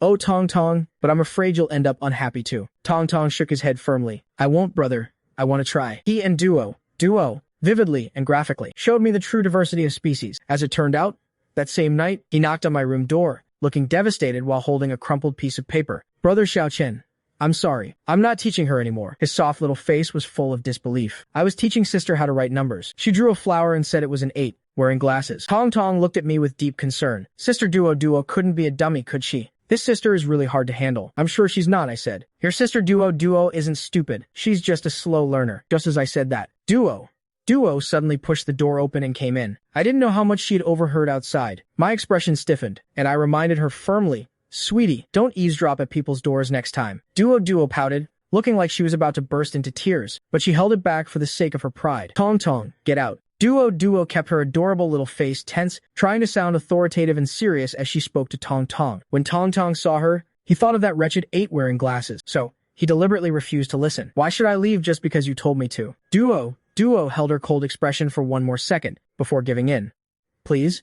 Tong Tong was speechless. A paper tiger acting spoiled? Fine. Tong Tong took the paper and was halfway out when he couldn't bear it, so he secretly turned back and stuffed it into Duo's little hoodie. He couldn't bring himself to take it back and keep being frustrated by it. I had originally been sprawled out on the sofa, scrolling through my phone. Now, with Duo looking at me expectantly, I had to sit up and beckon her to come closer. Duo didn't move. She just kept her head down. Her little hands fiddled with her jacket zipper, and she'd glance up at me every now and then. I sighed again. Tell brother what's making you unhappy. Duo kept her face tense and didn't say a word, cheering herself up in her head. I have plenty of patience. If she doesn't move, I won't move. I looked at her quietly and peacefully, just as I did with every other child. Brother, do you not like me? Duo held it in for so long she almost choked, before finally mumbling it out. Maybe she felt embarrassed, because her face turned slightly red, and she looked down, not daring to meet my eyes. Hearing that, I raised my eyebrows high. I didn't rush to confirm or deny it, but instead asked, who's been spreading rumors? Duo was still wearing a pair of little shark slippers, which were incredibly cute. Even though others might not judge her well, she herself was a very adorable kid. I nodded. Since when did I raise a Pinocchio? Duo's eyes widened. I had told them the story of Pinocchio before, a little wooden boy whose nose would grow whenever he lied. At the time, I purposely scared them, saying if they lied, their noses would grow. The more lies they told, the longer their noses would get. The row of babies sitting on their little stools were so shocked they quickly covered their noses. They started thinking to themselves, this is obviously fake, right? Duo didn't dare believe it, but she didn't dare doubt it either. Lin, however, believed it completely. While clinging to my leg and crying his eyes out, he explained that a patch of the bed had been wet that day. When I asked him what happened, he had lied. He had wet the bed. He hadn't spilled water while trying to get a drink in the middle of the night. I had to pinch my arm until it was red, just to keep a straight face and nod. Then I slowly explained that it was just a fairy tale. A lot of fairy tales are made up. Lin was still clinging to my leg. Hearing this, he instinctively looked up with a pitiful little face. The tears hadn't even fallen yet, still hanging on his cheeks. His eyes and nose were red, and his little mouth was hanging open. He thought hard for a moment before it finally clicked. He threw a tiny, huffy tantrum. Brother Xiao Chen, you're teasing me again. I'm not playing with you anymore. I couldn't stop laughing. Lin turned away, both angry and embarrassed. He sat cross-legged on the floor, refusing to look at me, pouting his face into a little steamed bun. I finally pulled him onto my lap and coaxed him good-naturedly. It's okay. Even if you won't play with me, I'll still play with you. Lin's eyes darted around, and he was won over in a second. Okay, fine. Then I'll play with you too. Even though I eventually told them that the fairy tale was fake, they still knew that lying was bad. Calling him Pinocchio was the same as saying he was a bad kid. Duo got anxious. She immediately said, I'm not. I nodded, then reasoned with her. You're not Pinocchio, so you didn't lie. Duo nodded. Then the rumor was started by you. Duo listened intently, thought about it for a moment, and nodded again. But you said it was a rumor, so you're the one who lied. Duo instinctively tried to deny it, but she was getting tangled up in my string of truths and lies. Her brain was loading so hard, her CPU was about to burn out. I just watched her quietly, as she stood there muttering to herself, repeating the words. The more she muttered, the tighter her brow furrowed. After a long while, she finally blurted out, what I said wasn't a rumor. I nodded with a smile. Exactly. So when you said I don't like you, you were wrong. Sweetie, I like you very much. By the time Duo's little brain finally figured it out, she realized that at some point, I had pulled her into my arms, holding her gently. I leaned my head on my hand and watched her. She pursed her lips and looked down again, feeling that she really had done something wrong. She shouldn't have caused trouble on purpose, deliberately acting out to annoy brother Xiao Chen, just to get his attention. As she looked down, she saw my pants. I was wearing those sequin jeans again. I'd bought these a long time ago, when they were very trendy. The entire pair was covered in tiny rhinestones. When I walked, my legs would shimmer and shine, like I was wearing a galaxy. Every time I walked by in those pants, the bling, sparkle, would attract a crowd of children following behind me, trying to pick off the rhinestones. The first one to do it was little Tong Tong. He was like a magpie reincarnated. He absolutely loved shiny things. Back then, Tian wanted me to hold him, so I happily picked up the little marshmallow. Tian was just about to be sent for a bath, so he stepped onto my pants with his bare feet. The stones poked him so hard he flinched. Tian didn't know what he'd done to deserve this. He just wanted me to hold him for a bit, and then this happened. His left foot hurt from the pressure on the pants, so he quickly switched to his right foot. But after a few seconds, the right foot started hurting too. Tian stood on my pants with an expressionless face and started dancing. His tiny, fair toes were still curled as he thought, brother, can't you just hold me a little higher? Tian leaned limply against me, with a mindset of if I'm suffering, no one else gets a free pass. He mischievously kept quiet and didn't tell the others. The other babies wanted to be held too. And then, every single one of them shivered as they stepped on my pants and started dancing. When I realized what was happening, I burst out laughing. I started chasing the kids around the mats like I was herding ducks. They ran off waddling as fast as they could, their chubby little cheeks bouncing. Help! Help! They squealed. Usually, when they called for help, I'd be the one rushing to save them. But now, I was the danger itself. I'd catch one and put them on my pants for a foot massage, making them poke and shriek, "Brother." The villa was big enough, so the game of tag quickly turned into hide and seek. I was making so much noise that I drew out Auntie Zhao and the others. They peeked out at me as I laughed like a villain while catching the kids. Every one of them had a kind smile on their face, because aside from these little babies, I was the youngest person in the villa. Watching a group of well-behaved, adorable children playing together is a very happy thing, so the aunties joined in too. When the little ones played hide and seek, they provided cover, helping them hide. I want to hide in the closet. Watching me walk past the closet door in these stone pants must have been a terrifying thing for them, because I would pretend not to see them. And then, just when the little ones inside breathed a sigh of relief, I'd suddenly double back. The kids would scream in fright, "Brother, you're so mean." Some crawled under the bed, but it was too dark, so they didn't dare crawl in too far. As a result, their little butts were sticking out. This little dummy probably thought that if he couldn't see me, I couldn't see him either. Then I'd just reach out and pat that round little bottom. Let's see whose little butt isn't hidden properly. Lin Lin crawled further inside in a panic. It seemed that compared to the dark eye in my stone pants was much scarier. But I just grabbed his little leg and pulled him out. Lin Lin crawled back in a few steps, and I pulled him out again. We went back and forth like that a few times. Lin Lin ran out of energy to crawl. I was like a bad cat that catches a mouse but doesn't eat it, insisting on playing with it instead. He burst out crying. "Wah, brother Xiao Chen, don't catch me." Seeing that I'd gone too far and made the kid cry, I immediately wiped the grin off my face and started coaxing him. Okay, good boy, good boy. Brother won't catch you anymore.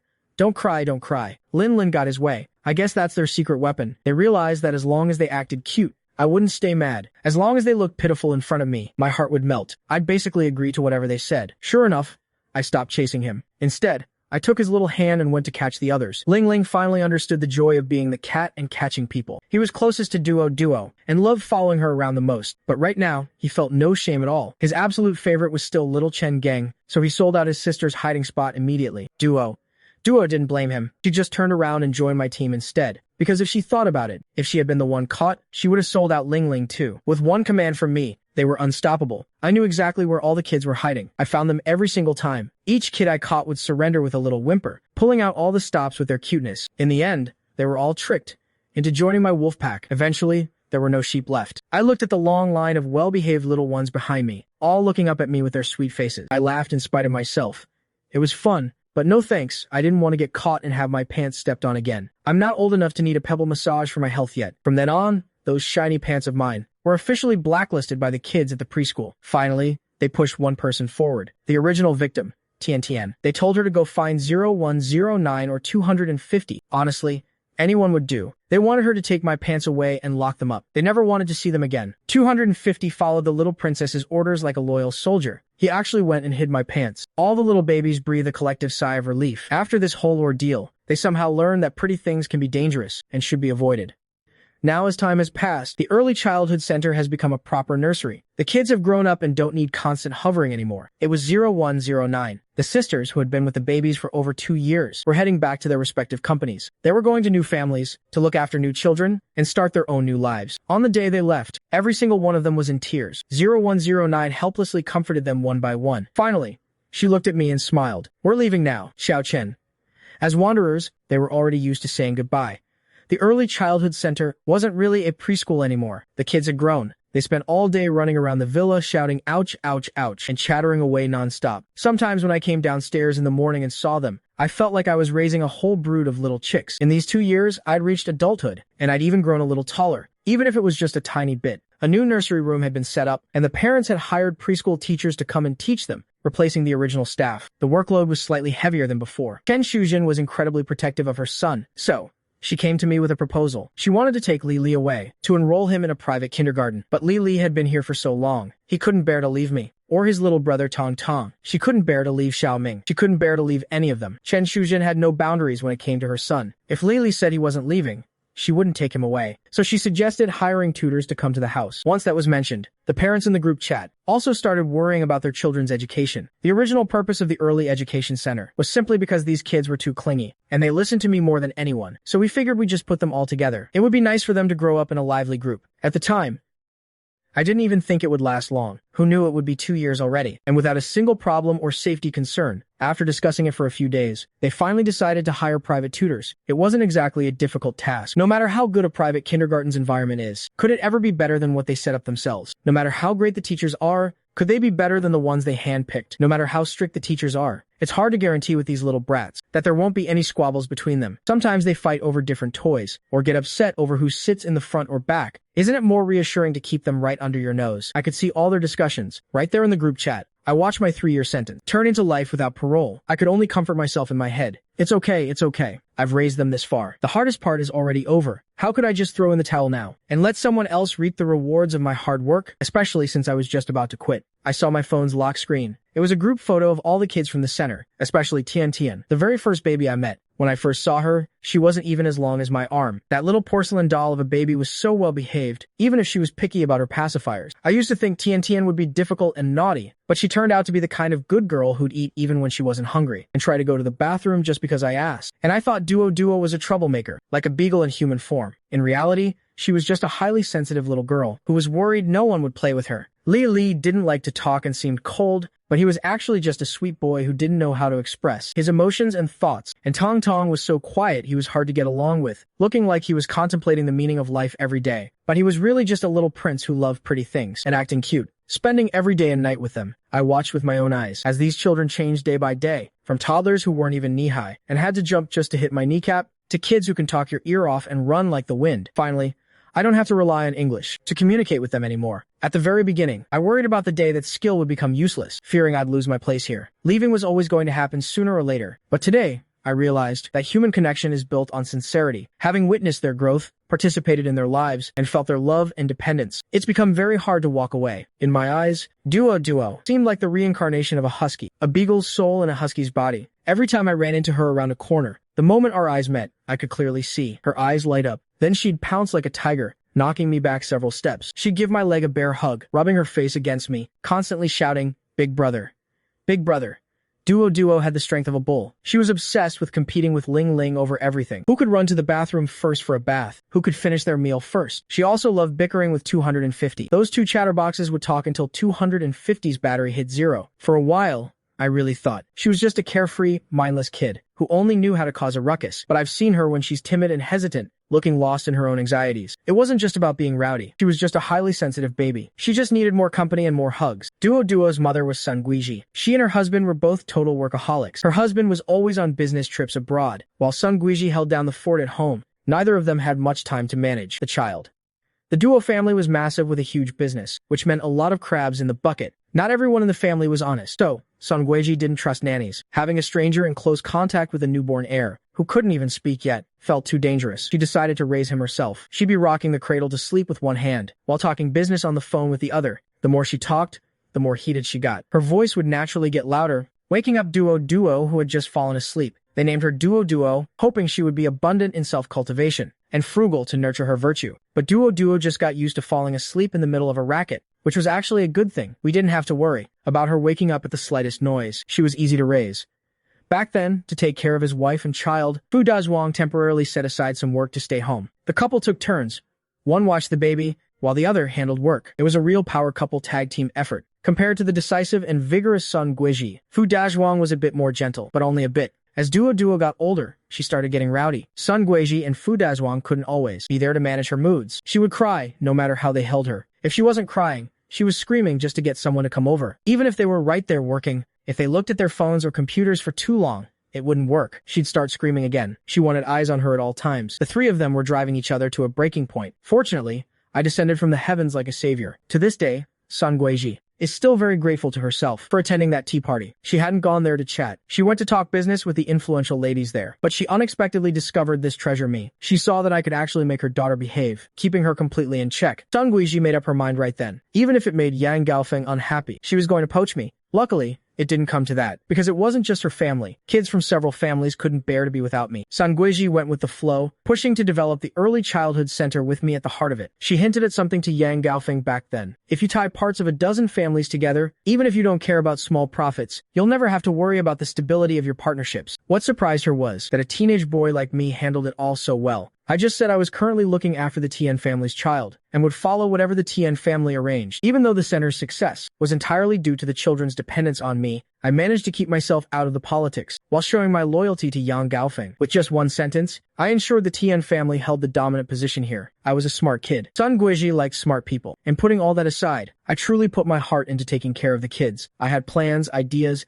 and a good head on my shoulders. You could tell just by looking at how much the children relied on and loved me. If only one or two kids liked me, you could say I was playing favorites. But if every single kid in the center liked me, well, if you can favor 20-some kids at once, no one can really complain. My understanding of each child definitely surpassed that of their own parents. Basically, the moment a kid's eyes twitched, I knew exactly what they were up to. Little kids can't hide their thoughts. Everything is written right on their faces. At that point, I'd decide whether or not to call them out on it. Sometimes, when I'd call them out and hit the nail on the head, I'd get a look of pure shock from the little darling. Their faces would scream. How did Big Brother Xiao Chen know what I was thinking? If I didn't call them out, it was because I wanted to see what they were planning to do. I rubbed the back of Fu Xiaobao's head and casually called him out, thinking about how to apologize to me. Yeah, I think Big Brother Xiao Chen. Duo nodded instinctively before realizing that I was the one asking him. He swallowed the rest of his words immediately. My eyes crinkled with a smile. Amused, I curled my finger and pinched his chubby, baby fat cheek. I pinched him until his teeth were showing. What's this? Have you spent too much time with Li Li? Are you starting to copy his silent act? I've somehow raised two little quiet jars. I kept rubbing his face while coaxing him. Go on, say it. If you're going to talk bad about me, you should do it to my face. Duo's face was slightly deformed from the rubbing, and he looked like he was about to drool. But he didn't want to stop me from rubbing his face. Yet he didn't want to lose face by drooling in front of me. So he tried his best to hold back his disobedient and tactless saliva. It's not bad stuff. Not bad stuff, huh? I nodded in agreement. Then why did you do your homework like that the last 2 days? Weren't you trying to annoy us? Duo wanted to say of course not. But then again, it was because of me. Lately, every time I saw his report card, I'd be so angry I couldn't even laugh. If I don't write it well, Big Brother will pay attention to me. I made a few TS key sounds.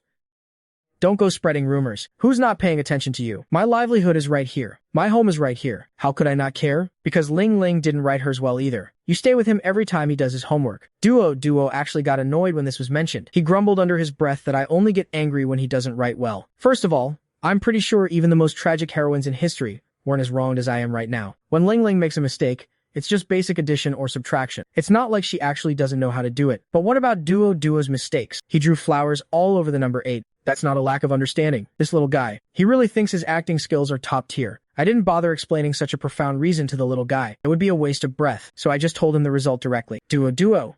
You have a lot of Duo. Fine, I guess I do. He has a mind of his own, but there's not much in there. He believes whatever I say. If he doesn't believe it the first time, he will after I say it a few more times. He's incredibly easy to fool. You're making up rumors about me again. I'm not happy. I decided to push my luck and act a bit spoiled. I deliberately stiffened my body and turned my head away. It looked like Duo completely forgot. He originally came over wanting me to coax him. Now, it turned into him having to coax me. The adult, baby, don't be unhappy. Brother Xiao Chen. Duo got anxious. He raised his hands, trying to turn my face back toward him. But I had already learned the essence of being stubborn. From observing certain children, my level of stubbornness right now was no less than that of a full-grown rhinoceros. I could feel that Duo didn't dare to use too much force. He was afraid of hurting me, but he really couldn't budge my face at all. Then his eyes suddenly lit up. He decided to try the opposite approach. He grabbed both of my hands and pressed them against his own face. He forced me to feel his cheeks. I looked down at him, seeing his fair little face. His brow was slightly furrowed. This little treasure was truly worried. He probably thought that as long as he let me touch his little face, I would cheer up.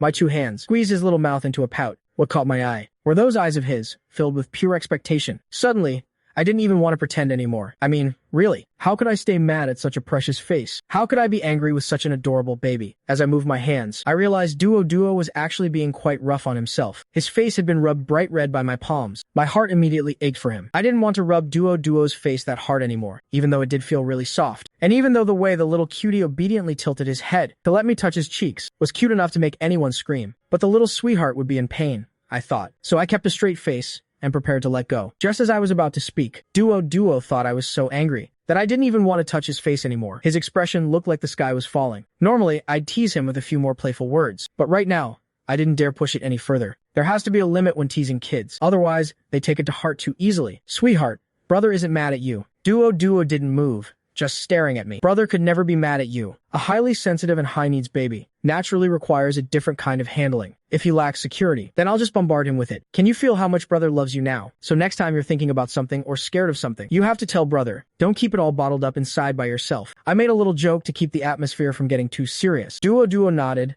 seeming to take it to heart. Then brother has to spend more time with me from now on, okay? I readily agreed. I'll make sure none of you cry. I'll carry a whole trail of duos wherever I go. Thank you, Brother Xiao Chen. I smiled and patted his little face again. Just then, a faint voice drifted over. Brother, I came to ask about a problem. Am I interrupting you too? My smile froze. I turned my head and realized that at some point, my door had been cracked open. TNTM was standing outside the gap like a little ghost. Her expression was dead serious, as if this were some major ordeal. I wondered what kind of weird culture this was. 250 was right next to her and swung the door wide open with a bang. He was wearing a t-shirt and big shorts today. That wasn't the important part. The important part was the line printed on the white t-shirt. Tianjin is the heavens. Tianjin is the earth. I was speechless. This fashion sense is beyond dead. Even if you buried it, I'd be afraid it would offend the Earth God himself. I don't know how much courage it took for Tian Tian to let him out of the room looking like that. Xiao Chen, Qianjin wants to know why you only touched Duo's face. Touch Qianjin's too. 250 wailed at the top of his lungs, speaking up for his Qianjin. Tian Tian stood to the side with a stiff, adorable face. Her cheeks were a bit red. When did I ever say that? Even though that was exactly what she was thinking, she still had her pride to maintain. I suppressed a laugh. I gestured for them to come over. Duo was feeling much better now. He was in an excellent mood. He looked at his little sister like she was a blooming flower. He immediately volunteered. Which problem don't you know? Let big sister take a look. The kids here usually don't bother calling each other brother or sister. They all just use their names. But there are some cheeky ones, like Duo and Ling, who like to act like the elders, referring to themselves as big sister. I take a hands-off approach to this, whatever they want. But if you're going to call yourself big sister, you have to take on the responsibility that comes with it, and they actually do. For example, letting the younger ones eat first during meals, not fighting with them, and helping them tie their shoelaces, even fixing their shoes when they put them on the wrong feet. Hearing those words, Tian slightly tilted her head up. She looked him up and down. Then she said very seriously, you should probably learn how to tell people apart first. Duo was speechless. I immediately looked up at the sky and then down at the ground. Wow, this ceiling is really ceilingy, and these floor tiles are definitely floor tiles. Is this a try not to laugh challenge? Interesting. Duo looked gloomily at me as I stood by, acting like a bystander watching a show. I couldn't ignore him forever. I finally said, little treasure, go talk to the teachers first. They've been quite frustrated the past couple of days. Duo gave an obedient reply. He turned and left. 250 gave him a frantic little wave from behind. Bye-bye. Tian didn't even look back as she walked ahead. If you miss him that much, just go with him. Hearing that, 250 looked absolutely terrified. He looked like he wanted to cling to her leg and cry. Qianjin, I am your man, your loyal old servant. My heart for you is true. Heaven and earth are my witnesses. The mountains and seas can prove it. Tian walked forward without changing her expression. She climbed onto the sofa that was taller than her legs. She sat down beside me in a very well-behaved manner. At this moment, she seemed like a completely different person. She looked up and handed me her workbook. She was the definition of adorable. I took a quick look through her workbook. There were no issues at all. Even though it was just simple handwriting practice, it was written very neatly. It was a pleasure to look at, so I gave her all the praise she deserved. I offered encouragement and served up some chicken soup for the soul. 250 squatted in the corner, looking determined. He held up the camera to record. Year B 311. Qianjin's homework is excellent. She was praised by Xiao Chen.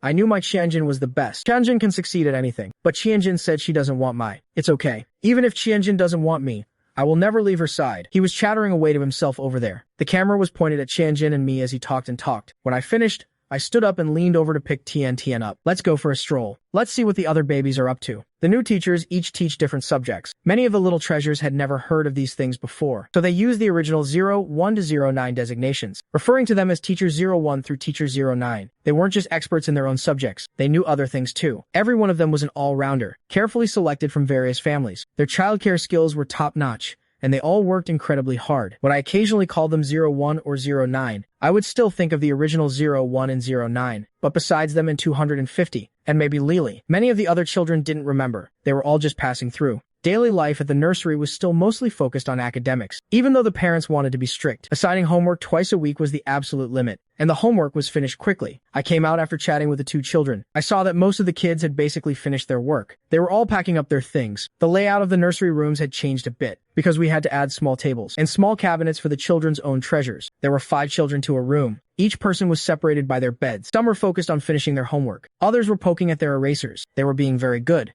Wait, my brow twitched. I looked back.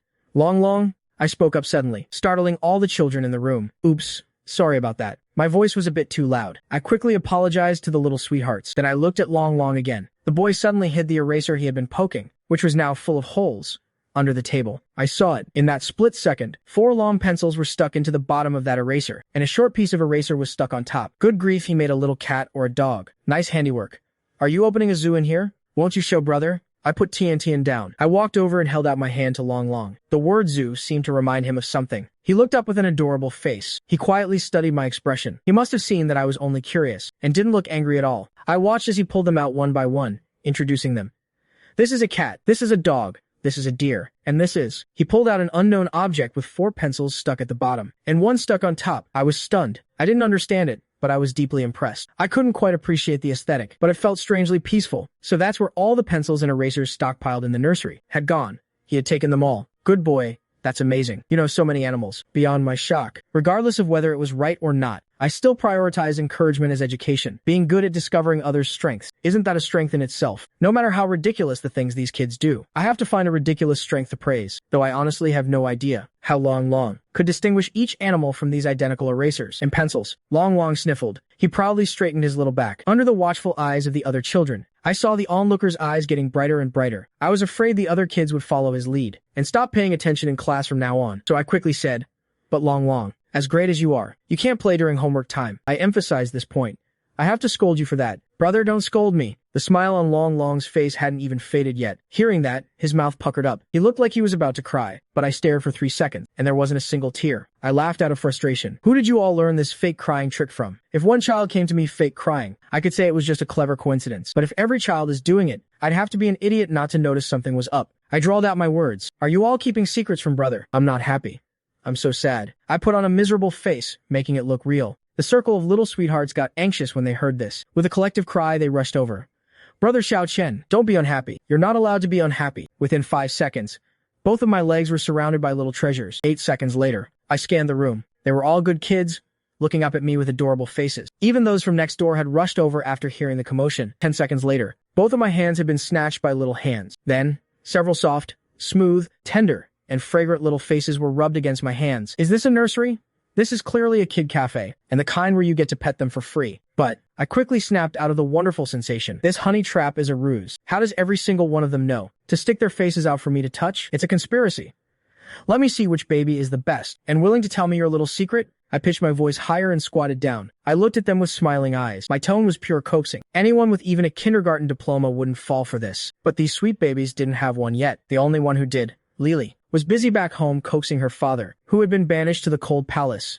"I'm the best. I'm Brother Xiao Chen's favorite child." Tian pretended to be composed as she shoved the person next to her aside. Then she blinked her big eyes and looked at me without a word. They said, "As long as Brother Xiao Chen is angry, we just have to pretend to cry." She was perfectly calm, not a hint of a lie. Their secret strategy had been leaked. Long wouldn't be outdone. He raised his little hand to add more. They also said Brother Xiao Chen likes touching our faces. As long as he touches our faces, he'll be very happy. It's a 1,000-purpose trick, you dummy. It's called all-purpose. Who would have thought? With just a few words from these kids, the entire nursery's secrets were laid bare. When Duo found out, he looked like his world had ended. "It's over.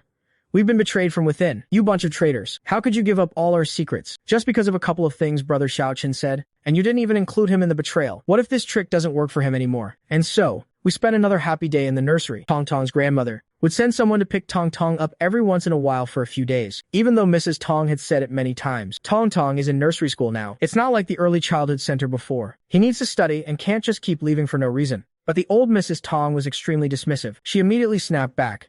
"He's a boy. What good things can he possibly learn in a nursery?" Mrs. Tong was stunned for a moment. Then her expression turned cold. Her usually gentle brows furrowed. "What exactly do you mean by that?" Because Mrs. Tong had always played the role of the good person, the mild-tempered daughter-in-law. This sudden flash of resistance made old Mrs. Tong very unhappy. "What do I mean? What do you mean? Tong is my grandson. Do you think I'd ever harm him? I'm doing this for my grandson's future. What does being educated have to do with being hard to manage? Is he lacking the money to raise Tong? Do you want to raise your son to be an uneducated, stubborn brat?" Mrs. Tong felt exhausted. She had tried her best to avoid conflict with her mother-in-law, but their values were simply incompatible. Any extra contact easily led to friction. She usually avoided it whenever possible, and if she couldn't avoid it, she would back down. But this argument was endless. Every sentence revealed a different set of values. To put it bluntly, old Mrs. Tong was already quite elderly. She already had one foot in the grave. Why bother arguing with her? Of course, you don't intend to harm him, because you yourself are a blunt knife. Your very presence causes harm. It's a matter of perspective. The fundamental issue just can't be resolved. Tong really likes it there.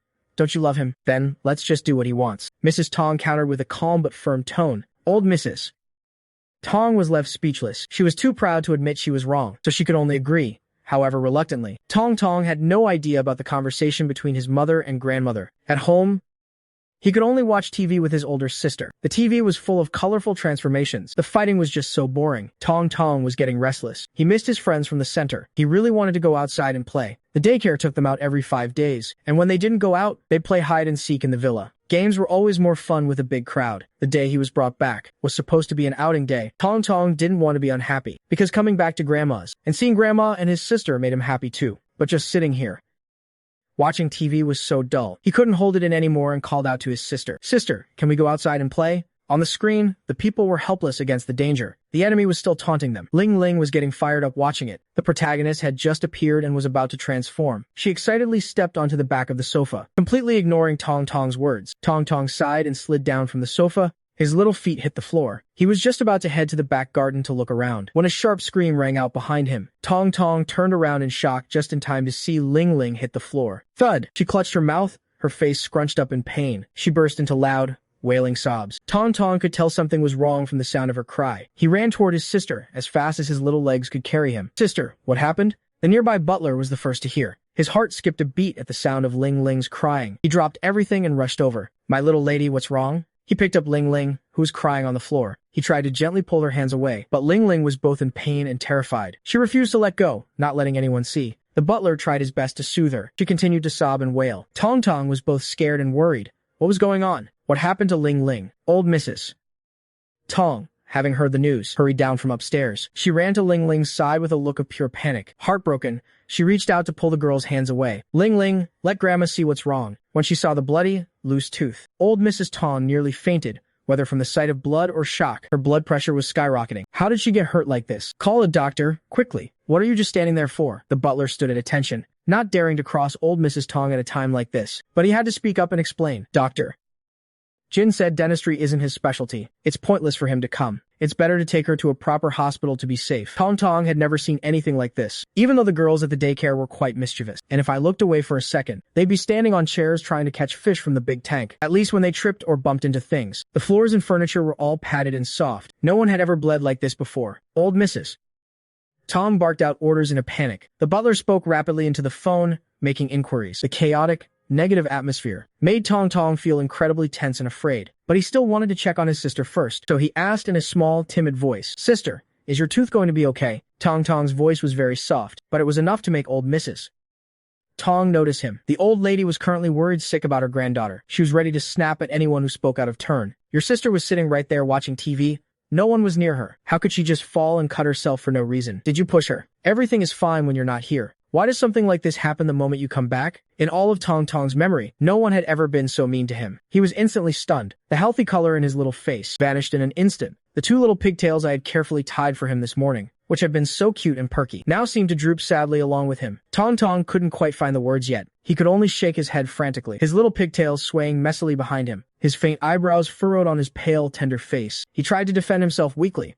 "I didn't push her." Hearing this, the old lady's frown deepened. "Then let me ask you, would Ling Ling just fall off by herself?" "Tong Tong, if you did it, just admit it. Do your teachers know you're a liar? Do your friends know? No one will want to play with you anymore." The deep wrinkle between the old lady's brows somehow made Tong Tong think of Duo. He thought of everyone at the daycare, and he thought of Yi Chen. Yi Chen would never be so mean. He would never say things like that to us, and he would never refuse to listen to my side. Tong Tong wanted to say that his sister fell on her own, but he couldn't get a word in edgewise. The old lady hurried his sister into the car to take her to the hospital. Tong Tong sniffled and turned away. The butler saw them off, but when he turned back, Tong Tong was gone. He felt a brief moment of worry. His first instinct was to look for him, but then he thought about how well-behaved Tong Tong usually was. Nothing bad could happen. He was probably just off playing somewhere. The floor was a mess and needed cleaning. Otherwise, the old lady would nag him when she got back. So he went to find someone to clean up. He didn't realize that if he had just looked around a bit more, he would have found Tong Tong hiding behind the floor-to-ceiling curtains in the living room. He had curled himself into a tiny ball, huddled on the floor, like a fluffy,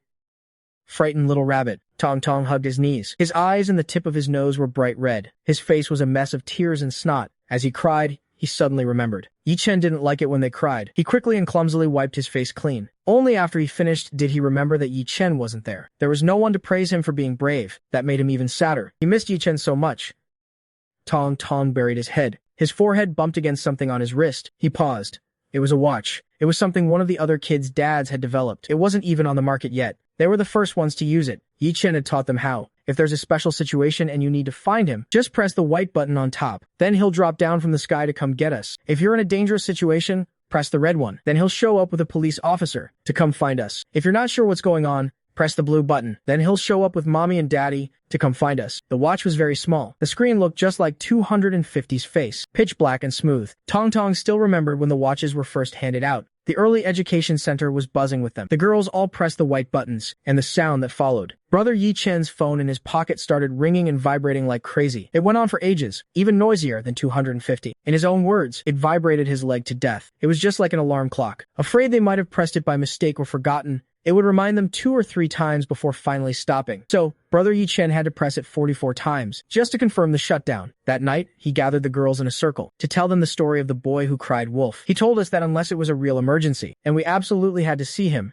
we shouldn't press it. Otherwise, he'd be like the villagers in the story. After being tricked by the shepherd a few times, he wouldn't believe us anymore. Then, when we really needed him, he wouldn't show up. The girls all listened intently, their expressions incredibly serious. At this moment, those memories flashed through Tong Tong's mind once again. He sniffled and wiped his little face clean. Otherwise, Yi Chen will be unhappy when he sees me. I just really want to see him right now. I don't want to be here anymore. Meanwhile, at the daycare, the weather was beautiful. A couple of days ago, under the relentless cuteness of the little ones, I had given in. I promised that if the weather was good today, I'd take them to a pottery workshop. They had just finished 2 art classes, and every single child was hooked. Every one of them wanted to go. They wanted to make plates and bowls, to use as their own special dishes at the daycare every day. I don't know if it was because the kids' wishes were so intense that the heavens couldn't bear to disappoint them, but this gamble ended in an overwhelming victory for the little angels. When I checked the forecast 2 days ago, it said there would be thunder showers today, but yesterday, a gust of wind blew those storm clouds right away. The forecast changed in an instant to overcast. But looking at the blue sky and white clouds this morning, no matter how good I am at lying through my teeth, I couldn't possibly tell them that a storm was coming just to trick them. So after a moment of silence, I called the little ones to get ready to head out. Since they go on outings so often, one of the parents donated a school bus. It's practically armored and bulletproof. The driver is a retired racer with top-tier skills. Auntie Zhao had already made arrangements with the owner of the mall where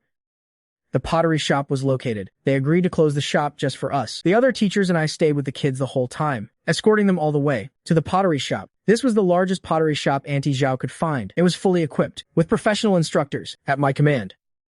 This sea of little darlings, lined up in 3 rows like a bunch of ducklings, waiting for the shop staff, the young guys, to help them put on their special kid-sized aprons. Then they sat down obediently, facing their individual pottery wheels. The staff had already placed the clay mounds on the wheels beforehand. The little ones looked absolutely thrilled. I kept a sharp eye on every single one of them, only worrying about anything that might hurt them. I didn't really care if they broke anything. Curiosity is just part of being a kid. Their families are all wealthy enough. There's no need to stifle a child's spirit just to avoid paying for some damages. However, the result of being so lenient was that the moment I turned my head, several clay mounds already had tiny handprints on them, like the work of mischievous little kittens. That wasn't the problem, though. The real question was, how did they get clay all over their faces already? My clean, adorable little babies. How did they disappear the moment we walked in? I sighed. But even though I sighed, I didn't stop them. Let them play. Let them play. 250. And I stood to the side, having a great time taking photos of the kids. In the spirit of humanitarianism, I usually took a couple of decent shots of them actually playing with the clay, but then I'd get obsessed with finding weird angles to take what I considered hilarious photos. Ling Ling was clamoring, begging the young shop assistant to help her pinch 2 bugle-shaped ears out of the clay. So, in the photo I took of Ling Ling, 2 ears appeared right where her eyes should be. Complete, it's blocking them. The photo 250 took was a real shocker. As expected, AI really can't replace humans. All he does is take ugly photos. Some of the kids had no patience. After a few spins of the wheel, they just ended up with a handful of mud. The bowl was as thin as a cicada's wing. And then, Duo used some miraculous brute force and poked a hole right through it with a finger. Tian worked slowly, but produced a total mess. Yusu had a perfectly good bowl-shaped lump of clay, but somehow it turned into a cup. I was racking my brain for how to praise 250. Then I had a brainwave. Xianjin, you pinched this so well. It looks just like a cup. Tian thought. But I was making a bowl. 250's composure instantly crumbled because of that big mouth. The room was a mess, but there was no order to it. Luckily, no one was crying or throwing a tantrum. There was only heartless laughter at each other's work. The shop assistant was given a lot of work, learned quite a bit, but also got pretty stressed out. They were all supposed to be helping, so how did they all end up making such weird things? Everyone's work was uniquely ugly, so no one felt bad about their own. Only Lily was quiet and stubborn, but she was extremely serious about what she did. She was a lot like Tong Tong. She was the most focused person there, and her work was the most perfect. And once Lily gets immersed in something, she doesn't give a damn about outside distractions. So even if the other older kids were right next to her, Brotherly Z, you're amazing. You're the best, brother. He only offered a faint smile in response. Then he focused back on the clay, his expression tightening as he continued to knead. I was just about to pull out my phone to record the moment. Suddenly, a phone started ringing. Wait, this isn't a phone call. It's Tong Tong's watch. The emergency alert is flashing white. My expression shifted instantly. I frowned. Isn't Tong Tong supposed to be at his grandmother's house? He sent a message early this morning saying he'd arrived. What could have happened so suddenly? Thoughts raced through my mind as I quickly pressed the answer button. Tong Tong? What's wrong? On the other end, Tong Tong's voice was barely a whisper. He was crying softly. Between helpless sobs, he whimpered, Brother Xiao Chen, I miss you. Can you come pick me up? I stood up anxiously. As I started heading out, I tried to keep my voice steady, afraid my own panic would upset him further. I did my best to soothe him.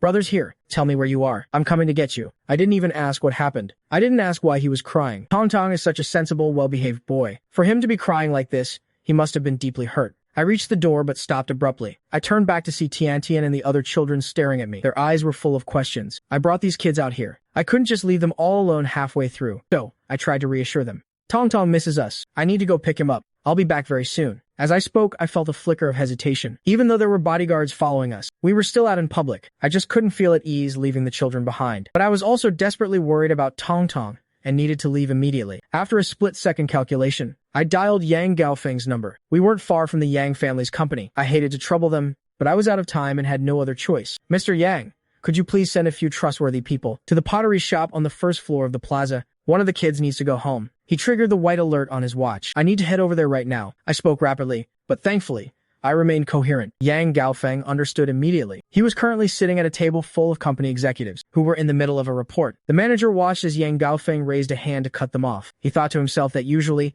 only a call from President Su would make Chairman Yang answer this quickly. But this clearly wasn't President Su's voice. Yang Gaofeng looked up, gesturing for his special assistant to come over. He whispered a few instructions. The assistant nodded and left the office, personally selecting people to go watch over the children. Continue. Yang Gaofeng hung up and looked back at his subordinates. Every time I take the kids out, I always send a report to the group chat in advance. I'd list the specific location, the time, and which kids were with me. Because of that, Yang Gaofeng knew they were out playing today, and that they were quite close to the company. I was a nervous wreck the entire way. I kept urging the driver to go faster. The driver didn't dare say a word or show any frustration. She just floored the accelerator, racing straight to the Tong family's old estate. While on the road, I had already contacted Madame Tong. Madame Tong was incredibly busy, but her heart sank when she heard Tong Tong was crying. She immediately contacted the butler at the estate, telling him that someone was coming to pick up Tong Tong. The gates opened, and I followed the butler inside. The old butler was still trying to explain. The child probably didn't mean it. The old madam scolded him, and now we don't know where he ran off to. I've looked everywhere but can't find him.